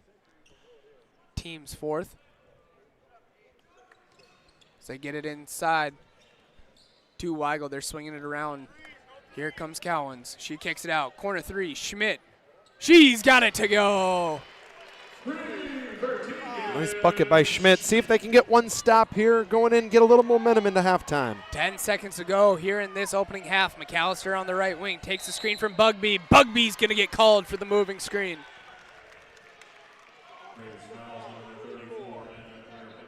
It's going to be Bugby's first personal foul, team's 5th. 6.2 seconds to go. Patriots get it in to Tegan Schmidt. Schmidt gets it across the half line. 1 second. Is she going to get a shot off? Looks like we're going to get a double dribble called. We're going to send it into the half here at the Bismarck Event Center, where the Braves lead the Patriots 36-19 on our BNC National Bank scoreboard. We'll take a quick break here and be back on the other side for our postgame or our halftime show, brought to you by Jerome's Collision Center.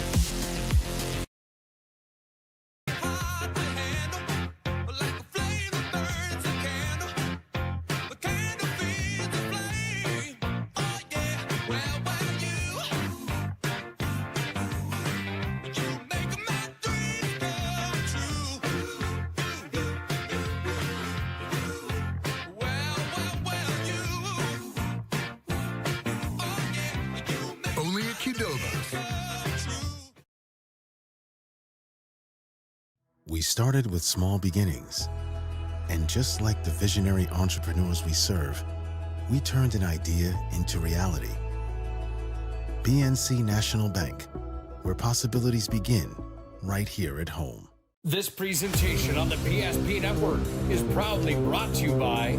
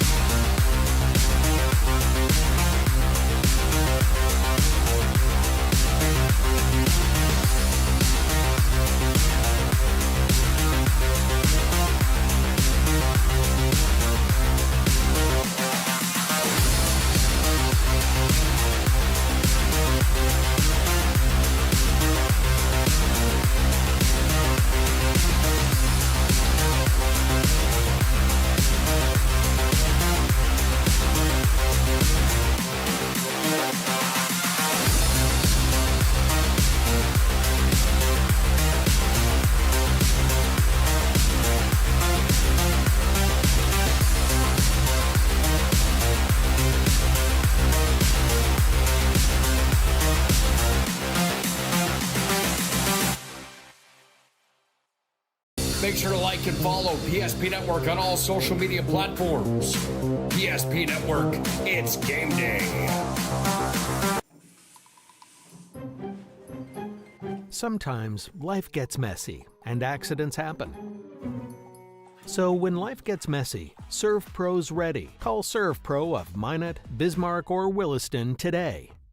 The foundation of the financial planning approach at Legacy Financial Partners is a personal relationship.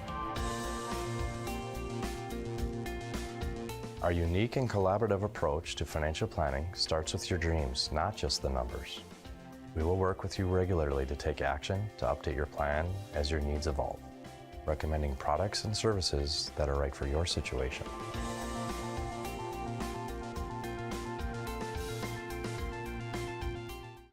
Breathe in. I can't believe I wrecked my car. There's some things in life we can't control. But what's important is how we respond. At Jerome's Collision Center, they provide the highest quality of service, assuring the job gets done stress-free and making it feel like a breath of fresh air. And to give you peace of mind, they handle the insurance. Are you even a therapist? Don't worry about it. Jerome's, they're the experts. Jerome's.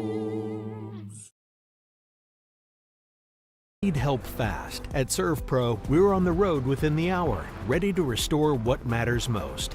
Our certified technicians arrive prepared, backed with decades of experience and advanced tools to handle any challenge. Inside, our team gets to work, quickly assessing the damage and getting straight to work. So you can breathe easy, knowing trained professionals are here when it matters most. Call ServPro in Minot, Bismarck, or Williston today.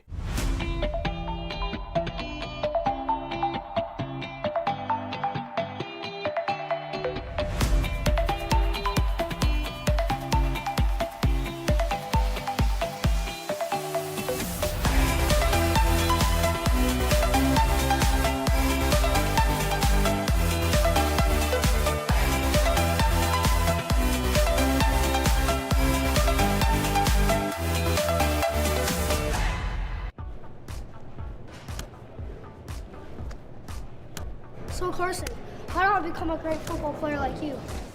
Well, practice and having a professional team to answer the call and handle anything you throw their way is also important. Hey Carson, thanks for teaching crew about community banking at First Western. First Western, you can bank on us. Craving something real? Fuel your day with goodness that tastes as amazing as it feels. At Blissful Bee Juicery, we serve fresh, cold-pressed juice and smoothies, nature's best in every sip. Nourish yourself with our vibrant acai bowls with fresh fruit and granola, power bowls, protein balls, hummus, parfaits, and carrot cake. Blissful Bee Juicery. Pure, simple, blissful. Now in 2 locations on North and South Broadway.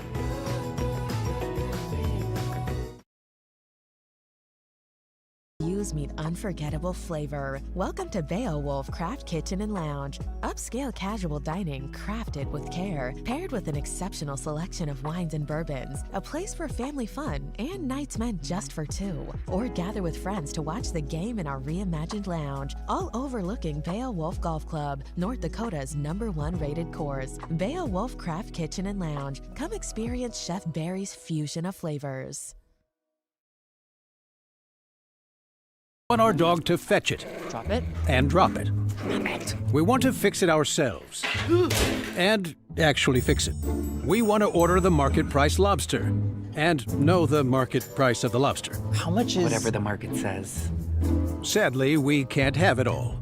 Except at Sport Clips, where we check in with the pros in men's hair and totally check out with pure, uninterrupted relaxation. Sport Clips. It's a game changer. That sinking feeling you get when this happens? That's oil change-anxiety. The anxiety of being without a car with a billion things to do. The fear of being overcharged.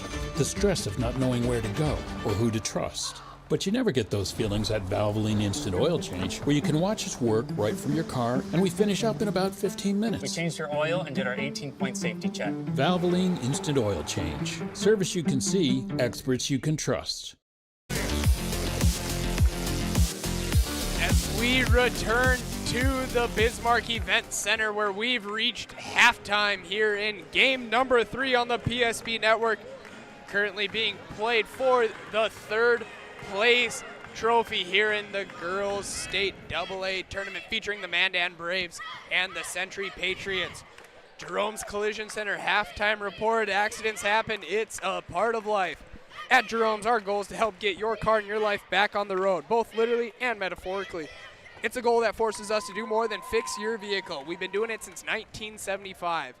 Call now 701-852-5126 to schedule your collision repair or other service. Collision repair is our specialty. We value you and your car at Jerome's. As we, at the break, Braves lead 36-19 over the Patriots. Anthony, this one was Mandan early on. What do the Patriots need to do to start crawling back into this one? Defend and rebound and slow down Anna Claire Bugby.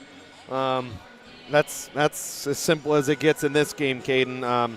Just looking at some numbers here.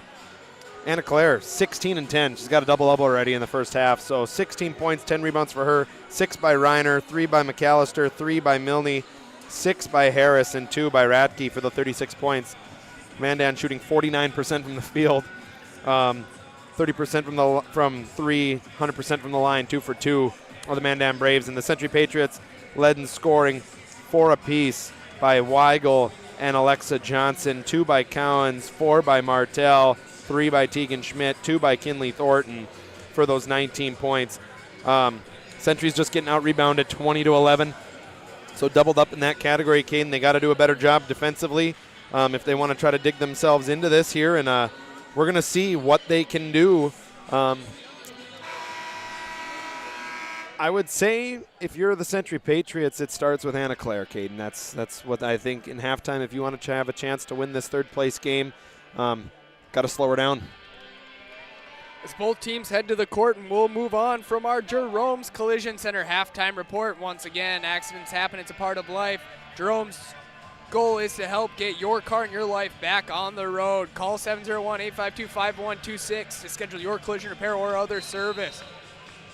So we get underway for the second half, and it is Mandan Braves basketball here on the PSP Network. They swing it over right wing to McAllister. McAllister looking to dump it inside to Reiner. Kick out to Gustafson. Extra pass up to Harris. Harris will dribble into the paint, pick up her dribble, kick it out to Gustafson. Corner 3 by Harris, just got it back. Trying to save it, keeps it alive, but Weigel able to corral that loose ball. Good inside-out action by the Braves. Just unable to knock it down as Gustafson takes the ball away from Weigel. Now Harris breaks it across the timeline. Gustafson, right wing, looking to go inside to Anna Claire. Bugby does just that for 2 in the paint. Yeah, she's just dominated this game, Caden. Just everything has been a layup. Every point has been a layup.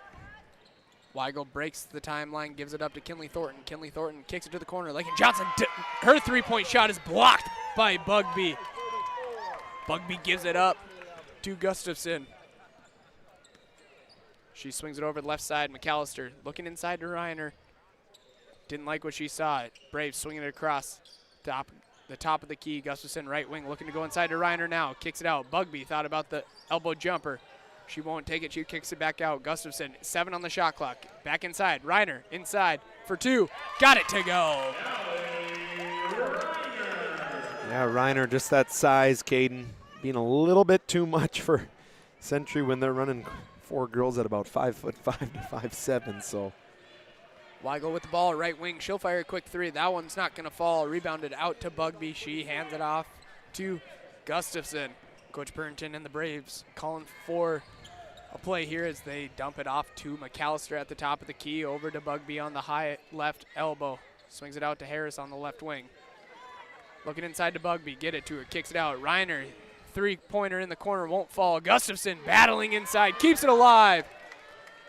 Follow-up attempt won't go. Bugby battling. Another second chance opportunity for the Braves as Bugby gets another 2. Just domination down low, Caden. Just focused, dialed in. Foslin gets it up to Kinley Thornton. Over to Weigel. Now she's on the right wing. Gives it up to Foslin. She's looking to drive on Bugby. Denied by Bugby. Good heads-up play by Tegan Schmidt as she was falling out of bounds, throwing it off the defender. 11 seconds left on this shot clock. Weigel to inbound the ball on the left side of the basket. She gets it inside left corner.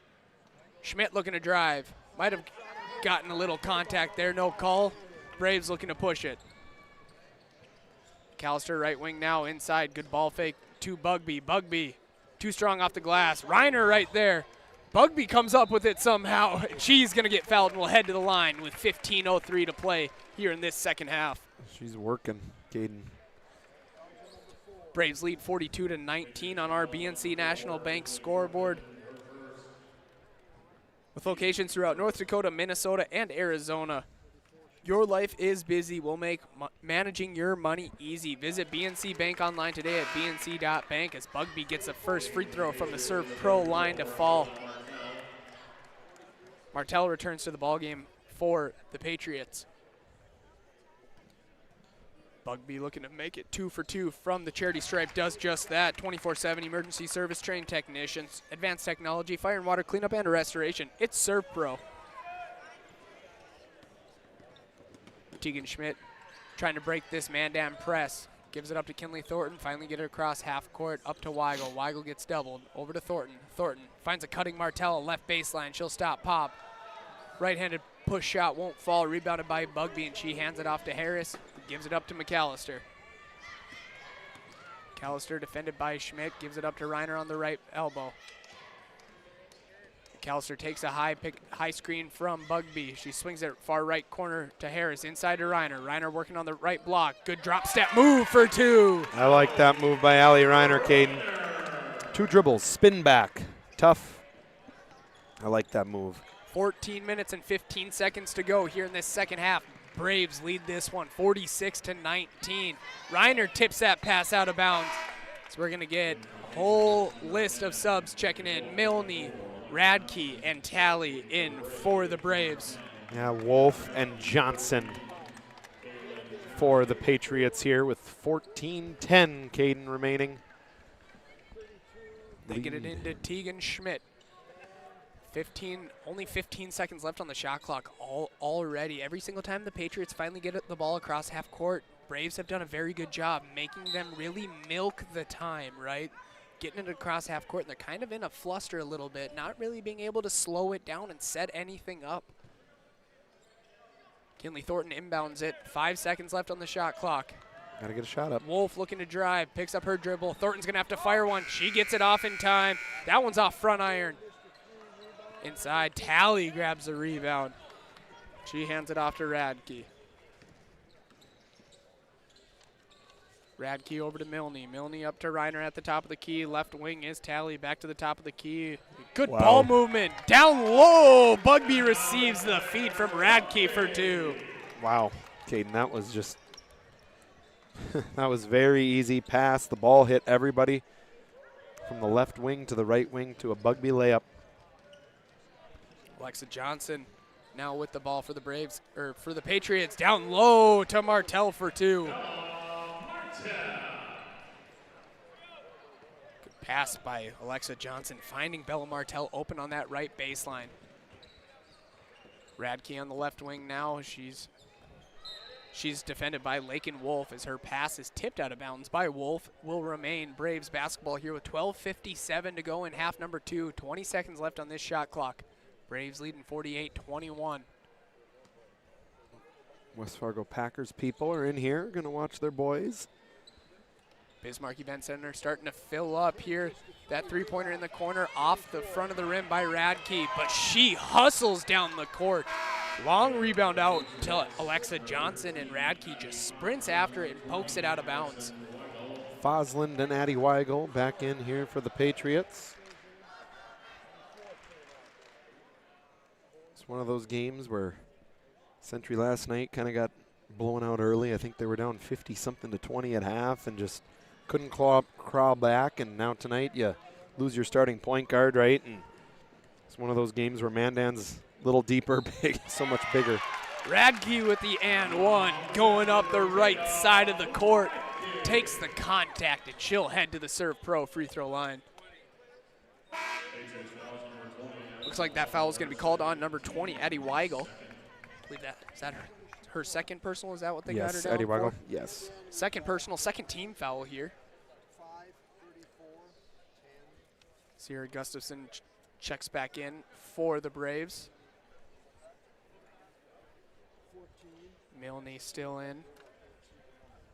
Tatum Radke will go to the line, trying to convert the old-fashioned three-point play. She misses, but Bugby right there to clean it up. Ooh. Oh, can't get the friendly roll around the rim. Radke's, her attempt won't go. Gustafson's attempt won't go. Bugby's sticking with it. She's got it to go. She has just cleaned up the glass, scoring at will down low. Foslin heads up pass over the head of Alexa Johnson as it goes out of bounds. Hadley Harris checks in for Tatum Radke here.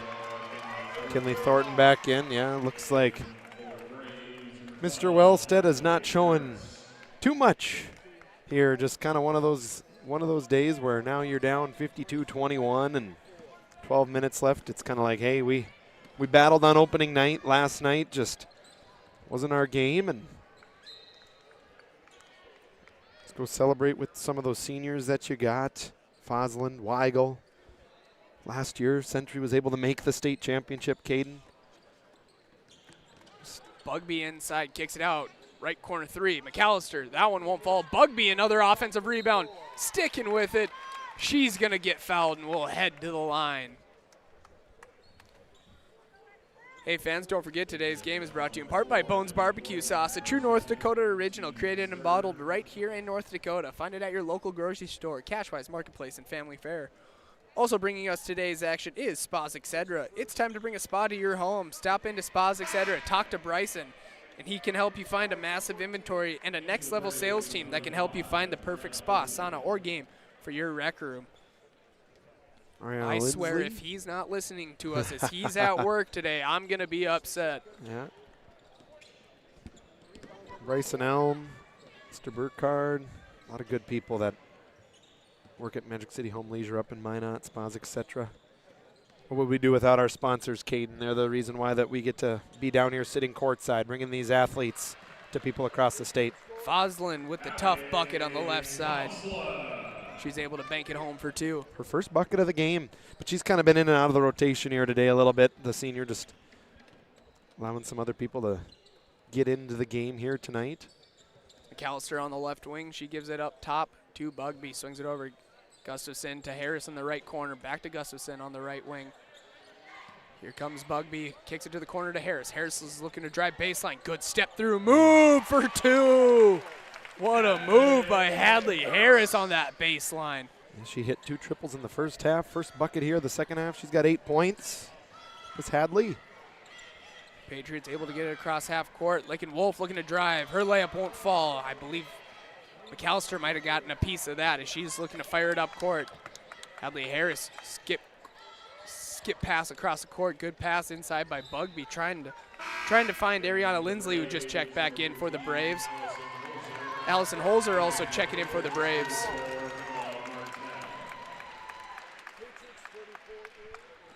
Hadley Harris to inbound on the left side of the basket on the baseline. 19 seconds on the shot clock. 10:39 left on our BNC National Bank scoreboard. Just checked in. Holzer's three. Off back iron. Bugby trying to battle for it.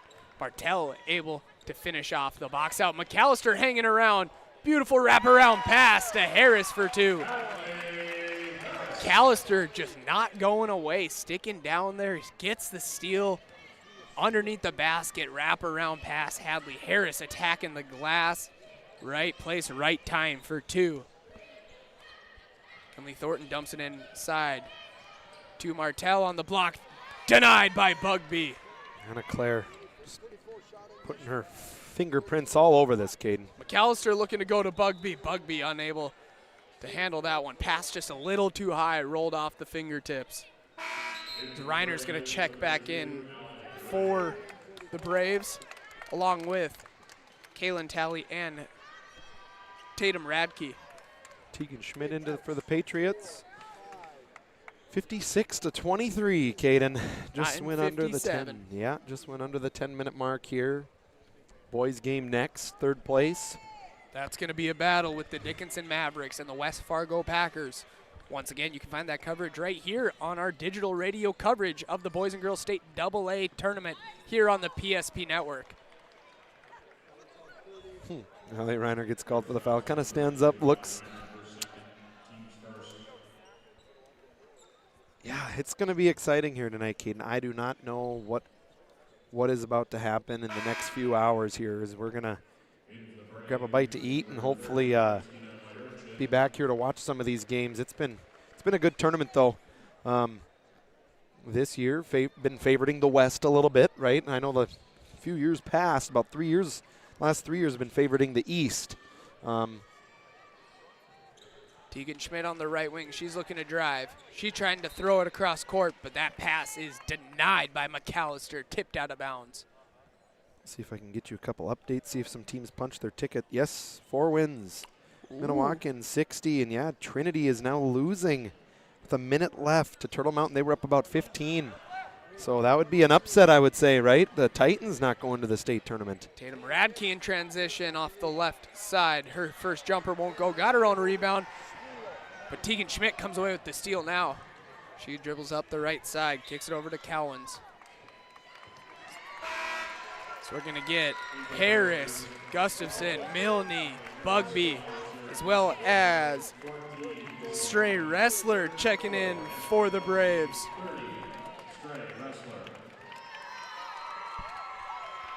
Stray Wrestler getting her first run here today in this third place game at the state AA basketball tournament in the capital city. Lakin Johnson from downtown. She's got it to go. I've always loved her jump shot this year, Caden. Just such a nice, pretty jump shot. Good shooter. The southpaw. Yep. Bugby out. Wrestler left corner 3. That one's not going to fall. Good tip out by Tegan Schmidt, keeping it alive as the Patriots are able to come down with the rebound. Schmidt gets it back, kicks it over to Lakin Johnson. She wants another one. She's got another one. Good jumper, Lakin. Again, that 45% three-point shooter this year. Future's bright for her, the junior. Cowens almost comes away with the steal. Harris able to corral it. Milne tries the 3. That one's not going to fall. Martell with the rebound. Bugby right there. Gives it up to Lakin Johnson. Johnson gets it up, cross half court.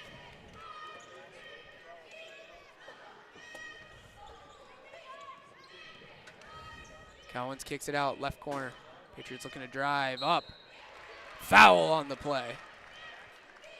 Looks like we're going to have more subs for the Braves here. With 8:05 to play, Braves lead 56-29. I believe now under 9. Well, it is under 30 now. We might be close to that running clock in North Dakota basketball.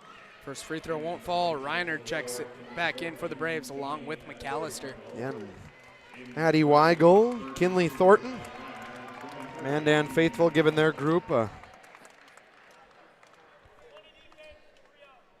Hey fans, don't forget today's game is brought to you in part by Planning Team Financial Advisors. Whether you are looking for a full-service financial plan or planning for farm or business succession, Planning Team Financial Advisors is here to help you work toward achieving your financial goals.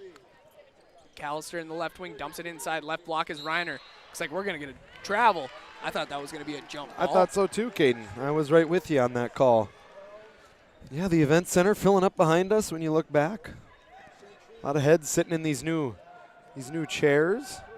It's kind of cool to see the progression of the event center here today, from being here at 9:30 in the morning, kind of just seeing all these fans start to trickle in more and more. Yeah, when we were drinking coffee, and so was everybody else in here. And first time calling a game drinking coffee, actually. Yeah, and there was 100 people in the place.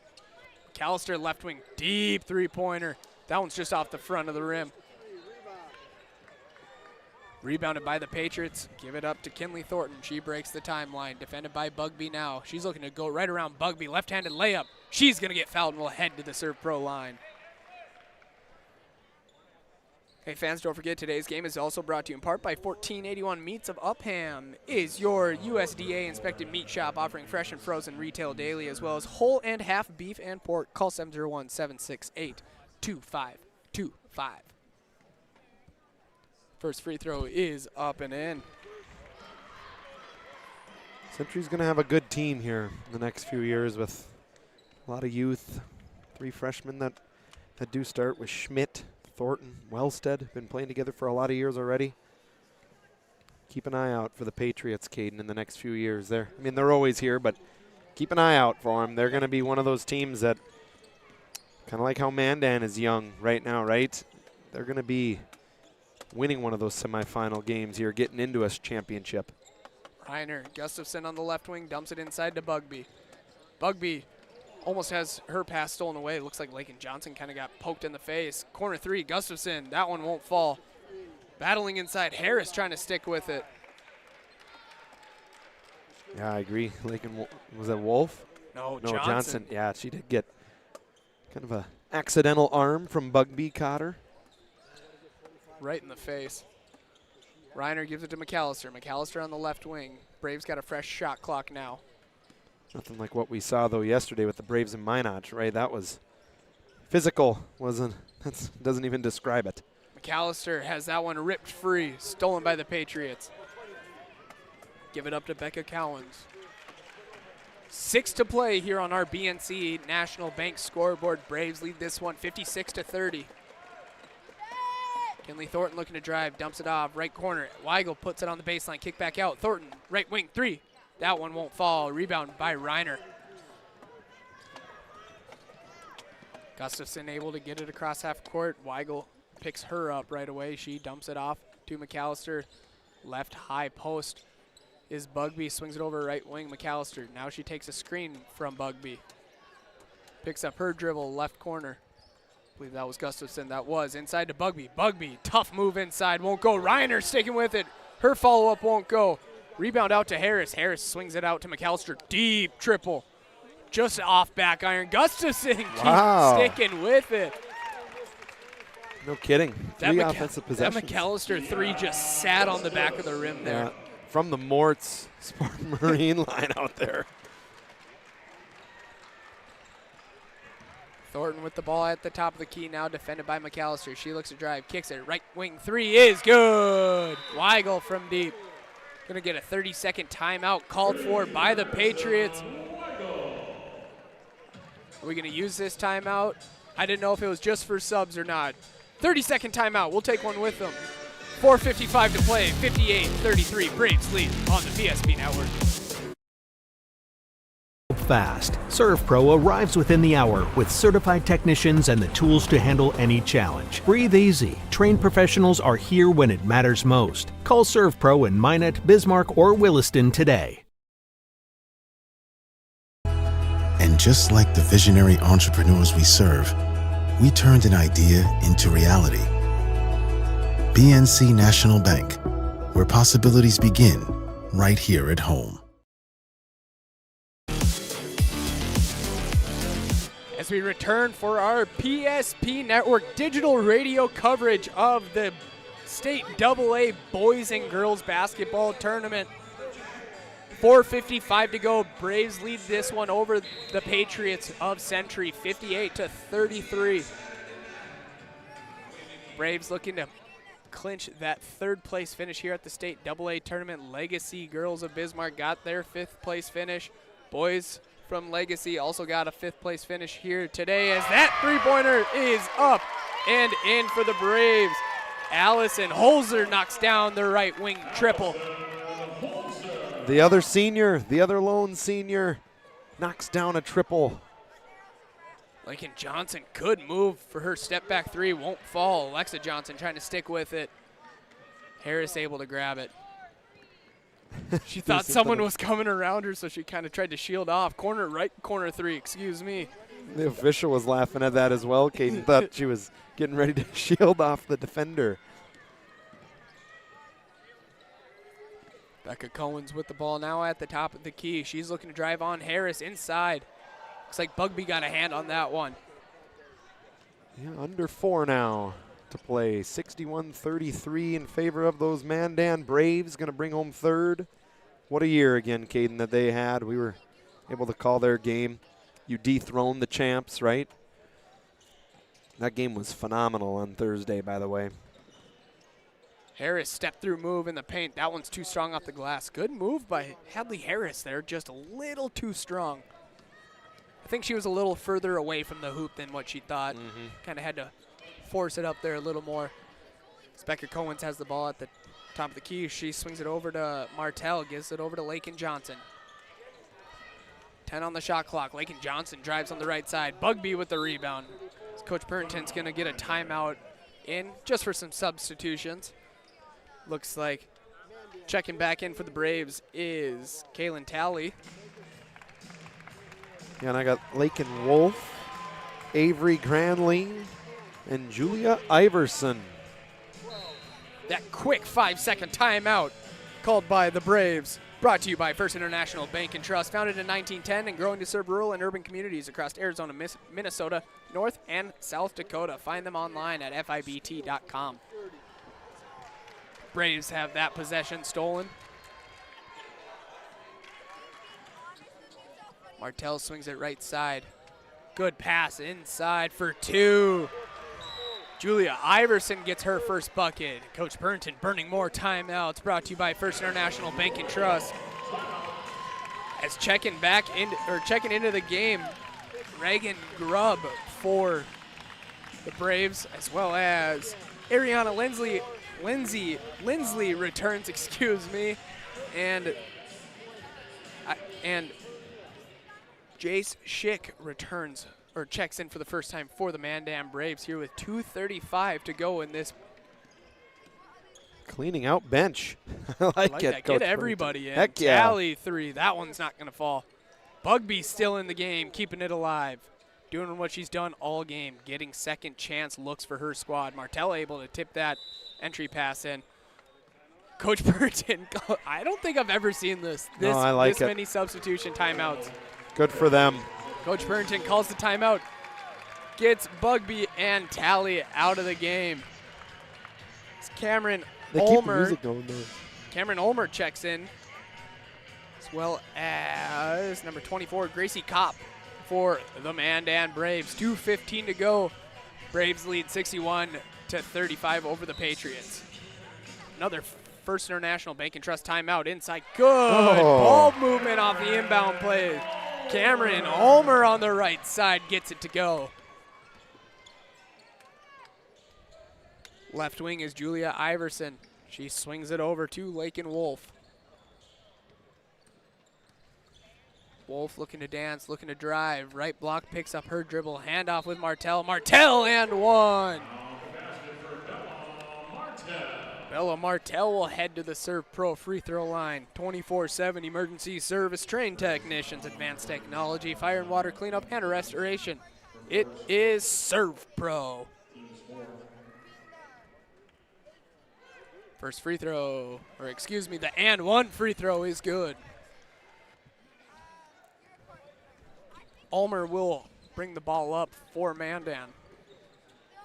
Swings it to the left wing. That is Schick. She's looking to go inside to Kopp. That one's poked free. Kopp able to corral it, though. That one's going to be blocked.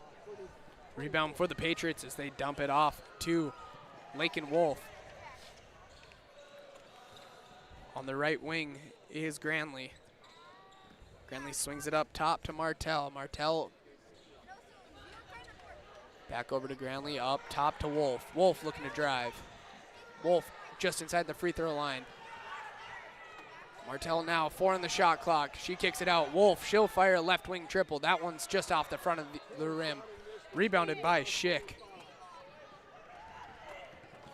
Mandan Braves, Caden, 22-5. They'll finish their season. 22-5 is right, as the Braves will move on, and move on to 22-5 as the Patriots will fall to 21-7. But regardless, just a great, phenomenal year for both schools. Ooh. As inside move, Reagan Grubb for two.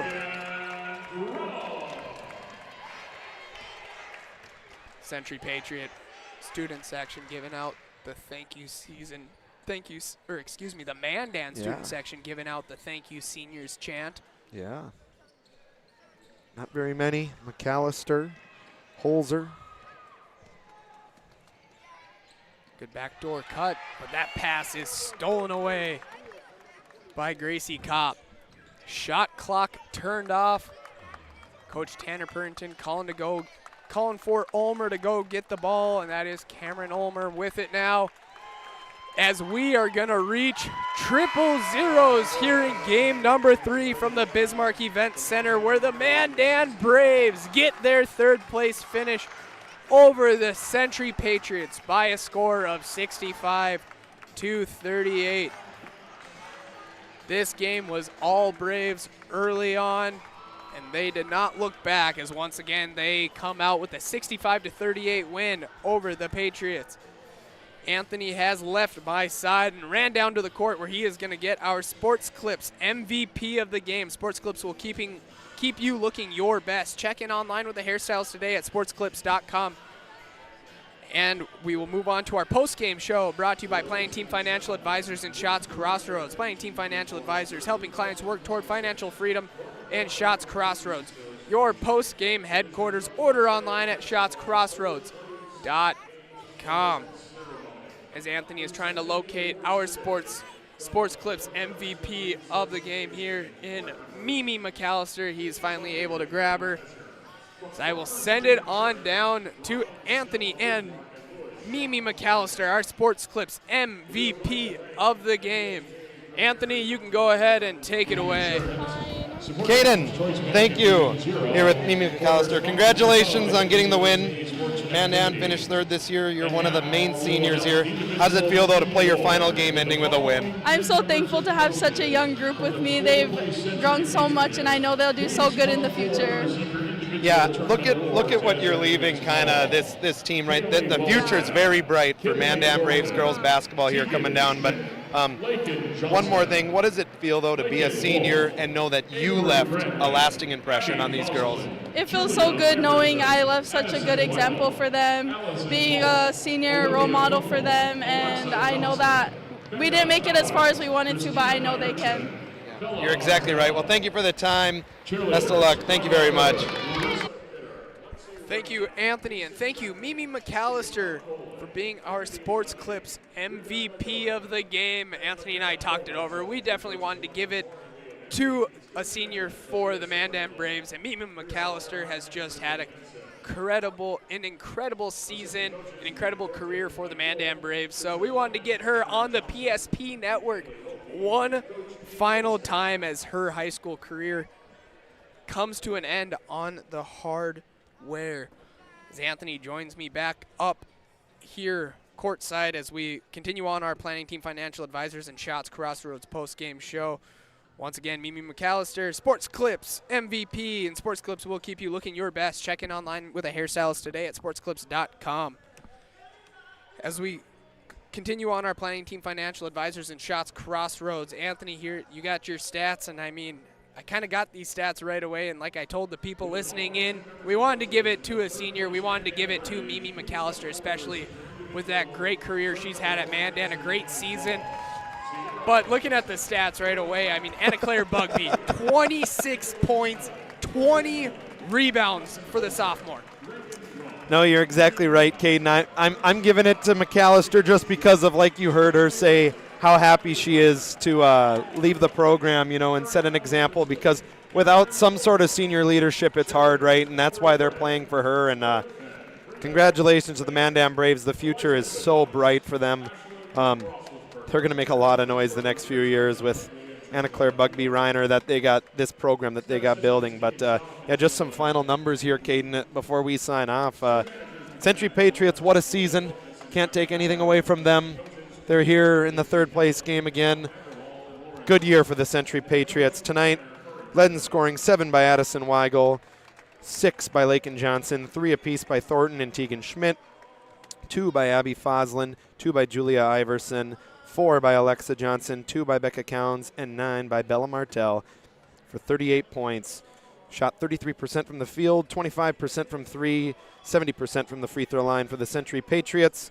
Congratulations to their season that they had. Abby Fosland going to University of Mary to play hoops, tremendous athlete. Tonight she did not get to play as many minutes, just as they were letting some of their youth get a game under their belt on this big court. And then over to the Mandan Braves, right, taking third place. They're getting to put that hardware in that new beautiful high school that they got, which I know I've been in there, and I've been to their old school that's now no longer there. They have a lot of awards in Mandan school history, and tonight they get third. One final time for that Mandan Braves brand new high school. A lot of that stuff did come from SPS. We'll throw our work on for an ad just one time. That one's free. Heck yeah, man. No, absolutely. And like you said to the people before, Anna Claire Bugby, 26 and 20 for her, 10 by Allie Reiner, 3 by McAllister, 2 by Grubb, 3 by Holzer, 3 by Lizzie Milne, 10 by Hadley Harris, 2 by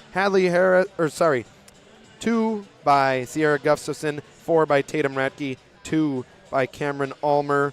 And I believe I got everybody on there for the 65 points for the Mandan Braves as they move on to taking third place here at the state AA basketball tournament.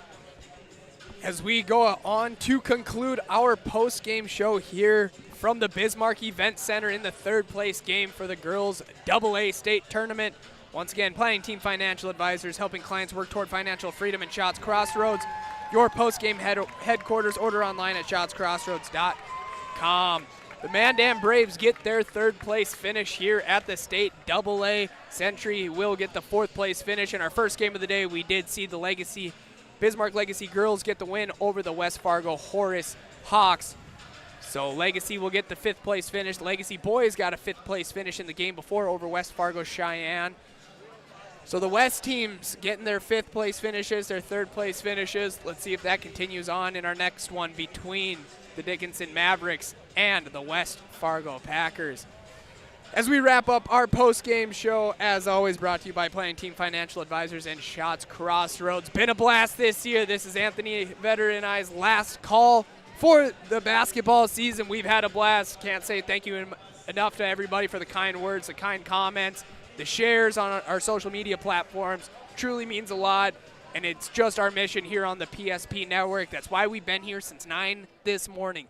Our goal on the PSP Network is to promote local athletes. That's what we want to do. That's what we're going to continue to do. That's what we strive to do. And we love and can't thank all of our sponsors, all of the viewerships for helping us do just that. As we say so long here for us from the Bismarck Event Center, don't go anywhere. Chuck Claremont and Scott Woodmansey are going to take the headsets here courtside on the PSP Network. But as for Anthony Vetter,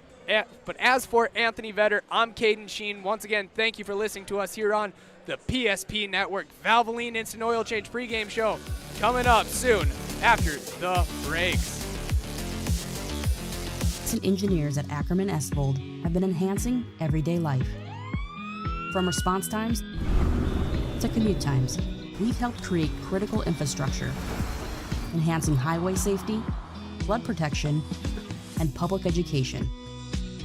And we're no stranger to enhancing fun, family outings, and even game time.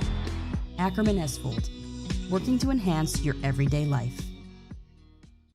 Our initial reaction when we realized he had 2 broken bones was fear. Then once we realized and got a plan with Trinity and our doctor, a lot of comfort.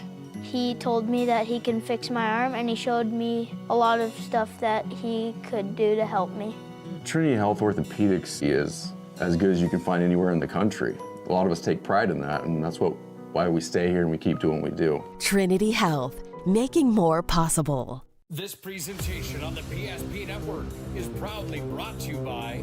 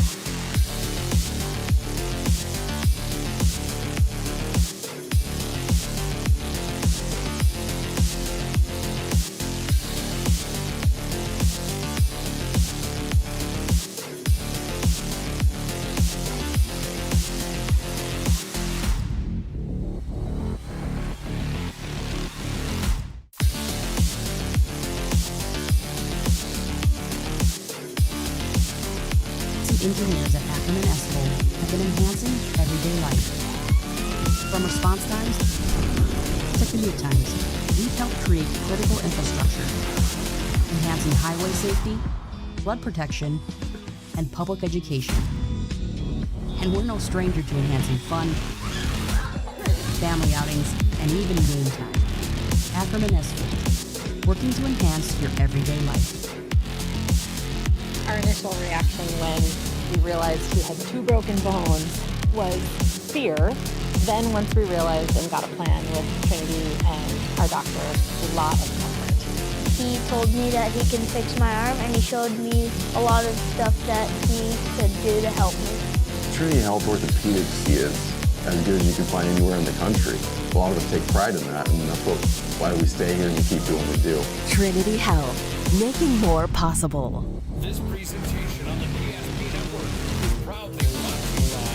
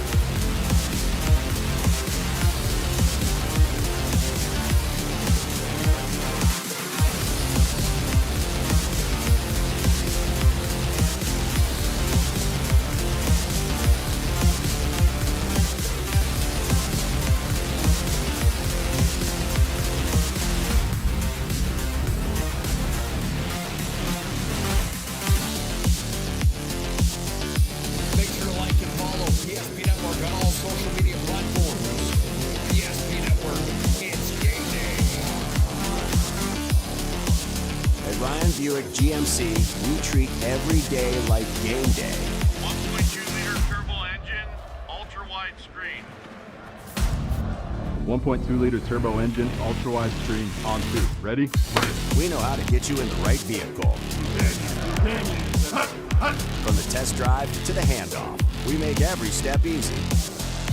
This season, start your drive at Ryan Buick GMC. We often think of frontiers as pages of history, a time gone by. But even in this modern world, there are new frontiers to conquer. Whether you're tending the land to grow a better tomorrow or growing a business for new opportunities, the work you do powers the world. Exploring the frontier means stepping forward, shaping the future for yourself and for those around you. First International Bank and Trust, helping you live first, one step at a time. That sinking feeling you get when this happens? That's oil change anxiety. The anxiety of being without a car with a billion things to do. The fear of being overcharged. The stress of not knowing where to go or who to trust. But you never get those feelings at Valvoline Instant Oil Change, where you can watch us work right from your car, and we finish up in about 15 minutes. We changed our oil and did our 18-point safety check. Valvoline Instant Oil Change. Service you can see, experts you can trust.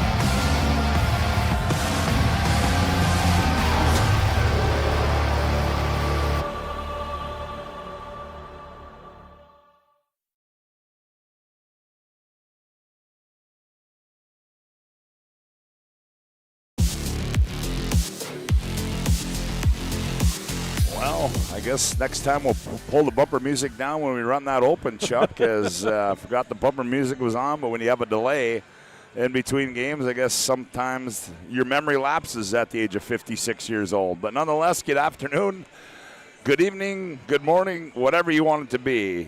Back live at the Bismarck Event Center. Chuck Claremont, Scott Woodmansey with you as we get set to bring you the boys' third place game featuring the different Dickinson Mavericks and the West Fargo Packers. Dickinson 18-8, West Fargo 19-7. And we'll get you set up for that one right here on our Valvoline Instant Oil Change pregame show. Your local oil change headquarters, 25 years of the Lundins taking care of people. Local actually matters. Not to mention this oil change is stay in your car drive-through oil change that is typically performed in 15 minutes or less. Find them in Minot and Bismarck. It's Valvoline Instant Oil Change. Well, if you're just tuning in, glad to have you aboard as Caden Sheen and Anthony Vetter took you up from the morning into the mid-afternoon, and myself and Chuck and Nick Hallberg are going to take you the rest of the way here tonight as Nick will step in and he will get the opportunity to call the final game of Lily Bell and Maggie Fricke in their high school career. Yeah, I know he's pretty excited about that. As I think it's the Derek Doucette and the Minot team and the Minot girls. That's what kind of got Nick going. That's what kind of put PSP on the map. So, he's got obviously some, a lot of history with that crew. But, what made me think of Caden and Anthony doing games. They're young. They're probably similar age when we started. And I was thinking you and me doing a consolation game, Grand Forks, Red River, and somebody when your dad and Oral, they're like, no, we're not doing the 9:30 game. Said, Scotty, Chuck, you want to pick that baby up? And we were up in the crow's nest. And well, when you get into the business, that's how you start in the business. Absolutely. You get the what they call the breakfast round, and then that's how you get started in this thing. And then the later you get into your career in this thing, well, then you just start to pick and choose and however you want to do. It never hit me till they were getting up and leaving, and I thought, oh my God, we were those guys. Yeah, we were those guys at one point that. Although they probably were a little more prepared than we were back when we pulled that Grand Forks Red River game. That, that was pretty. It's pretty cool. I was thinking how your dad and Oral and you get in. Yeah. We're those old guys now. Well, I think they even called us the old guys. I tell you, I even got it. And I should have told Nick this, but I even got a comment. And for Oral Schmitz to pull out a comment when a guy's doing a broadcast. That's big time. Okay. And he commented he was listening to the Williston High girls game back in the West Region tournament, and he said, we're listening from Florida, and those guys are doing a great job. So hats off to those young men. Way to go, Earl. Appreciate that, man. They did a great job. Hey, well, they got to take some credit for getting us in the business. Absolutely, and I'm going to have to pass that on to those two guys. If you're just tuning in, glad to have you aboard here on the PSP Network. Let's set you up with what's taken place so far here at the Bismarck Event Center. This thing got underway at 9:30 this morning in our girls' fifth-place game. Legacy wins that one 59-53 over Horace. And then in the girls' third-place game that just ended, Mandan all over Century 65-38. So Legacy, your fifth-place winner, and Mandan, your third-place winner. And then on the boys' side, well, only one has been played thus far, and that was the boys' fifth-place game. The Legacy Sabres, Jason Horner and that squad that he had this year, a squad that he just absolutely loves so much, they end up they get fifth place at a big day by Johnny Rubidoux. It went up with, I believe, 33 points this afternoon, and so a good way for Big John to go end his high school career. So congratulations to Jason Horner, Jim Petrick on their fifth place finishes, and we've got one more game to go before we turn our attention to state championship night here at the Bismarck Event Center. We'll have more of that for you as our Valvoline Instant Oil Change pregame show rolls on from the Bismarck Event Center.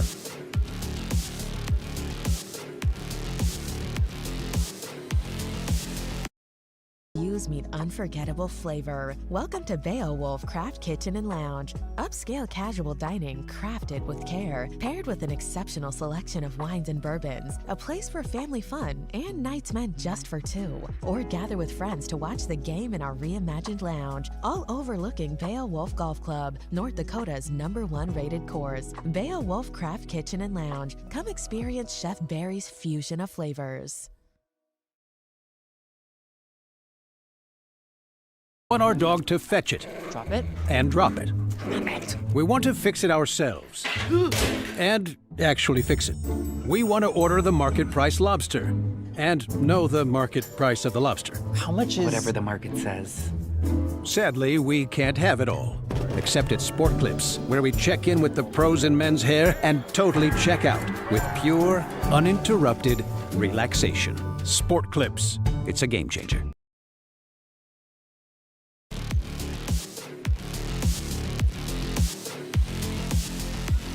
Welcome back to the Valvoline Instant Oil Change pregame show as we get you set for our boys' third place game featuring the Mavericks and the Packers. Yeah, yesterday Dickinson was handled by Bismarck High 86-56, and West Fargo dropped a tough one, a physical one, a violent one to the Century Patriots 69-67 last night. Chuck, these two teams met earlier in the year, way back in the year, right back in December 5th. And West Fargo won at 77-71, but lots of things have happened between then and now, and you lose a tough game in the state semis, and then you turn your attention to the third-place game today, and, I mean, you just tell the guys, hey, guys, you know what? For particularly you seniors, go out, play hard, and let's try to go out on a W. Yeah, it's the first game of this season for both these two teams, and you're absolutely right. You're 25 games later, and so there's a ton has changed. I know one key cog, A.J. Brackens, did not play in that opening game of the year, and we both know that kid's, I mean, he's electric when he gets out in the court. They were down 11-0 yesterday, and he came on and scored 7 points to get West Fargo right back in it. So obviously he's going to be a little bit of a difference maker. He'll be playing now, and so a little more of a boost to this West Fargo team. But as we talk about West Fargo, Wyatt Knutson, he's not starting today, and he's got that left knee just a bruise, I heard, so he's going to try to play, but they're going to bring Booth in, and that's a pretty quality guy to say, okay, we're going to swap Wyatt Knutson for what is it? So you lose 6'5", and you just go down the bench and say, well, we're going to replace 6'5" with 6'8". And both guys incredibly physical and powerful inside, so I just think West Fargo's going to be okay. Good. Tough loss for them yesterday, obviously, in that I wouldn't say it a heartbreaking loss because they came back. They were down by 12 at halftime and down probably 10 with maybe, 3-4 minutes left. And they just fought their way back because they have such tough kids. And Century hung on and pulled that one away. And for Dickinson, you just got to kind of shut the water off and say, all right, we're not going to follow. We're not going to think about that Bismarck High in that game. And I'm with you, Scott. Come on, have fun. Yeah, I mean, you just got to go play. I mean, that's what you got to do. And we'll see if the midgets or the Mavericks. I see. There we go again. You only said it once. I only said it once. You're done. Now I'm done. Okay. As the Mavericks and the Packers will go at it here in our boys' third place game. We'll take another timeout on our Valvoline Instant Oil Change pregame show. When we come back, the starting lineups, the opening tip, West Fargo, Dickinson, next on the PSP Network.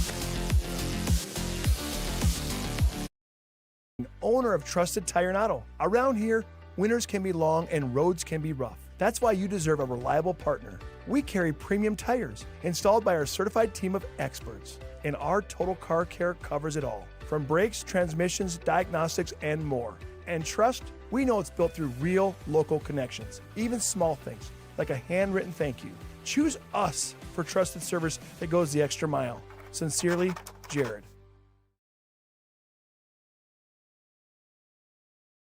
Relax, spas, etc., Bismarck's #1 hot tub and sauna dealer brings luxury and wellness straight to your home. Discover top brands, Sundance hot tubs, and Michael Phelps swim spas that deliver not just relaxation, but real therapeutic benefits. Right now, save up to $5,000 or enjoy up to 72 months interest-free financing. Visit us today at 1420 East Main Avenue in Bismarck and experience the best deals for yourself.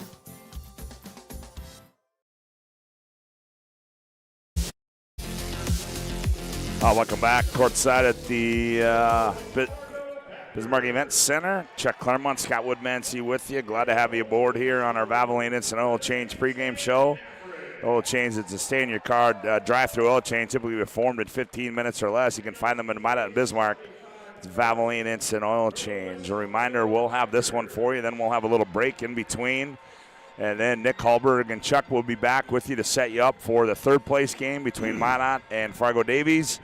And then we'll round out the day with the boys championship. But take crosstown rival Bismarck High and Century. The starting lineups are being introduced on the floor. They go like this. First of all, for the West Fargo Packers, they'll go like this. At one guard will be Aiden Samick. He's 5'9" and a senior. He just did a flip, standing flip when they introduced his name. Okay. Sorry, that's pretty impressive. Yeah, it is. At the other guard will be Hawkins Seymour, 6'2" and a senior. And another guard spot will be Beckett Fowl, 6'2" and a senior. Another guard spot will be Sam Glant. He's 6'2" and a senior. And in the middle, it'll be the big fella, Steph Booth. He's 6'8" and a sophomore. Their head coach, Adam Pelcheski. For the Mavericks, they'll go like this. It'll be Jordan Daychild at one guard. He's 6 foot and a senior. The other guard will be Dylan Glazer, 6'2" and a senior. And another guard spot will be Boston Cranston, 6'2" and a senior. At one forward will be Nate Stevenson, 6'2" and a junior. And in the middle will be Cameron Wolf. He's 6'5" and a senior. Their head coach is Danny Glazer. It'll be Daychild, Glazer, Cranston, Stevenson, Wolf for the Mavericks. Samick, Seymour, Fowl, Glant, and Booth for the Packers. Mike Lean, Mark Ukestead, Braden Schildberger are your officials for this afternoon's third place boys game here at the Bismarck Event Center. Got some keys for you, Scott? Yes. Sorry about that. I don't know the Plains Heating Air keys to the game. All right, hey. Dickinson, well, anytime you're playing West Fargo, you better be physical, right? Century found that out last night. Box out, keep Booth and Knutson off the glass. And you look at the West Fargo side, Bismarck High did this very well. That was their key, and I think West Fargo is going to follow. You got to control Boston Cranston, right? He's kind of that guy that gets going for him, and you control him. I think you got an opportunity for a victory here tonight. And obviously got other very good basketball players on this Dickinson team, but Cranston is kind of that central figure. So I was sitting there watching that with Larry Grandal in the first game, the girls' third place game. These guys, the repel, North Dakota National Guard repel team. And Larry Grandal looks at me and says, "That's what I'm going to do." Yeah, And Did I you say said to what, myself, is somebody going to wake you up? I said, "How?" Well, hey, it's always good to have dreams, Larry, even at your age, my man. Well, here we go as Booth will go up against Cam Wolf at center court. Packers in the greens with white trim. Dickinson in the whites with Texas orange trim. Ball's controlled by Beckett Fowl of the Packers. Here's Sam Glant up the left side. Glant on the bounce, attacks the 10. Gets it off to Seymour. Now Booth down low, guarded by Stevenson. Here's Glant, top of the key 3 on the way, wide right. And rebound comes out to Stevenson. He drops off Daychild. I like that matchup with Stevenson banging with the big fella, Booth. Stevenson out top of the key. Now hands off Wolf. Wolf, stop and go move there. Spins at the elbow on the left side. Now gets in the paint. Now Stevenson attacks. Nice pocket pass. Glazer on the baseline. Here's Cranston, 10 to shoot. Stevenson. He's got to go. And Booth leaves him and gets a clean shot, and Daychild the rebound. Glazer steps into a long 3. Bingo. Good battle for that offensive rebound by Daychild. It's good to see that he's playing too, Scotty, because he missed a lot of that second half of the Demon game yesterday. 3-0, the Mavericks lead on the BNC Bank scoreboard. Here's Booth with the hand back to Glant. Now they try to get it to Samick, and they do. Down low, leans in. Tough shot contested there. And back with it comes the Mavericks. In the left corner, Glazer. Close out. Glazer goes by Glant. The reach in on the attack by Glazer, and Dylan will go to the Serpro free throw line. That's what happens. You make a 3, and all of a sudden somebody's out guarding you, and a little head fake, go right to the hole. And then I like that Stevenson had pulled Booth away from underneath the basket. So what's going to happen? Stevenson likes to go outside as well. Dylan Glazer at the Serpro free throw line. First one rolls off for Dylan. Sam Glant got the foul, his team's first day's game, brought to you in part by BNC National Bank. Your life is busy. We'll make manage your money easier at locations in North Dakota and Arizona. Visit BNC Bank online today, bnc.bank, and Glazer missed them both. 61% free throw shooter, so normally fairly decent. Foul back with it, now gets it off Glant, high right side, now angles middle of the floor on the bounce, takes it into the left wing, hand back to Samick. He comes off a high screen from Booth. Nothing there. Now they go in the corner to Glant. Glant's going to set. He's going to fire for 3. Oh, and he buries that one, does Glant. That is the most unorthodox three-point shot I've ever seen in my life. But you know what? That one went in, Scott. Yeah, he buried it there. Doesn't matter what the scorecard looks like, right? Cranston in the paint. Left corner, Wolf for three, comes off. Booth, give him a rebound. Up the near side, quick return. Here's Seymour on the attack. Now reverses his dribble. Now finds a cutting foul on the right block. He goes to Booth. Booth can't hang on to it. Now Glant in the left corner where he just buried one. And Stevenson. You know, and that's one thing with Stevenson, too, is he's going to stay behind Booth. He's going to body him up, but he's quick enough to get around him in situations like that, too. Foul will trigger it inbounds. He does the Glant catch, fire, three, another one. That's back iron and rebound into the hands of Boston Cranston. Cranston back the other way for the Mavericks. Shimmy shake move out high on Seymour. Seymour bumps him on the right elbow, bumps him again. The question always is, Scott, what are they going to let West Fargo get away with? Yeah. Daychild on the bounce. Daychild spins, dumps it down low. Stevenson, he lost Booth, and he goes up and scores it. Went to the back door underneath the basket, got a great inside the lane pass from Daychild. 5-3, and here's a three by Beckett Fowl, and Beckett Fowl answers the call. He rattles home his first three. Yeah, I can tell you Beckett Fowl probably not happy with how his game went yesterday, just 3 points and 6 rebounds. I think he's going to come out today with a little more aggressive offensively, Scott. Samick looks like he's going to absolutely tear somebody's face off. Oh, yeah, he got popped in the mouth yesterday late, and when he did, man, he put on the mat on like you wouldn't believe. Cranston, the step back, scored it. That was pretty. I know we're going to get a foul. Going to be a foul. I thought he said 22. There isn't a 22. Is it number 2? Oh. Samick and Daychild are just getting after it already. So Samick gets called for the foul. And you got to call a foul on Hawkins Seymour as Seymour came running behind Cameron Wolf. Wolf was kind of the lob back out to the backcourt. I was looking down. I didn't see that one. Yeah, and he kind of just ran up his legs. And, you know, on a turnover like that, you got to make that call. Seymour gets, that's 3 quick team fouls for West Fargo. 7-6, Mavericks lead, 14:53 to go here, opening half of play. Daychild off a screen, poked away by Samick. Ball's loose. Samick tackles him and goes out of bounds, and it'll go back to Dickinson. Samick, MSUM football commit. Great all-state wide receiver as a senior. This junior, he actually was a running back for the Packers, and Jay Gibson. Seymour's going to get another one. Well, last night he got away with a lot because he was super physical, picking, guarding, and you can see the officials probably are not going to let that go. There's already probably been a conversation or an emphasis by the official group at their meeting last night. Yeah, Owen Scoville checks in now for – no, I take that back. Aiden Simic checks in now. He has not played yet. No. 6'1 senior. It is Simic. There's Aiden Simic and Aiden Samick. Wolf on the turnaround. That one's high off the glass and comes off and into the hands of Booth. On the other end, foul. Here's Simic down the left side. He's cut off there. Trying to find room, guarded by Wolf. He's got nowhere to go. Now finds foul in the left corner. Oh, and Beckett knocks one home. Just kept moving without the ball, finding an open spot on the baseline, bailed out Simic. 9-7, Packers by 2, 13:58 left to go here, opening half. Wolf on the left side, leans in, attacks on Glant. Glant blocked it, ball's loose.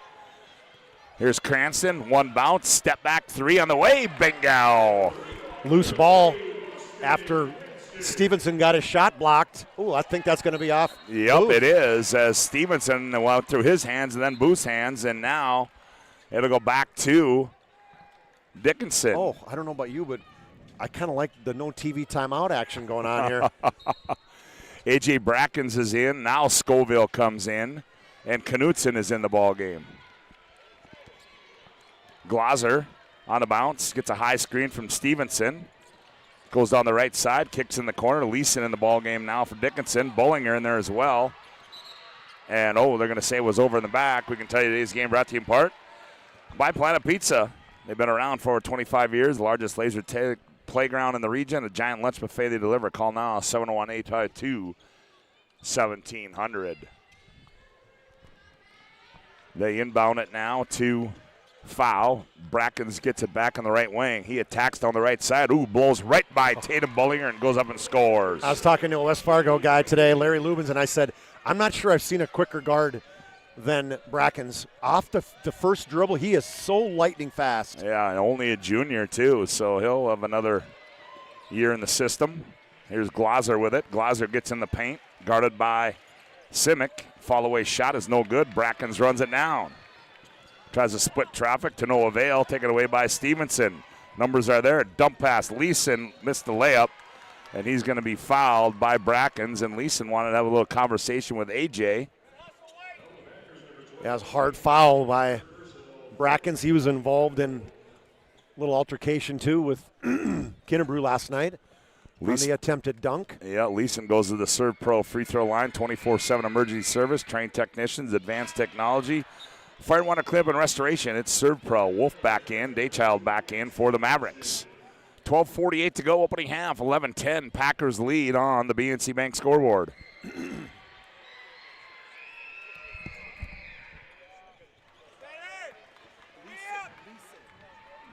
And he got them both. Did he not?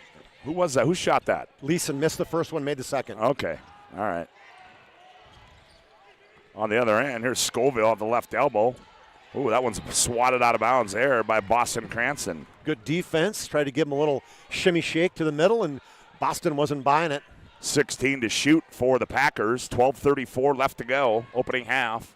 We're tied at 11 on the BNC Bank scoreboard. Bracken's into Knutson deep in the left corner. Probably not where you want him. Now they reverse it. Right side. Simic Leeson says, go ahead and shoot it. Yeah. Foul between the legs. Nifty. Simic attacks, goes to the ground. One to shoot, and foul. Just got it off, and Leeson the rebound on the weak side. Leeson back the other way. He's bumped there by Scoville. Yeah, that's an offensive foul. It is physical initially. Leeson thought he's the one who drew the foul on Scoville. Scoville was just holding his ground. Leeson was giving him the business with that left shoulder, and it was the second one that the official said, nope, can't do that. Whatever happened to the "you can't do that" chant? We don't hear that one anymore. Oh, no, you don't. That was a good one. Hey, that was a good one. Maybe that's just old. That's just me. Samick, end-to-end, scored and won. Lifts his hands up, wanted a foul. The official already had blown the whistle. Yeah, you got a foul. You're all right. Super quick burst down the lane. He just reminds me of somebody with just serpentining through cones when he has the basketball, and it's the defenders on him. So Aiden Samick gets the hoop. Cranston gets the foul. He will shoot one. Well, this guy does not miss free throws, Scott. We talked about that. 38 in a row, and he had a couple 20-plus in a row. He's got to be the tournament alone. I'm going to look in that one. Packers by 3 at 14-11. Cranston, ooh, nifty crossover move. Fall away three. Oh, wow. Bucket for Boston Cranston. Cranston's a little more aggressive offensively, too. A great crossover step back with the left hand. Glant stop and go move on the baseline, and they're going to say Leeson got called for a push. It's going to be a second quick foul for Paxton. 13th foul. Booth comes in. Knutson's going to go out. It's good to see Knutson looks okay. He's got that bruise on his. It's kind of, I think I heard pain tolerance is the key. And the Glant out of the right corner for three, and he got it. Oh, did he stick his tongue out at the Dickinson bench? I think he did. Somebody made some comment about maybe the prettiness of that shot. Love it. 17. Here's Wolf. Oh, and Wolf from across the street. He buries a deep one. Catch and shoot. So Cameron Wolf does. 24 threes in a season. Samick nice dumps it down low. Booth. Oh, good hands there by the big fella, and he goes up and finishes it. So good in the lane when he gets by you. Such good vision finding an open spot. Cranston right back. Oh! Cranston, ring it up, another one. 11 for Cranston. I think he had a game early this year where he was 40-plus points. 20-19 our score. Here's Glant, crosses over, spins in the lane, nowhere to go with it. Now goes back out high to Scoville. Scoville off a screen from Booth. Here's Glant one more time. Heat check. Oh, missed everything. Not so hot there. Ball goes out of bounds. And it will stay with who? I think it'll stay with West Fargo. Today's game brought to you in part by UPS Store located at South Broadway in Minot. They're open Monday through Friday, 8:30 to 7, and Saturday, 8:30 to 3. For all your packing and shipping needs, you can find them in the Marketplace Foods Plaza. Stevenson back in the game, and immediately he's on Booth. Ooh, he just got away. They're going to call Glosser with a foul. Dad says he's in the touchdown Jesus pose, saying, no way.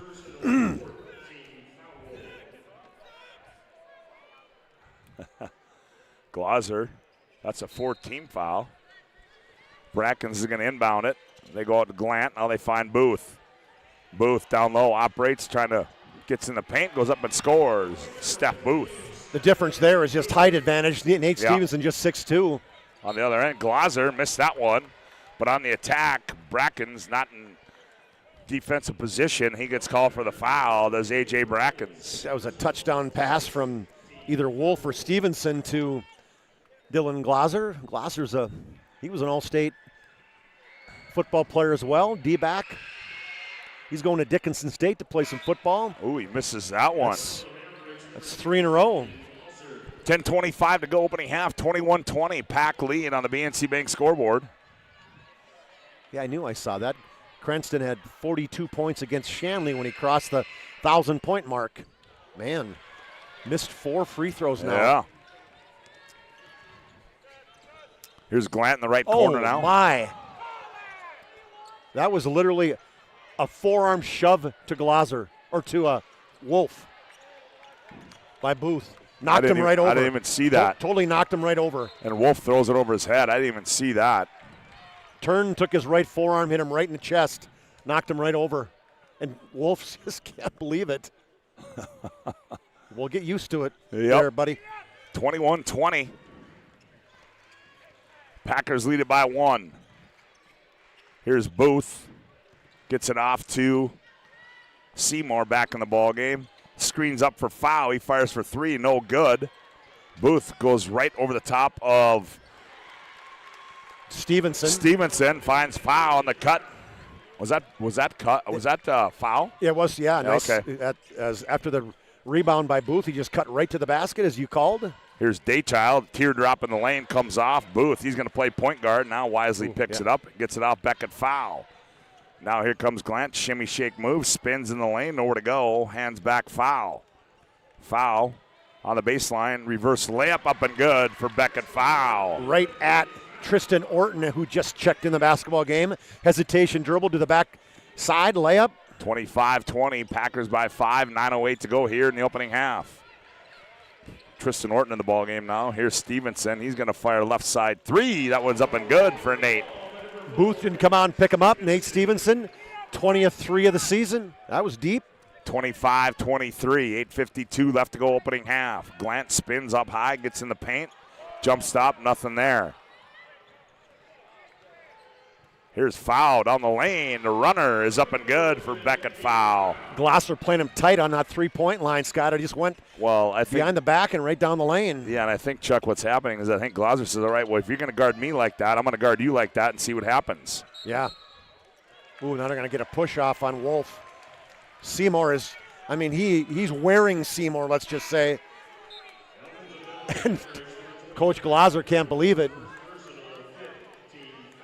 Cameron Wolf gets called for the foul. Today's game brought to you in part by Bones Barbecue Sauce, created and bottled right here in North Dakota.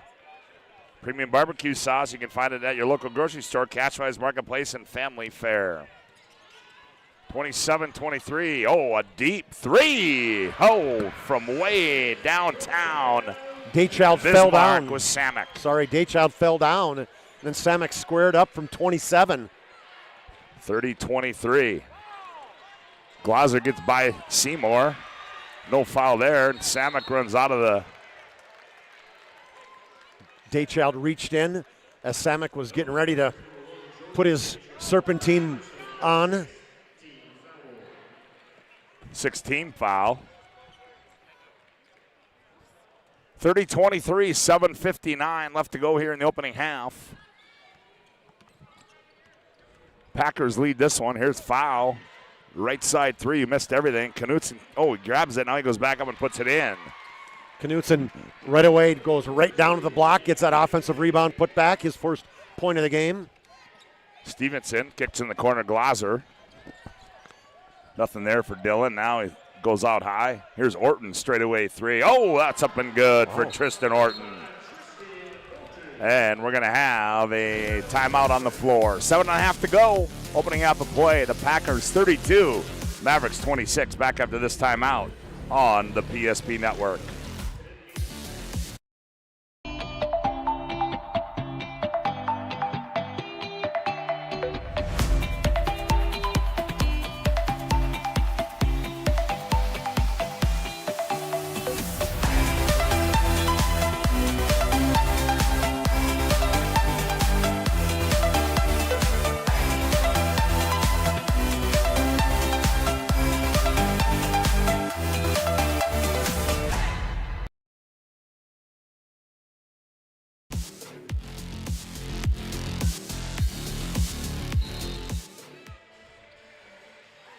(32-26). 7:23 left to play here in the opening half. Boys' third place game from the Bismarck Event Center.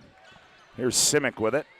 Dribble entry in the right wing. Now Simic picked up his bounce. Now gets it up high to Glant. 10 to shoot. Glant gets by Orton. Jump stop left block, kicks in the corner. Simic goes baseline. Throws it right into the hands of Stevenson. Stevenson down the other end. And then we're going to get a foul. Is going to go on Simic. Reach in on Nate Stevenson. Send Stevenson to the line. That's the 7th team foul. So that's going to be the 7th team fouls you heard there. And Stevenson will toll the third pro free throw line. You know that parents are into it when I hear a guy say, dead, dead, dead. And he picked his ball up over here. Hey, you know who that was? Who was that? I think that was the old coach. Oh, was that Coach Glaser? Yeah, I think it was. We can't help himself, right? That's right. Stevenson misses that one. Oh, nice pass. Glant. Knutson gathers and goes up strong and scores. Yeah, just threw it up in the air, kind of over his shoulder. High to Knutson, who gathered it, finished. 34-26. Packers by 8 on the BNC Bank scoreboard. Here's Bullinger. Now Cranston. Boston on the bounce. Now enters it. Stevenson out of the right corner for three. That one comes off. Rebound to Simic. In the front court to Glant. He tries to fire down low. Knutson. Hey, Chuck, Knutson's got some with that basket stanchion down there, doesn't he? He ran into it with his shoulder like it was a blocking standard in football. Dad's the assistant coach. We garnered that today when they were standing next to each other. It's like, hello. It's mini-me. Inbound Brackens, right side three on the way. That one's strong, and rebound comes down to Cameron Wolf. Lead pass to Cranston. Nice catch there. Cranston on the baseline goes up. Shot missed. Booth the rebound, gets it off to Brackens. In the front court, here's Scoville with it. Scoville now reverses his dribble, finds Brackens on the trail.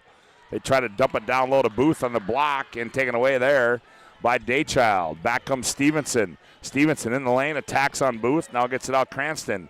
Cranston, nifty move there in the paint. Little step back, high arcing two is up and good for Boston Cranston. 13 points for him, and he's so good at that. Gets in the lane. The defense is right there, and then he kind of turns around and shoots a fadeaway. 34-28.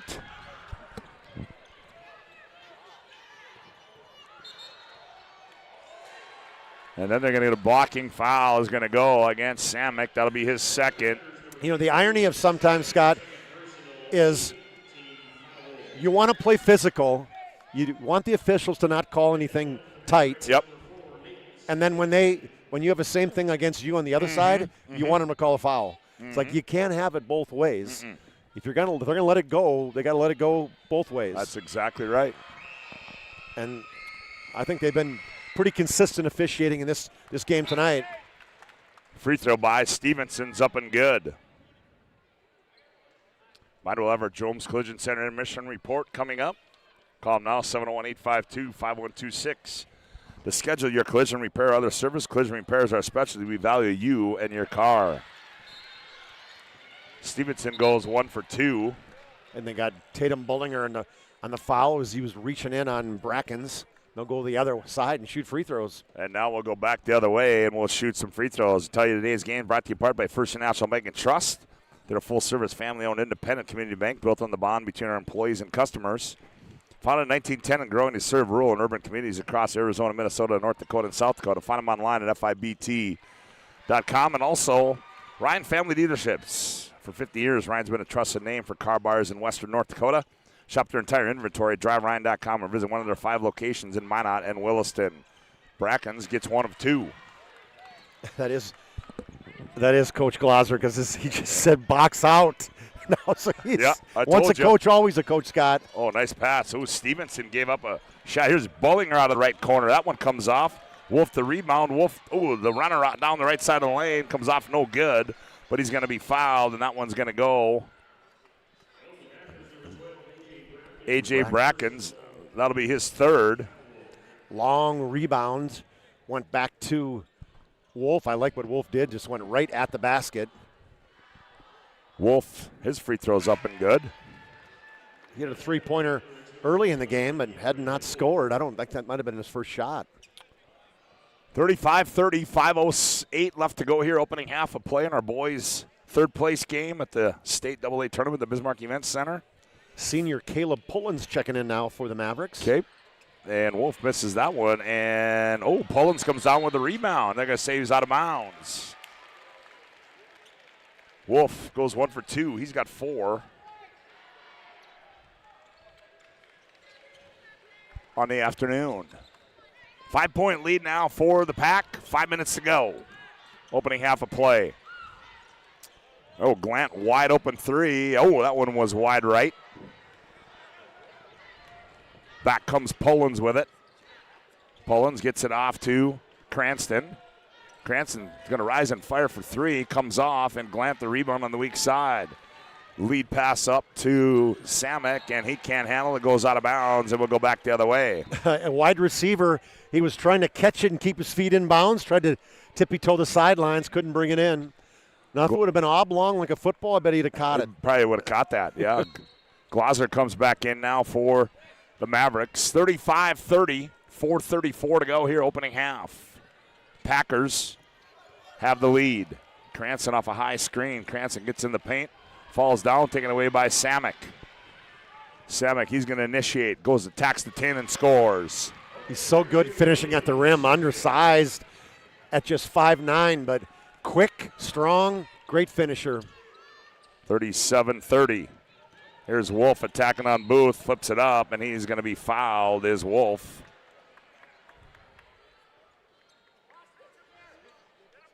That's going to be third on Samek. Yeah. He said, wait, 2, he hit him. So Samek, and we're going to see Ace Sheely. I thought initially when I was looking at this that it was Ace Freely. And the guy said, no, we don't have the Kiss drummer on our squad. That'd be Peter Chris, I guess. Wasn't the guitar player. So Ace Freely. We haven't seen him in either of the first 2 games as well. But were you a Kiss fan at all? Yeah, a little bit. A little bit. Not. I mean, didn't have any albums. I didn't have any posters. I had all the albums. Oh, okay. Wow. He get them both there. He did. Yes, he did. We got in that Kiss conversation there, and I wasn't paying attention. Threw you off. Scoville attacks. Uh-oh. That was kind of a warning. That's the look from the official saying, you got to stop. That's a nonverbal warning right there. Yes, it is.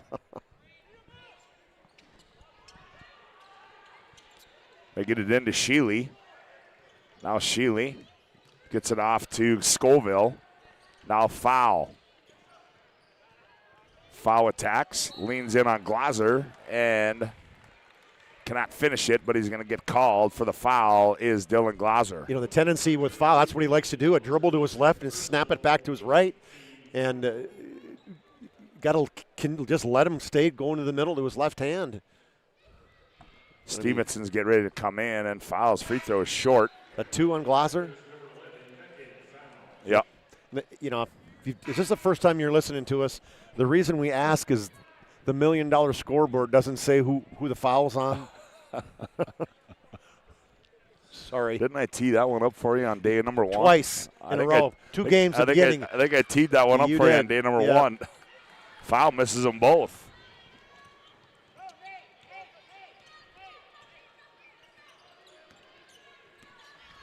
.335 to go. Opening half, 37-32. Packers with the lead. Wolf, runner, tough shot, lost it. Knutson, the weak side rebound. Wyatt's going to play point guard, gets in the front court. Scoville's going to step into a 3. That one's wide right. Air bank. Here's Stevenson up the right side. Stevenson spins in the paint, up and under move. Step back, rolls around, and goes in. Nifty move there for Nate Stevenson. About 4 moves once he hit the jump stop. Attack. Oh, and Cranston went up for the block on Scoville, and he got him with the body, and that will be a foul there on Cranston, his second. Tell you today's game brought to you in part by Farstead Oil. Contact Farstead Oil today to find out how their skilled sales team can help you achieve your wholesale fuel, mobile lubricants, and DEF needs. Probably serving North Dakota, Montana, Western Minnesota since 1938 and committed to outstanding customer service and reliability. Farstead Oil. Scoville hits the first, his first point of the game. Lefty. Him and Glant are both lefties. Yeah, I think Sheely is too. Got them both at Scoville.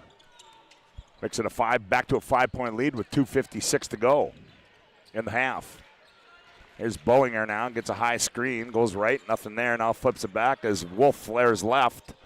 And that one comes off, and Knutson gathers it out of there for the Packers. Here comes Sheely up into the front court. Sheely now goes Glant in the right corner. Jabs left, goes right. Glant hangs, kicks in the corner. Here's Sheely for 3. That one's in and out. Rebound to Wolf, taken away by Knutson. Glant finds Scoville on the other side, dumps it weak side. Knutson and Wolf is going to get called for the foul, and Wyatt Knutson will go to the Serve Pro free throw line. You know, Wolf was in perfect position from behind Knutson, didn't even see him. Could have been a simple block. You know, instead, when you get in these rough games, you want to do something emphatic, and that's what he tried to do there and went all the way to his shoulder. Knutson. Just a sophomore, also a football player, all EDC, defensive lineman. He's the all-time Packer leading field goal percentage, but they're just a sophomore, so we've got a couple more years at 65%. Got them both. He's got 6. Lead up to 7 now for the Pack with 2:20 to go. Stevenson misses it. The rebound, put back up and in there by Tristan Orton. Orton's giving him some good minutes off the bench. 5 points now, that on a rebound put back. 41-36. Here's Glant with it. Glant's going to fire for 3. That one too strong. As soon as he released it, somebody in the Dickinson said, rebound. They're going to call a foul as I think Bullinger was boxing out. Yeah, they're going to get Scoville, yep. Now they're going to go the other side to shoot some free throws. He's like, is that on me to the official? Yeah, well, so that's going to send Bullinger to the Serve Pro free throw line. Bullinger is a 33% free throw shooter. 41-36, a 5-point lead for West Fargo. Minute 59 to play in the half. Bullinger is smallish, just 5'10", but boy, when you talk about tough. Sorry, Chuck, but this kid's a ranch kid. He will not get in you're not afraid to get in your face, play some defense. He's a true cowboy. Rides bulls in the spring and fall. I'm going to ask Larry Grondal if he's ever thought of doing that, riding bulls. He's got a flatbed diesel he drives to practice, Scott. He leaves it running in the winter. How about that? That's true farm kid. That is so awesome. Here's a poke away by Bullinger. Bullinger on the other end. Wisely slows it up, finds Stevenson on the trail. Stevenson attacks. Nifty move there, and he is going to be fouled, and I think that's going to be on Beckett foul. It is. Good It'll ball be his fake. first. Sorry, Scott, a good ball fake by Stevenson on Booth. Went hard to the rack. Tried to finish underhand, but got hammered by Beckett foul. First one by Nate, up and good.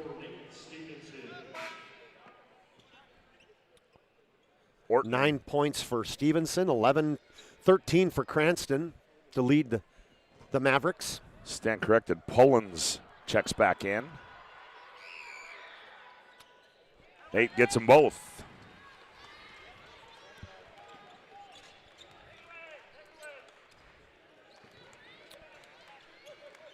(41-39), right corner three by Sheely comes off. Good box out there by Stevenson.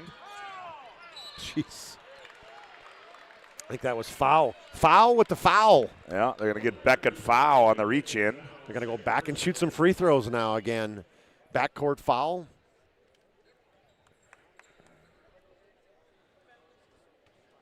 Coach Polcheski's a vest guy. Yeah, he is. He's had a vest on all 3 days. Free throw by Nate's up and good. 41-40, Stevenson can tie it here. Minute 26 to go in the half. Last time they played, Dickinson had a 9-point lead at the half, 39-30. Got them both. Substitutions coming in now as Seymour checks back in. Going to be a high ball screen with Knutson and Glant.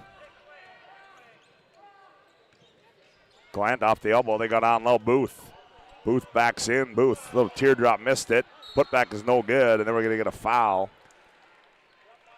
Orton just getting bulldozed down low.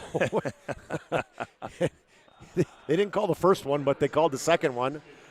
We sent Booth to the free throw line where he's a 35% free throw shooter. Yep, Steph Booth at the Serve Pro free throw line. Missed that one. Leeson, sorry, Scott, he's got two fouls, so I'm surprised they have him check back in, but might be offense, defense, maybe the last minute plus. Minute 12 to go, opening half. We're tied at 41 on the BNC Bank scoreboard. Oh, we got that one. Did Steph? He's got 5. And the Packers lead it by 1 on the BNC Bank scoreboard. In the corner, Daychild.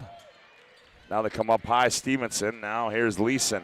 Left side three on the way is up and good for Leeson.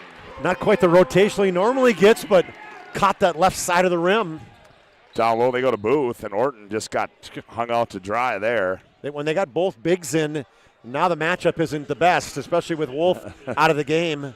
So you got Knutson and Booth. Now you got pick your poison. And immediately I like what West Fargo does is, okay, whoever the guy who has got the, smallish guy, he's the one who comes across the lane. Ooh, that was violent off the back rim. That one got there quick.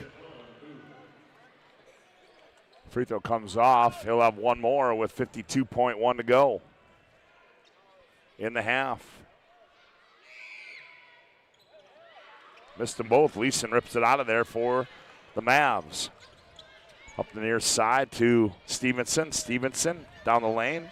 Works on Glant. Shot up off the window and scored it, did Nate Stevenson. 5 out on that play. Stevenson just took his guy all the way down the left side. Used the glass, used his strength. 46-42. Ooh, Booth just cleared out Orton. He attacks. He can't believe it. He's saying, man, what do I got to do? But when you're aggressive, offensive like Booth is, I mean, he's making the contact, and you got to either hold your ground, flop maybe every once in a while. I think Orton's got 3, right? There you go. Booth got that one.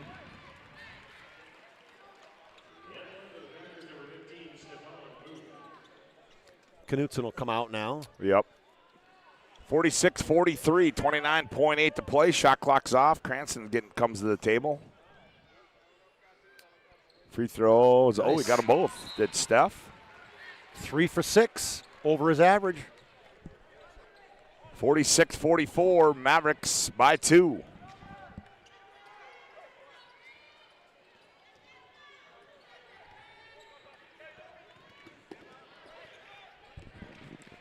Pressure's going to be applied there by Scoville and Cranston in the front court. Here's Leeson, high right side. 17 seconds. Stevenson. Tax gets downhill. Stevenson in the paint.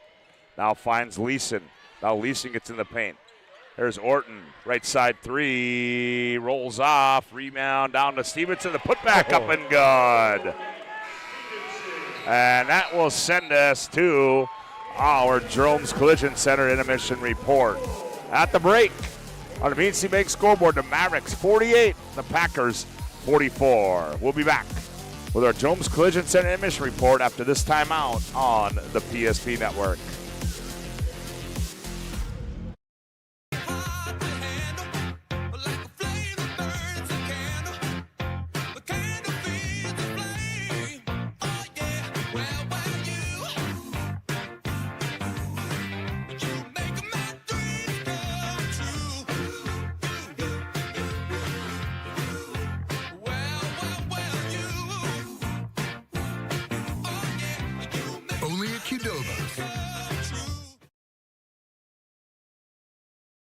We started with small beginnings, and just like the visionary entrepreneurs we serve, we turned an idea into reality. PNC National Bank, where possibilities begin right here at home. This presentation on the PSP Network is proudly brought to you by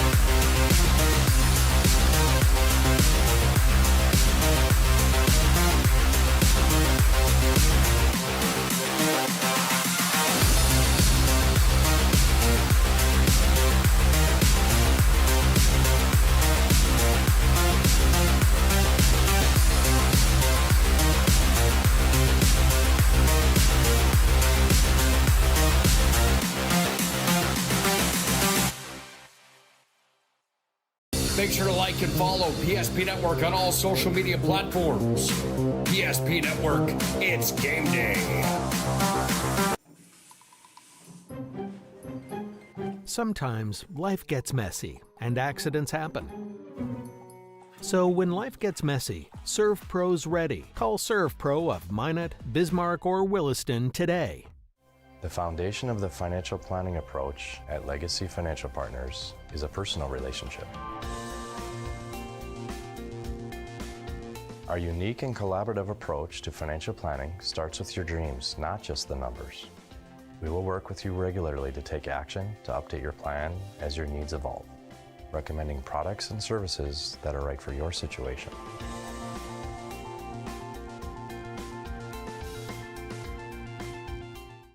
Breathe in. I can't believe I wrecked my car. There's some things in life we can't control, but what's important is how we respond. At Jerome's Collision Center, they provide the highest quality of service, assuring the job gets done stress-free and making it feel like a breath of fresh air. And to give you peace of mind, they handle the insurance. Are you even a therapist? Don't worry about it. Jerome's, they're the experts. Jerome's.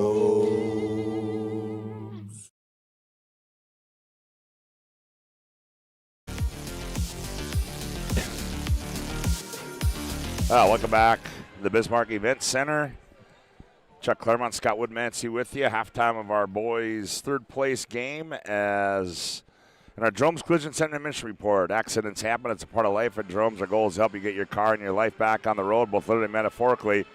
It's a goal that forces us to do more than fix your vehicle. We've been doing it since 1975. Call 701-852-5126 to schedule a collision repair or other service. Collision repair is our specialty. We value you and your car. Chuck, well, third place game, and I guess 4-point game sets up. We might have a pretty good ending to this one as well, but that's probably about where you anticipate a game like this to be. Both teams just running, right? They're running and gunning and shooting freely and getting after it, and, it just comes down to making shots. That's the difference of the first half. A few more threes on Dickinson's side, and that's why they got the lead. Yeah, the Legacy boys taking fifth and the girls earlier today, as they defeated Cheyenne 64-59. Legacy girls this morning at 9:30 knocked off Horace 59-53. And Mandan all over Century 65-38 for third place in the girls' side. We'll take another timeout as our Jerome's Collision Center mission report rolls on. We come back. Chuck will have a look at the first half individual and team numbers. You're listening to championship round of the Super AA Boys and Girls Tournament from the Bismarck Event Center. Back after this timeout on the PSP Network. We realized he had 2 broken bones was fear. Then once we realized and got a plan with Trinity and our doctor, a lot of comfort. He told me that he can fix my arm, and he showed me a lot of stuff that he could do to help me. Trinity Health Orthopedics is as good as you can find anywhere in the country. A lot of us take pride in that, and that's why we stay here and we keep doing what we do. Trinity Health, making more possible. I can't believe I wrecked my car. There's some things in life we can't control, but what's important is how we respond. At Jerome's Collision Center, they provide the highest quality of service, assuring the job gets done stress-free and making it feel like a breath of fresh air. And to give you peace of mind, they handle the insurance. Are you even a therapist? Don't worry about it. Jerome's, they're the experts. Jerome's.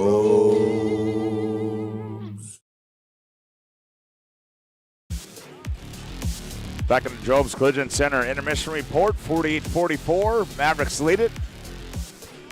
On the BC Bank scoreboard for a look at the first half individual and team numbers. Here's Chuck Claremont. All right, Scott, for the Packers, Beckett fouled 12 points. He led them in the first half. 8 for Aiden Samick. 7 for Booth. He also had 7 rebounds. 6 each for Sam Glant and Wyatt Knutson. 3 points for A.J. Brackens, and then Owen Scoville had 2 free throws for their total of 44. They shot 45% from the field, 15 to 33, and 5 of 16 from outside the arc, and 9 of 15 from the free throw line in that first half. For the Mavericks, they were led by the 16 points and 6 rebounds of Nate Stevenson. Cranston had a good first half as well with 13, 16 for Cameron Wolf, 5 for Tristan Orton off the bench. Leeson also had 4 points off the bench. And then Dylan Glaser had 3 points. Tatum Bullinger, the only other one in the scoring column, with a point on 1 of 2 from the free throw line. The Mavericks shot 50% from the field, made 15 field goals just like West Fargo did, but they had 8 3-pointers they made, 8 of 14, so 3 more 3-pointers and then 1 free throw. That's the only negative in that first half. 10 of 19 from the free throw line. You're shooting even 65 or 70%. You're up about almost 10 at this point of the basketball game. And so really the difference of the game has been the three-point shooting by Dickinson, and it's just been an absolute battle that first half, Scott. One thing to note, too, is some foul trouble. I was looking at the Mavericks. Orton's got 3 fouls. Glaser, Cranston, Leeson, and Wolf all have 2 for the Mavericks. And then you look at the other side to the Packers. Samek has 3, Foul has 3, Brackens has 3, and then Seymour and Foul have 2 each. So that could be something a factor down the stretch, and especially if they're calling it closer, and that's showing with the fouls. Yeah, it sure appears that way. The way this game has been played and officiating there, we could see a little bit more of everybody's bench by the time this one's all said and done here this afternoon. Well, you've been listening to our Valvoline and Sonoma Change pregame. No, you have not. You've been listening to our Jerome's Collision Center intermission report. We'll take a quick timeout. We come back. The final 18 to see who our third place finisher is in the state boys AA. Back after this timeout on the PSP Network.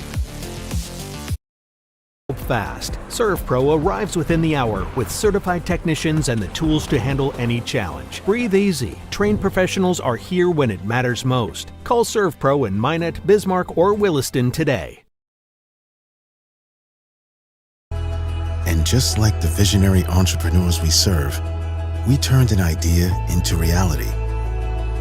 PNC National Bank, where possibilities begin right here at home.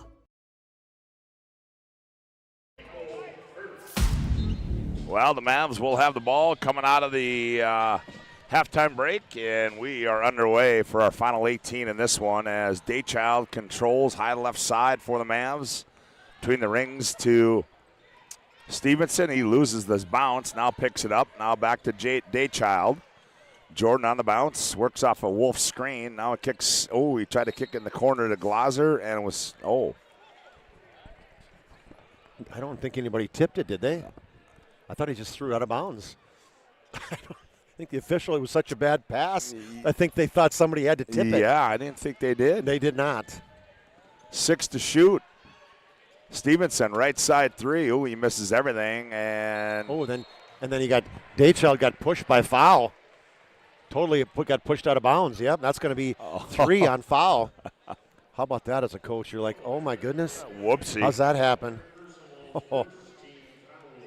That was a bad exchange on the defensive end there. I mean, it was a right call. Yeah, but I didn't think that first one. I didn't think that out of bounds was tipped. But Glaser in the paint. Glaser operates on Samek. Tough shot. Missed it. Booth the rebound. Gets it up to Glant. Works it in the front court. Now Foul. Now they go Seymour. Fake the hand back. Samek flares off. He misses everything. And saved by Foul into the hands of Stevenson. Now here's Glaser with it. Glaser up the right side now. Stops. Nothing there. Now they go down low to Stevenson. Stevenson attacks on Booth. Stevenson backs in. Kicks it left side. Daychild for 3. Bingo. First points of the game for Daychild. They got Stevenson inside. His defender looked away towards Stevenson and found him wide open. 51-44 just underway. Here's Samek. He's right back at it, and he missed that one. Long 3 and long pass to Daychild. Find Stevenson on the cut. Layup good. They are pushing the basketball right now. Makes, misses. And we're going to have a timeout on the floor. The Packers want to talk it over. 16:26 to go. Mavericks 53, Packers 44. Back after this timeout on the PSP Network. Partner for commercial and business loans. We not only provide lending you need to grow your business, but we also reinvest in our communities. We believe in strengthening our businesses and creating opportunities for success. Choose Dakota Community Bank and Trust for your commercial and business loans, and together let's keep our communities thriving. Serving the community, looking out for you. At Dakota Community Bank and Trust, that's what we do.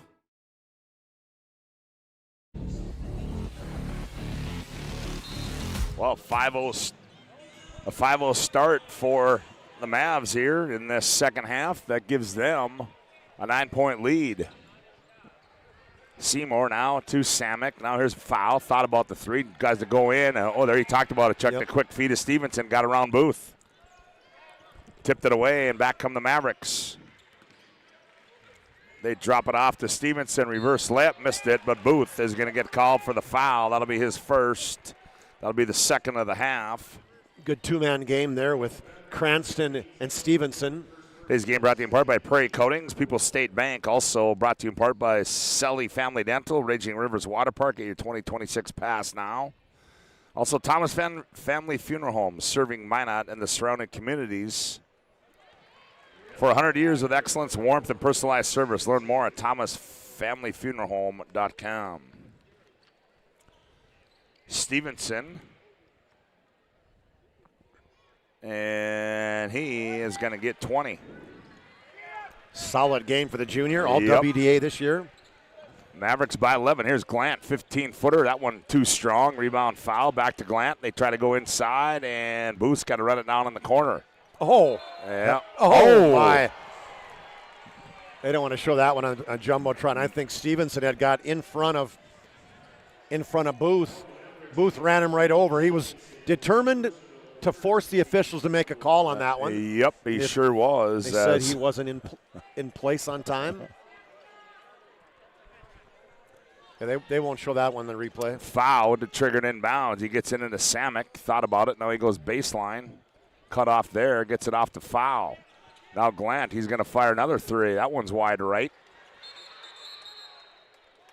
And they're going to get Cranston, if you want to call it, hand in a cookie jar, and that'd be the underarm of Seymour. That'd be 3 on Boston. Keep an eye on that one, Scott. Yep. Second team foul now for the Mavericks. Also the second for, Cranston's going to come out. Bullinger's going to come in.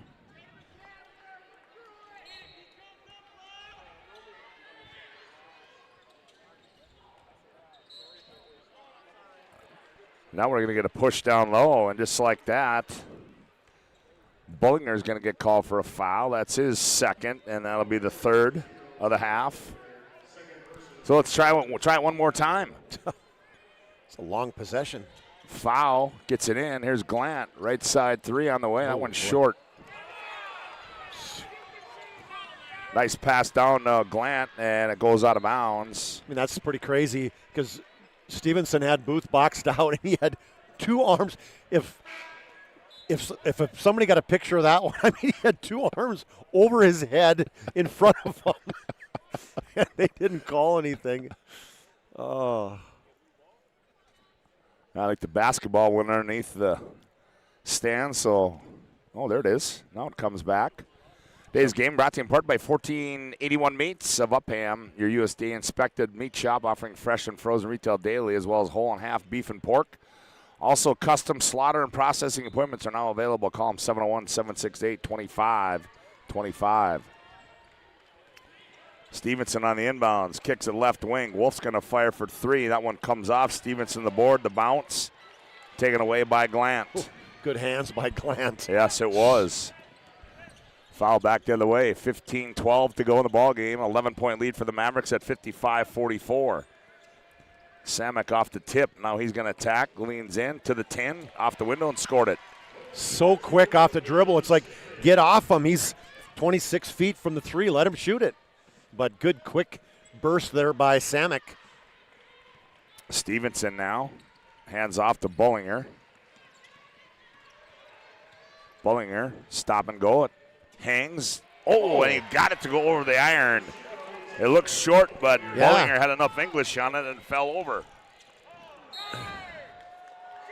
Ooh, now they're going to call a foul on Bullinger. Brackens just went from coast to coast right at Bullinger. After Bullinger got the finish on the one side, Brackens was like, you in a blink, right on him. And count it for Brackens.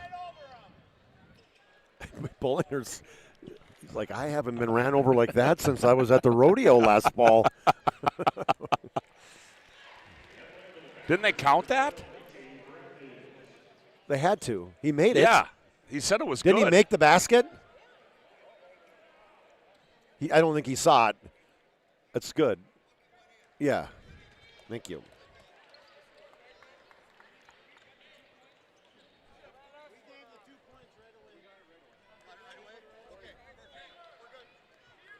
Okay, now we got. So Brackens gets the hoop in the harm. And now we got things ironed out. 14.5 to go. Mavericks 57, Packers 49. Stevenson in the front court now, works on Glant. Gets inside on him. Tough shot, scored and one. Nate Stevenson came to play today, Scott. Cleared out that left side, and he just went strong on Sam Glant, used his strength to his advantage. Got to the right side of the lane, used a little underhand flip. 22 points now for the junior. Second one on Glant, third team foul. Nate Stevenson toes the Serve Pro free throw line, and he converts it. 60-49, 14-15 to go here in the ball game, and Brackens dribbles it out of bounds, and we'll go back the other way. Scott going too fast. Yep. They inbound it to Stevenson. Stevenson in the front court. Angles middle of the floor, now hands off Leeson on the left wing. Leeson between the legs on Glant, works, nothing there. Tried to pocket pass one to Glauser on the baseline.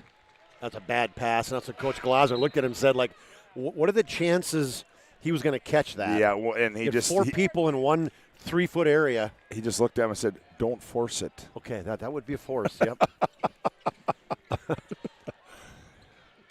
Here comes Bracken. Boy, I tell you what, he likes to go quick, doesn't he?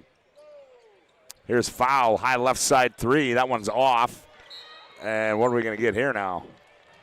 I think they're going to get Leeson, where Samek came charging in from outside the three-point line. He's perplexed again. That'll be his third. Ooh, we got a lot of fouls going on. Yeah, 13 at the 13:51 mark. That's the fifth team foul on Dickinson. Here's Samek off the inbounds for three. That one's short. Rebound, Seymour battles for it. Stevenson comes out of there with it.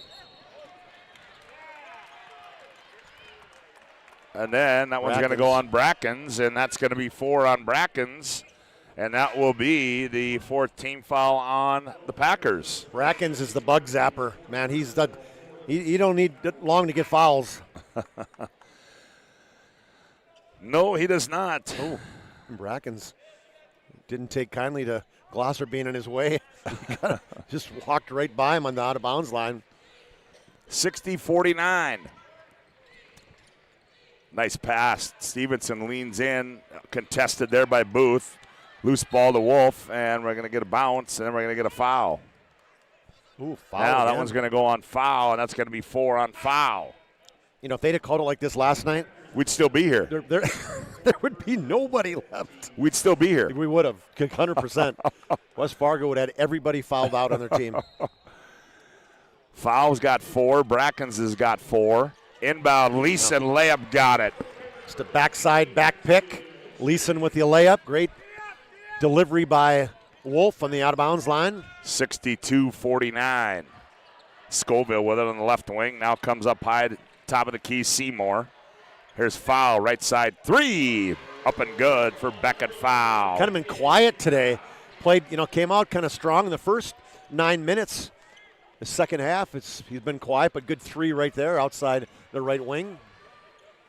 Crab dribble down low. Cranston forces one up, comes off. Back comes foul behind the back, has it poked away. Now Knutson on the trail. He gathers it, goes up. Tough reverse layup, missed it. Ball's loose. Knutson on the floor. Out of bounds, will go back the other way. 12:44 left to play here in the ball game. 62-52, Mavericks by 10. Rory Singer, a 6'2 sophomore, checks in the game for the first time this weekend, Scott. Is that okay? Number 10 for West Fargo. As we said, we're going to see a little bit more off the bench. Cranston now gets a high screen, goes the opposite way, backs down on Scoville. Scoville chasing him, and then Scoville's going to get caught from the backside. A little riding time. The official gave him time to kind of get off him, and he chose not to. 6-team foul now on the Packers. Second half's going to last forever. 12:28 to play. Oh, slipping free on the weak side. was Stevenson, and we have got a timeout on the floor. It's a First International Bank and Trust timeout. 12:25 to go. Mavericks 64, Packers 52. Back after this timeout on the PSP Network. A big idea. The next chapter. Different days have different needs. But they all start the same way. With one call to First Western. Banking. Insurance. Trust. Not departments, just different ways we show up for the same people. First Western. All under one roof, all in your corner. You can bank on us.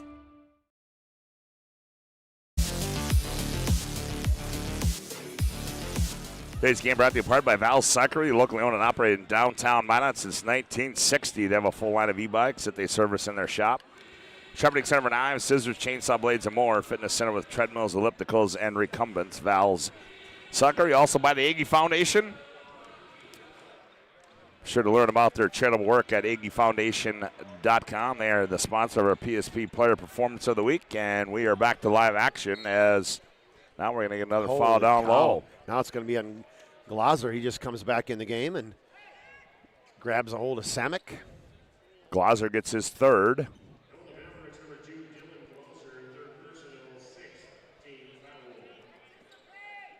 Well, we haven't quite played 6 minutes yet, and we've got 12 fouls. Here's Singer. Now he goes left side. Scoville. Inside Knutson. Knutson turns and fires, rolls around and scores. Created some space. Good mid-range jump shot there by the sophomore Knutson. Back to a 10-point lead for the Mavs at 64-54. Cranston trying to cross up Scoville. Now it gets a Glazer. Glazer left side three on the way, rolls off. Stevenson the board, the putback, missed it, but he's fouled. Oh, wow. What a day Nate Stevenson's having. It's an absolute beast inside. Every bit of the strength that the Packers have had, he has topped it. Oh, that was Knutson. Yep.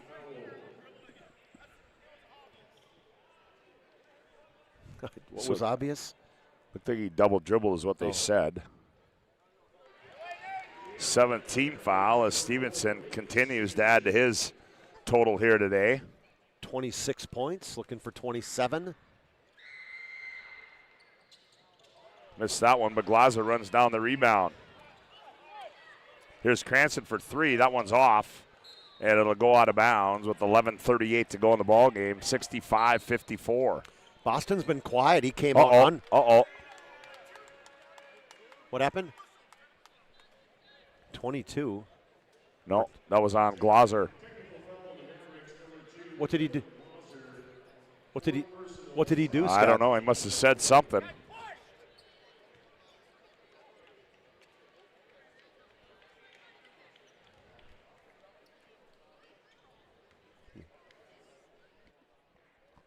So Samek will go to the Serpro free throw line and shoot the free throw, and he does just that. That's going to be 4 fouls. A technical foul in high school is also a personal foul. The only good news is West Fargo had the basketball, so they don't get like a bonus possession. 65-56. 11:38 to go. Seems like this has taken 25 minutes to get to this point. Has it not? Yeah, yes. 25, that's it. Samek loses the dribble. Now he gets it off to Hawkins Seymour. Seymour now finds Singer, top of the key between the rings. He angles towards the right elbow, nothing there. Now Seymour down low, Knutson. Knutson bumps into Wolf. Nothing called there. Ball goes out of bounds, and then now we're going to get a foul down low on Cranston. Yeah, it's going to be his fourth. They tried to get the foul as Knutson did the Charles Barkley back down into Wolf, and Wolf, I don't know if he flopped a little bit maybe, but he fell down. The officials weren't buying it, and then Knutson got his own rebound. Hit there by Knutson, rolls off. Yeah, I look up thinking it's like 5:13 left in the game. No, it's 11:13. Holy cow. That break in between games might not be as long as we thought it was. No. Well, for me it will be.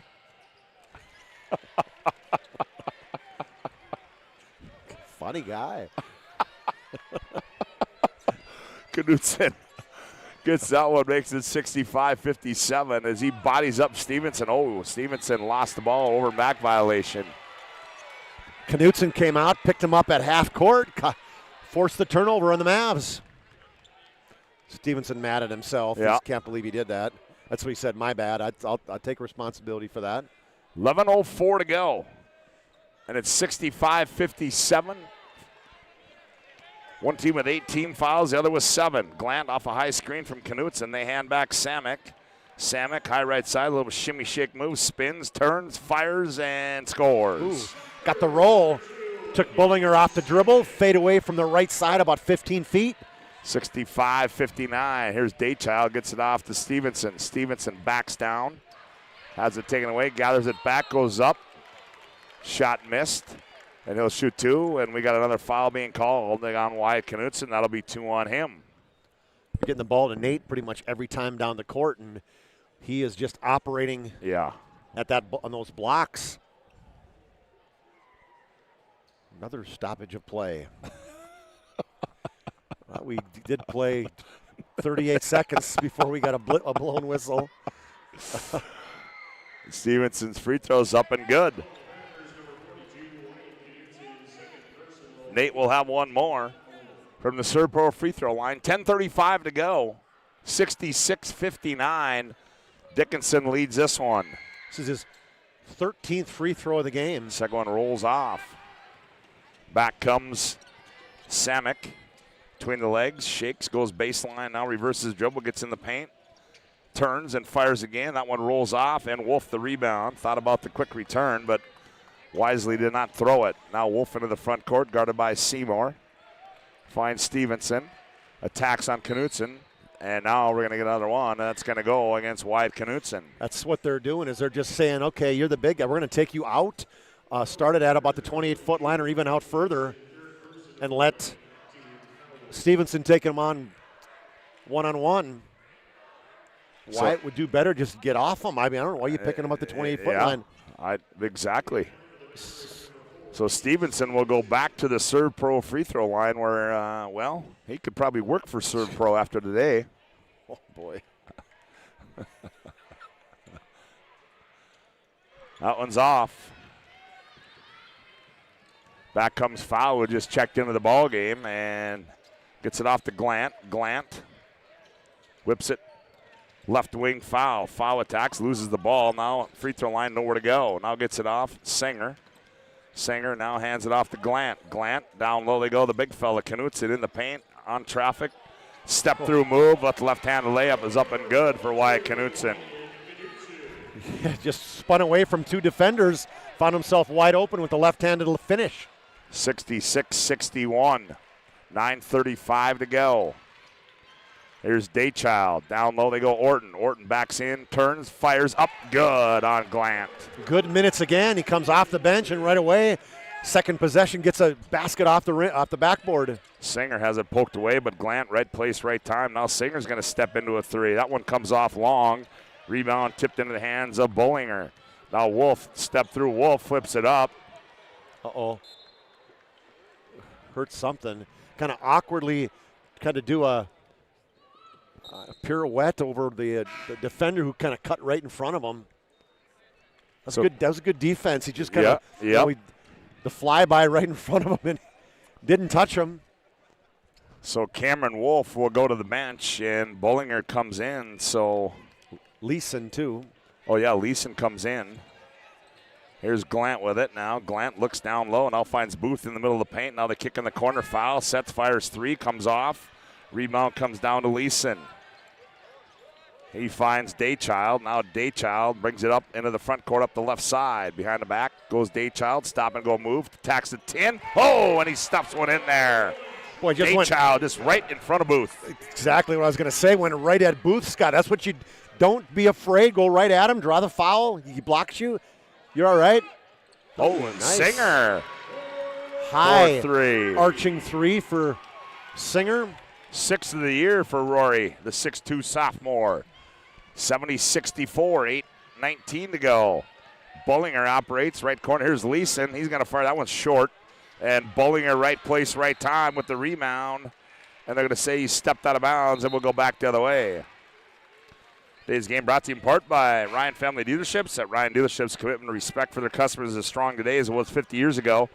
Experience the difference when you visit one of the 5 locations in Minot and Williston or shop online at driveryan.com. Also, BNC National Bank with locations throughout North Dakota, Minnesota, Arizona. BNC National Bank provides you with banking and wealth management services for your business and family. Visit BNC Bank online today, bnc.bank. Here's Glant, down low they go. Foul now back out top of the key. Glant fires for 3, and he got it. Inside out from foul. Open at the top of the key. The lefty slings it in. 70-67. Leeson on the handoff, gets in the paint, leans in, tied up, and we're going to reach in, and Seymour doesn't know what he did, but. It's Coach Winchesky, wow, where'd that come from? Polcheski said, hey, you can't lean forward with your hands. You got to go straight up. You got to be vertical, and that's exactly what Coach is telling him. He's like, you did foul him. Leeson knocks that one down from the third pro free throw line. Makes it 71-67. And he will have one more. Got them both. 8 points off the bench for Leeson. And then Orton off the bench has 7. 72-67. Down low they go Booth. Operates on Wolf. Oh, boy. Same thing there. He totally reached in. Cameron, you reached in. You fouled him. Oh, no, they're going to say it was on Leeson. Oh, I thought it was. And that's 4 on Leeson. How many? How many fouls? Oh, yeah, 20.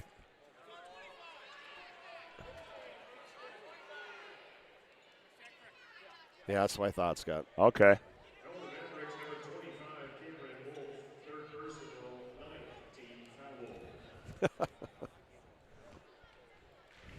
What was Coach Glaser doing? I don't know. This is. Ooh. Oh, wow. Flashlight free throw. He's hot.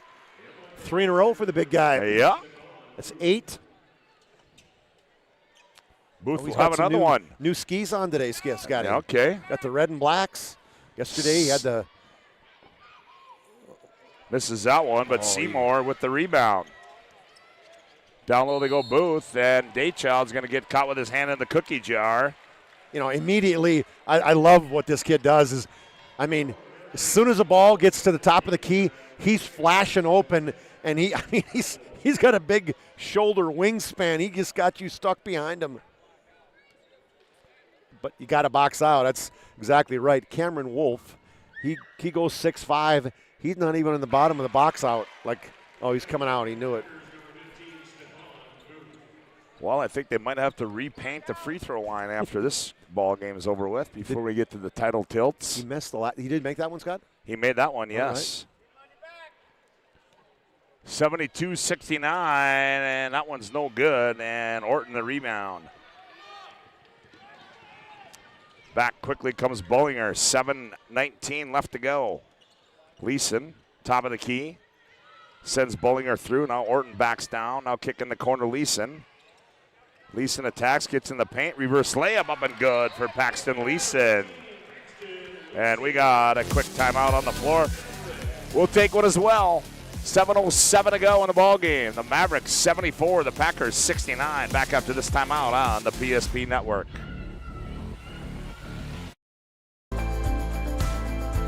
At Planning Team Financial Advisors, we help individuals create their personalized strategies. We specialize in financial planning, retirement planning, insurance, and 401k distribution options. Don't leave your future to chance. Call Planning Team Financial Advisors today for a free retirement review. Planning Team Financial Advisors, your plan, your future, your team.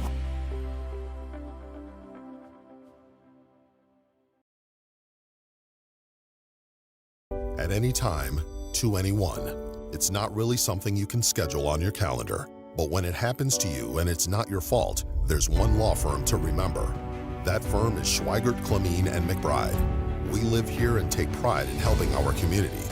We know this area inside and out. We put in the work and fight for what's right so justice can prevail for you. That is what we're all about. We're on your side. We're Schweigert, Clemene, and McBride.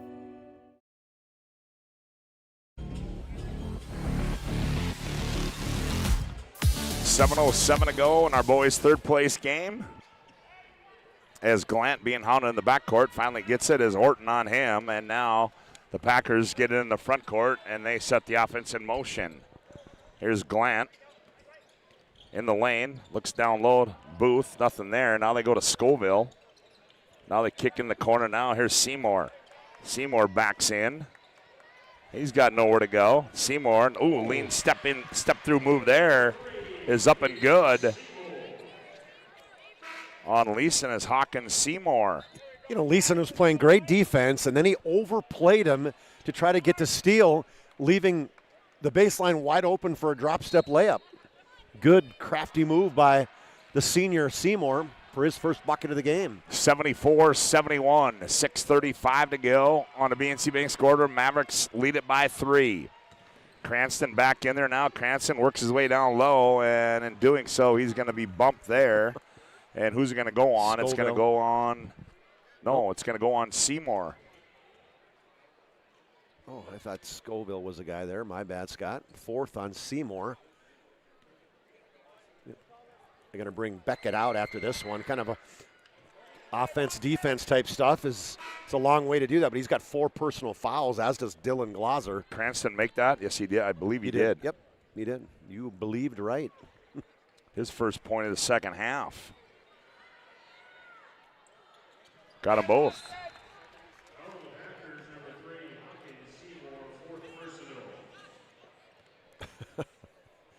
Jordan Daychild, he's directing traffic. Dylan, you're here. Bollinger, you're there as they're getting ready for a full court press. And Nate Stevenson pulling the, oh man, I got to tie my shoe. I'm a little tired.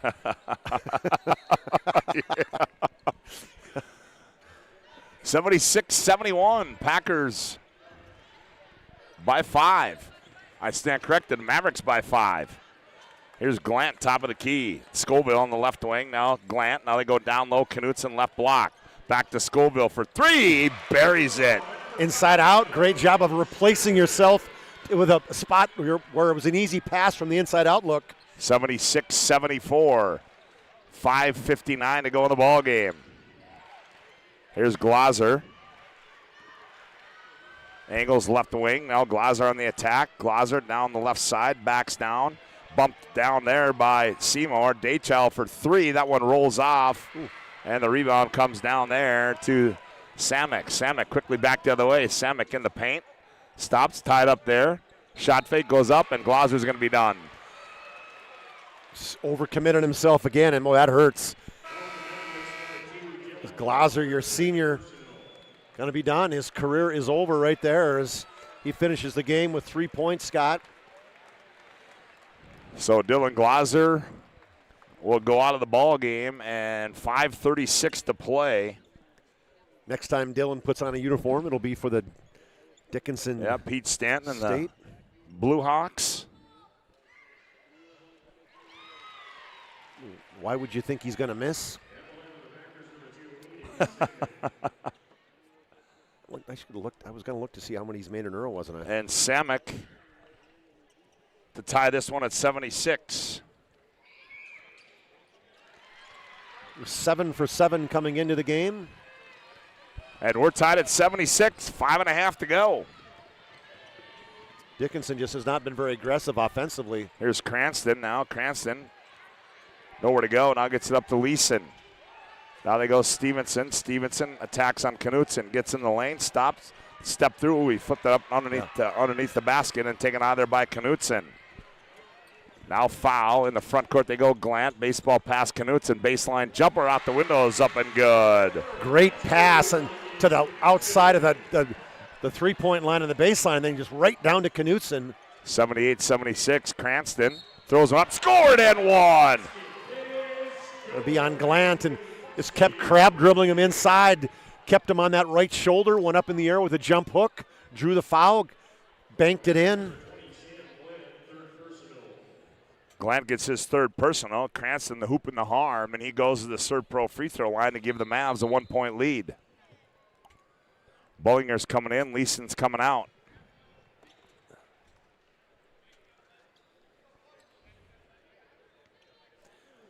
People in the front row have been here since 9 o'clock last night. I was looking over at Mark Kinnebrew. He looks tired. Yeah. 79-78. Here's Samek on the right wing. Jabs right, goes left. Gets in the paint, jump stop, rises up. Too strong. Rebound Cranston.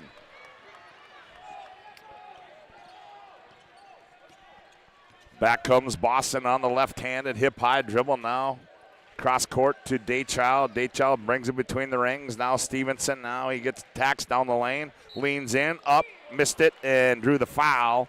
And that one's going to go, I do believe, on Glant. Smart play by the Mavericks. What they're doing is they got Knutson guarding Wolf, and Wolf just stayed outside the three-point line, well outside to pull Knutson out of the lane, let Stevenson operate. So Glant with 4, Brackens with 4, Seymour with 4. Samek with 3, and Nate converts that one.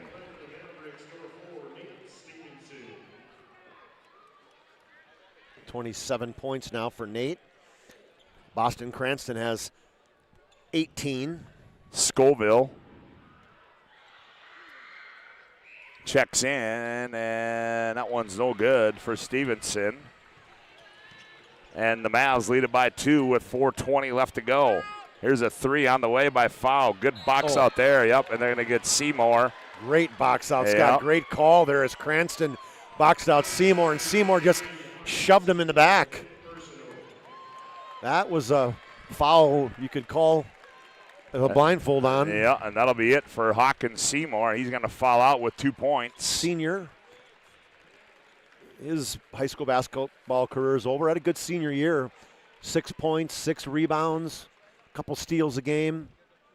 Glant's going to come back into the ball game, and Cranston will go to the Serve Pro free throw line for the Mavs. Free throw up and good by Boston. I got a lot of circles and X's in here. Oh my goodness! 1, 2. Second one by Boston is up and rattles it in. 17 free throws the second half. They shot 19 the first half. 82-78. Uh-oh. And Glant, that's going to be a travel as he got going too quick. Just jump stop, just feet. Yeah. Need some new runners. Too slippery. Can get a pair of Cranstons. I think he's got a closet full of more shoes than my wife does. I've seen I don't know how many different shoes, colors for Cranston.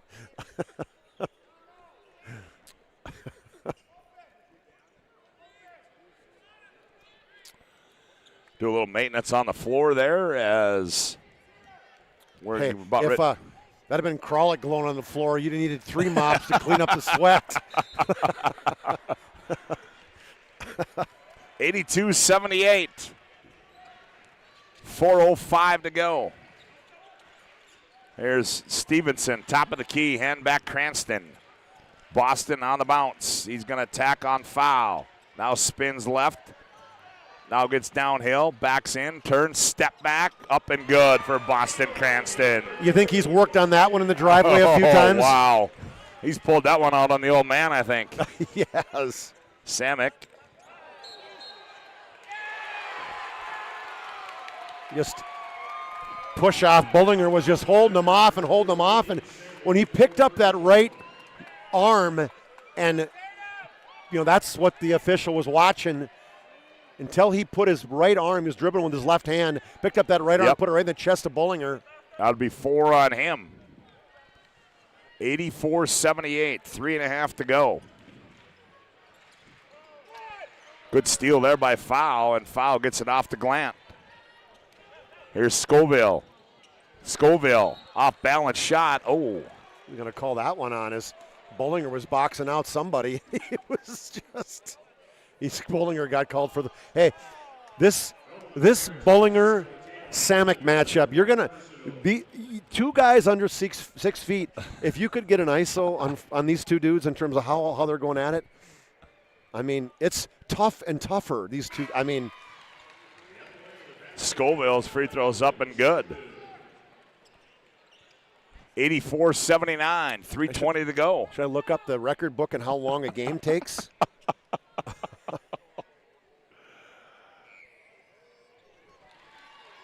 Scoville got them both. 84-80, 3:16 left to play. Cranston looks down low for Wolf, and Scoville tried to take it away, and it goes out of bounds. But we'll have our planning team financial advisor Shots Crossroads postgame report coming up.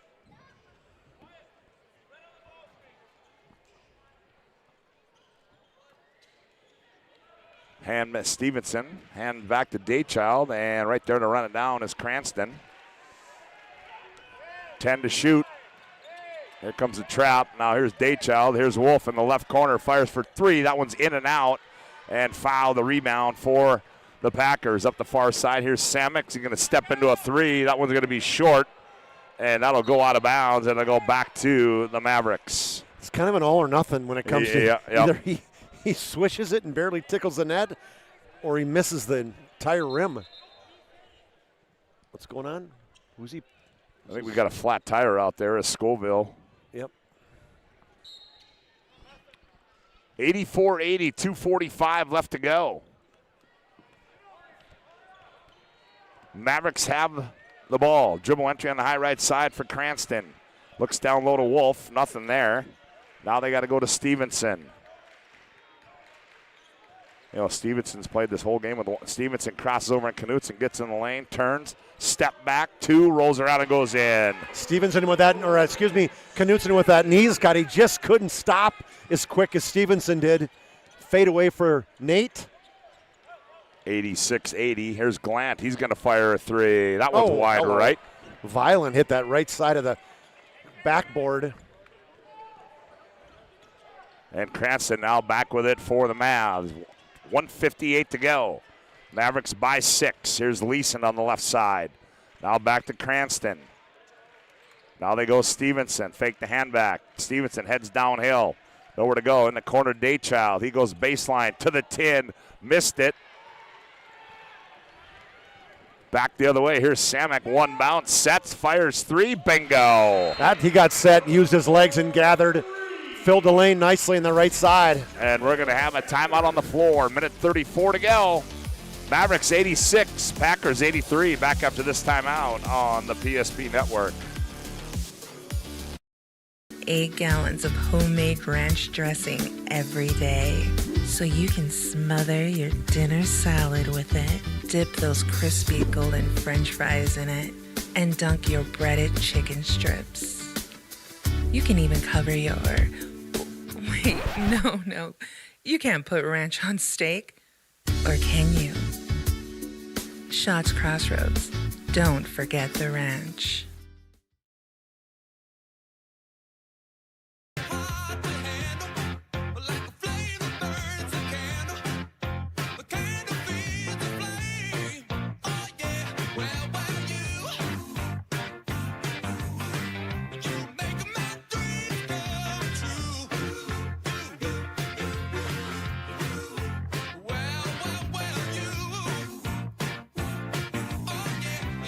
Only at Qdoba.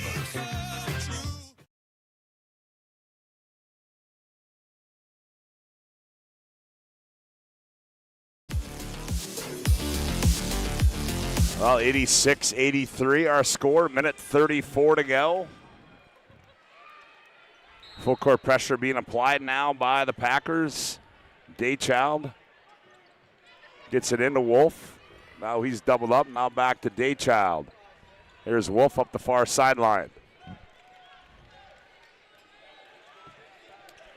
Cranston works off a high screen. Now Cranston gets downhill. Scoop to the hoop by Boston's up and good. And Danny Glauser wants a timeout and will take one as well. Minute 19 to go. Mavericks 88, Packers 83. Back after this timeout on the PSP Network. Engineers at Ackerman Esvold have been enhancing everyday life. From response times to commute times, we've helped create critical infrastructure, enhancing highway safety, flood protection, and public education. And we're no stranger to enhancing fun, family outings, and even game time. Ackerman Esvold, working to enhance your everyday life. Every football fan has their Sunday routine. Maybe it's setting your lineup, firing up the grill, or claiming your spot on the couch. But the center of every Sunday is the drive. The morning drive home before kickoff. The drive to your buddy's watch party. Wherever you're headed, we can take you there.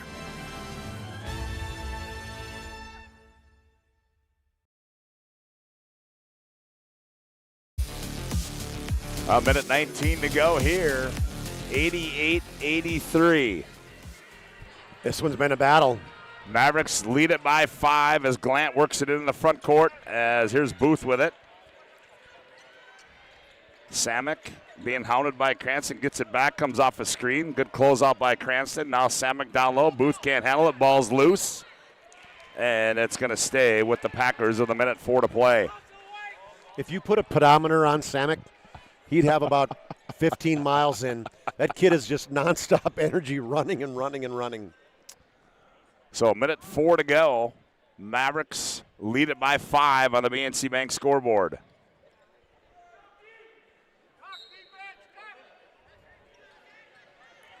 Trying to run Samek off screens. He catches in the left corner, fires for 3, short. Long rebound run down by Booth. Glant has it. Now they go Scoville. Scoville attacks, hangs off the window and scores a Scoville. Just a 30-second timeout. Good job by Scoville, taking his guy right to the hole. Yeah, we'll keep it right here on the 30-second timeout. 54.1 to go, 88-85. Let's take a look at both teams have 10 fouls. That would be an easy one to figure that one out. That's well over the 10 foul limit on the second half. I got a lot of X's in the foul category, but 2 timeouts for the Packers and 1 for the Mavericks, so there's still an opportunity. There's lots of game left. Just a 1-possession lead. Yeah, 54.1, 88-85.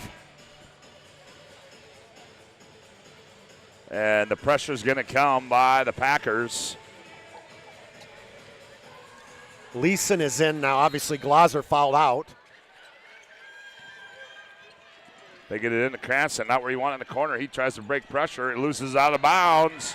And it'll go back to the Packers. Tried dribbling it on the sidelines, and when he did, it was double teamed. Just they knocked it right off his leg. Now it's going to be offense-defense. Bullinger will come in for Leeson. Here we go, 50.3 to go, 88-85. They inbound at the foul. They hand it off Scoville. Now Samek. He attacks, gets in the paint, shot fake on Wolf, nothing there. Finds Scoville on the cut. He backs it out, gets it Samek. Samek goes baseline. Samek, off-balance shot. Ooh, and he's going to shoot 2. And is that on Cranston? It is, Scott. That's going to be his 5th. That's huge. Turnover and then a foul to finish his senior career or season. I'm just trying to look to see if he's. So Cranston fouls out with 24 points. So Samek got the line with 35.9 to play. 88-85. Well, he missed one, Chuck. Well, everybody is in amazement on West Fargo. They're like, "What? Wait a minute, he didn't miss." Samek will have one more. Second one, got it. 88-86. And they free up Leeson. Now Leeson trying to gets it off Daychild. Now they find Bullinger. Bullinger looks like he's got a bloody nose. Gets into the front court. They wanted to foul Bullinger, just a 33% free throw shooter. And that one's going to go on. I don't get what Coach Glazers wants right there. Does he want to tackle? I mean, I don't. Yeah, Scoville. So Bullinger will go to the Serve Pro free throw line where he will shoot 2. 26.2 to go. 88-86. Oh, big free throw there. That looked like he was a 90% free throw shooter. This one's even bigger. Yeah, to try to get it into a 2-possession game. 89-86. Wow. Got them both. Oh. The senior bull rider makes them both. 90-86. And Beckett foul. And look at that. Bullinger back the other way on a defensive play, and that's going to be it for Beckett foul. And what a great job, as he wasn't even guarding him. He said he had Samek, but he came running over because he knew when foul caught it, and he turned that he did not see him there. And it was a one dribble, and then he ran him over. Brackens will check in for Beckett foul, the senior. 90-86, 22.7 to play. Samek's got to come out, and Simic will come in. And they break it free to Wolf. Wolf's going to try to dribble out of it. He does. Here's Leeson. Now they get it off to Daychild. Daychild, and he's going to be fouled there by Booth. Daychild, let's check him out. He's a 82% free throw shooter, the best free throw shooter on this team. Statistic-wise. Yeah, sorry, Scott. Nope, sorry. There's a lot of the squeaking going on between the both of us. Jordan Daychild toes the Serve Pro free throw line.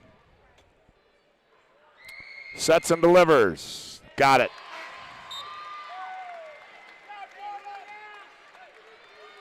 We have shot some free throws tonight. Yes, we have.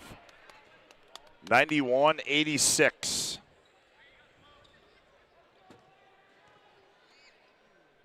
Second one on its way. Got it. 92-86.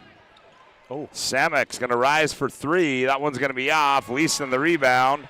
Gets it off to Glazer, and then we're going to have another foul on Booth. And just 6.5 seconds left to play. Subs coming in now. Princeton Keller coming in for West Fargo. Soren Ristvit getting ready to come in.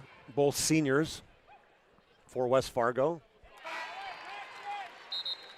Be the highest finish since Anand Moody's day for the Mavericks. Cameron Wolf checks out, the senior. Good career for him. 6 points today. Stevenson checked out. He ends up with 3-0, 30 big ones today, Scott. Daychild, the other senior, 7 points for him. It's a good season for the Mavericks. Yes, it is. They were predicted number 3 in the West and 6 overall in the state. Well, they're going to finish ahead of that. They're going to finish 3. Time winding down is Brackens, and that one's not going to. Yeah, they're going to count that one at the horn, and that is going to do it here as your final score is 93-88, and the Dickinson Mavericks are your third place finishers here at the state AA tournament. That'll take us into our Planning Team Financial Advisors Shots Crossroads postgame report. Planning Team Financial Advisors helping clients work toward financial freedom at Shots Crossroads. Your postgame headquarters. Order online at shotscrossroads.com. Chuck Claremont has made his way down to the playing floor. And he's going to try to get a word with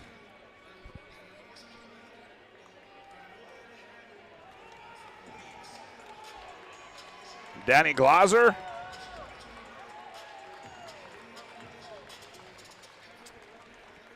Chuck awaits on the sideline.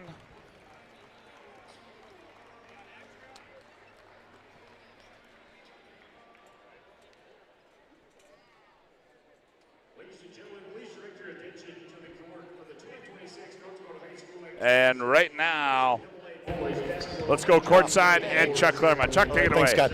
Hey, that was a battle. You knew it was going to be a battle after watching West Fargo last night. You played them early on, but your team's tough. You got to be proud of them. I'm very proud of them. Talk about coming full circle in a season. Play those guys the first game of the year, and you end up playing them the last game of the year.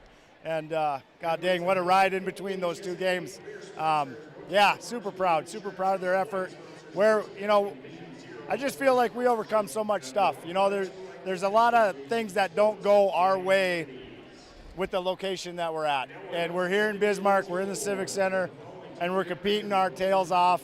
And we got some of the toughest kids in the state, I'll tell you that right now. Yeah, they surely showed it today and did not back down from a lot of punches in the mouth. And that's a piece that a tribute to the toughness of your team. Yeah, definitely. They're a heck of a team. Obviously, they got great experience back and great kids that I know love to compete as much as ours. So we knew it was going to be a battle. We knew they were going to make a run that second half. But like you said, we answered. Just super proud. And a great group of senior leaders on your team, Coach. Yeah, I don't think words can say what those kids mean to me. Like I said, me and Coach Wolf both have seniors on the team. We've been with those guys for 10 years, and what a great group of kids. And I'm honored and blessed to be able to go through this last 4 months with them. Coach, and we're proud to be able to call a lot of your games this year, and PSP appreciates the Mavericks and everything you've done to be supportive of us this year. Yeah, you know what? We appreciate PSP so much and the coverage that you guys do. I'll tell you what, I couldn't watch a game at home, but I bought that postseason thing. I mean, just because all the stuff you do throughout the season, that's for free, and it's unreal. And the amount of information that you guys have for our team and teams around the state, it blows my mind how you guys can cover it and not just call a game, but know all the stuff about kids. It's remarkable what you guys have done for this state. Well, we appreciate it. It's been a great season, Coach. Congratulations. All right, thank you. All right. Scotty, are they announcing all the kids right away? They are, yes. Great comment, great words there by Danny Glauser. As the team, West Fargo Packers, have been introduced. And we'll take a quick timeout. When we come back, we'll get another player interview back on our Planning Team Financial Advisors Shots Crossroads Postgame report after this timeout. 8 gallons of homemade ranch dressing every day, so you can smother your dinner salad with it. Dip those crispy golden French fries in it, and dunk your breaded chicken strips. You can even cover your... Wait, no. You can't put ranch on steak. Or can you? Shots Crossroads. Don't forget the ranch.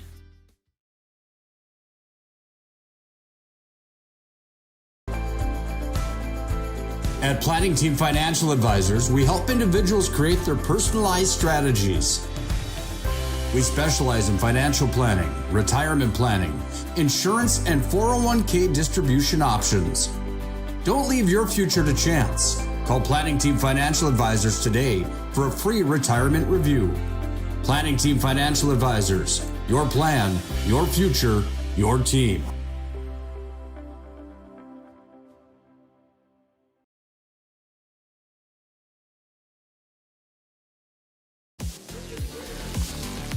Welcome back to the Bismarck Event Center and our Planning Team Financial Advisors Shots Crossroads postgame report. As what a wild one that was, as the Mavericks win at 93-88. And as Danny Glauser said, how that thing has come full circle. They started the season against this team, and they end the season against the Packers, as West Fargo will finish their year at 19-8, and the Mavericks will finish their year at 19-8. And what a season for the Dickinson Mavericks, a third-place finish. Kudos to Adam Palczewski and the West Fargo Packers, as a good run they had through the EDC tournament and getting themselves right here to the State AA Boys Basketball Tournament. They got to be proud of what they accomplished as well, as the Mavericks go and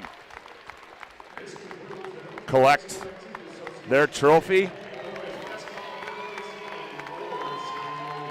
And I think right now Chuck is going to try to get a word with somebody. As right now, let's go courtside as Chuck's got Nate Stevenson. Chuck, take it away. All right, thanks, Scott. Hey, you knew you're going to be in for a battle today. I can tell you right now, you watched that game last night, and you definitely stood up for the challenge, and how fun was that? It was awesome. Obviously, like you said, we knew it was going to be a battle. It was going to take everyone. We had some guys get in foul trouble, but we had a lot of guys step up and make plays, and it was awesome to be a part of. There's a time in the second half, to me, that I thought you kind of took over. I felt there was an opportunity where you took Knutson out in the dribble, and you kept going at him time and time again. That really, to me, was a huge point of the game. Yeah, Knutson's a really good player. He's really physical. I got by him a couple times. He got me a couple times, but it was a great battle all night between us two. For you, it's got to be an honor as a junior to play with that big group of seniors. And, first place obviously is a team you wanted, but getting third, pretty damn good. Yeah, I mean, obviously our goal at the beginning of the year was to be where we are now, compete, and we competed, and I can't say enough about those 9 seniors. It was awesome to be a part of that every day in practice and games, and I'm going to miss that. Well, it's fun to watch you, man. Congratulations. Good job. All right, Chuck Claremont, there you go. Nate Stevenson, as what an afternoon he had here today as he willed his team to a victory here this afternoon, and we'll get more into those stats as we'll take another timeout as our planning team financial advisor, Shots Crossroads postgame report, rolls on from the Bismarck Event Center. Back after this timeout. 8 gallons of homemade ranch dressing every day, so you can smother your dinner salad with it. Dip those crispy golden French fries in it, and dunk your breaded chicken strips. You can even cover your... Wait, no. You can't put ranch on steak. Or can you? Shots Crossroads. Don't forget the ranch.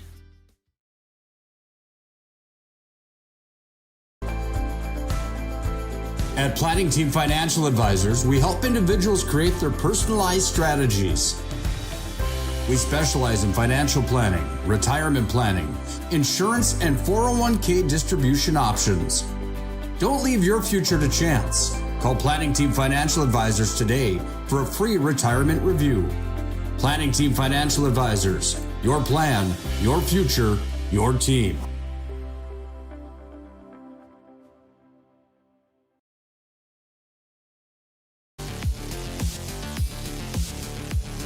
Back at the Bismarck Event Center as folks continue to file in as they are getting ready for championship night here at the Bismarck Event Center as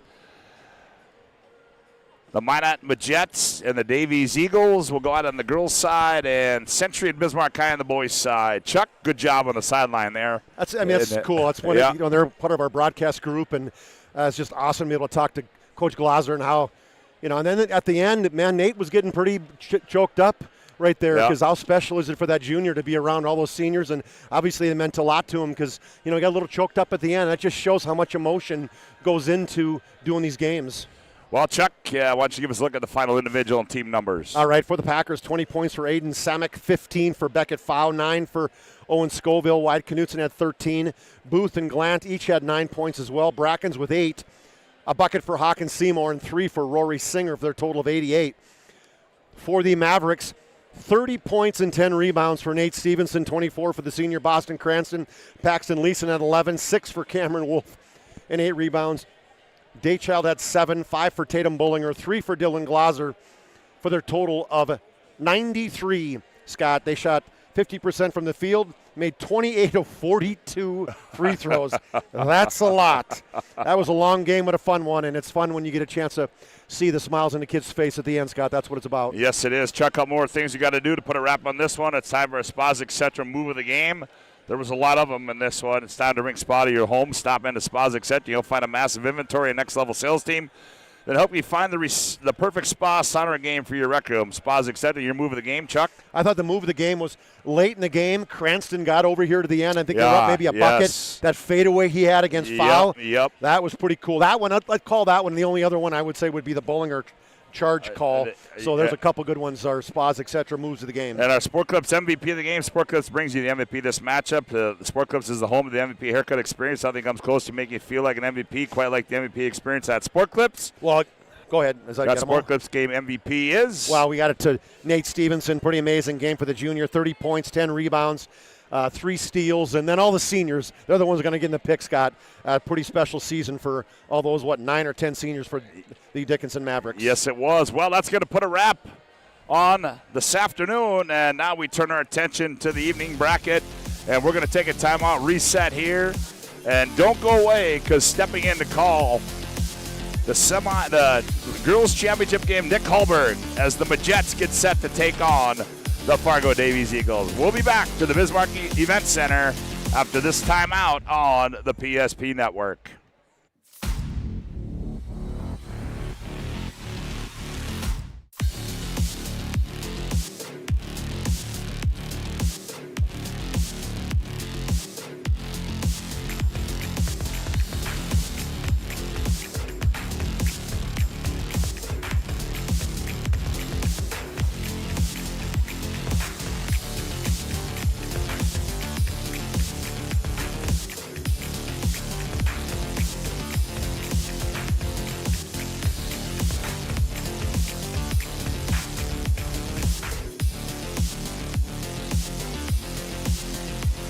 Started with small beginnings, and just like the visionary entrepreneurs we serve, we turned an idea into reality. PNC National Bank, where possibilities begin, right here at home. This presentation on the PSP Network is proudly brought to you by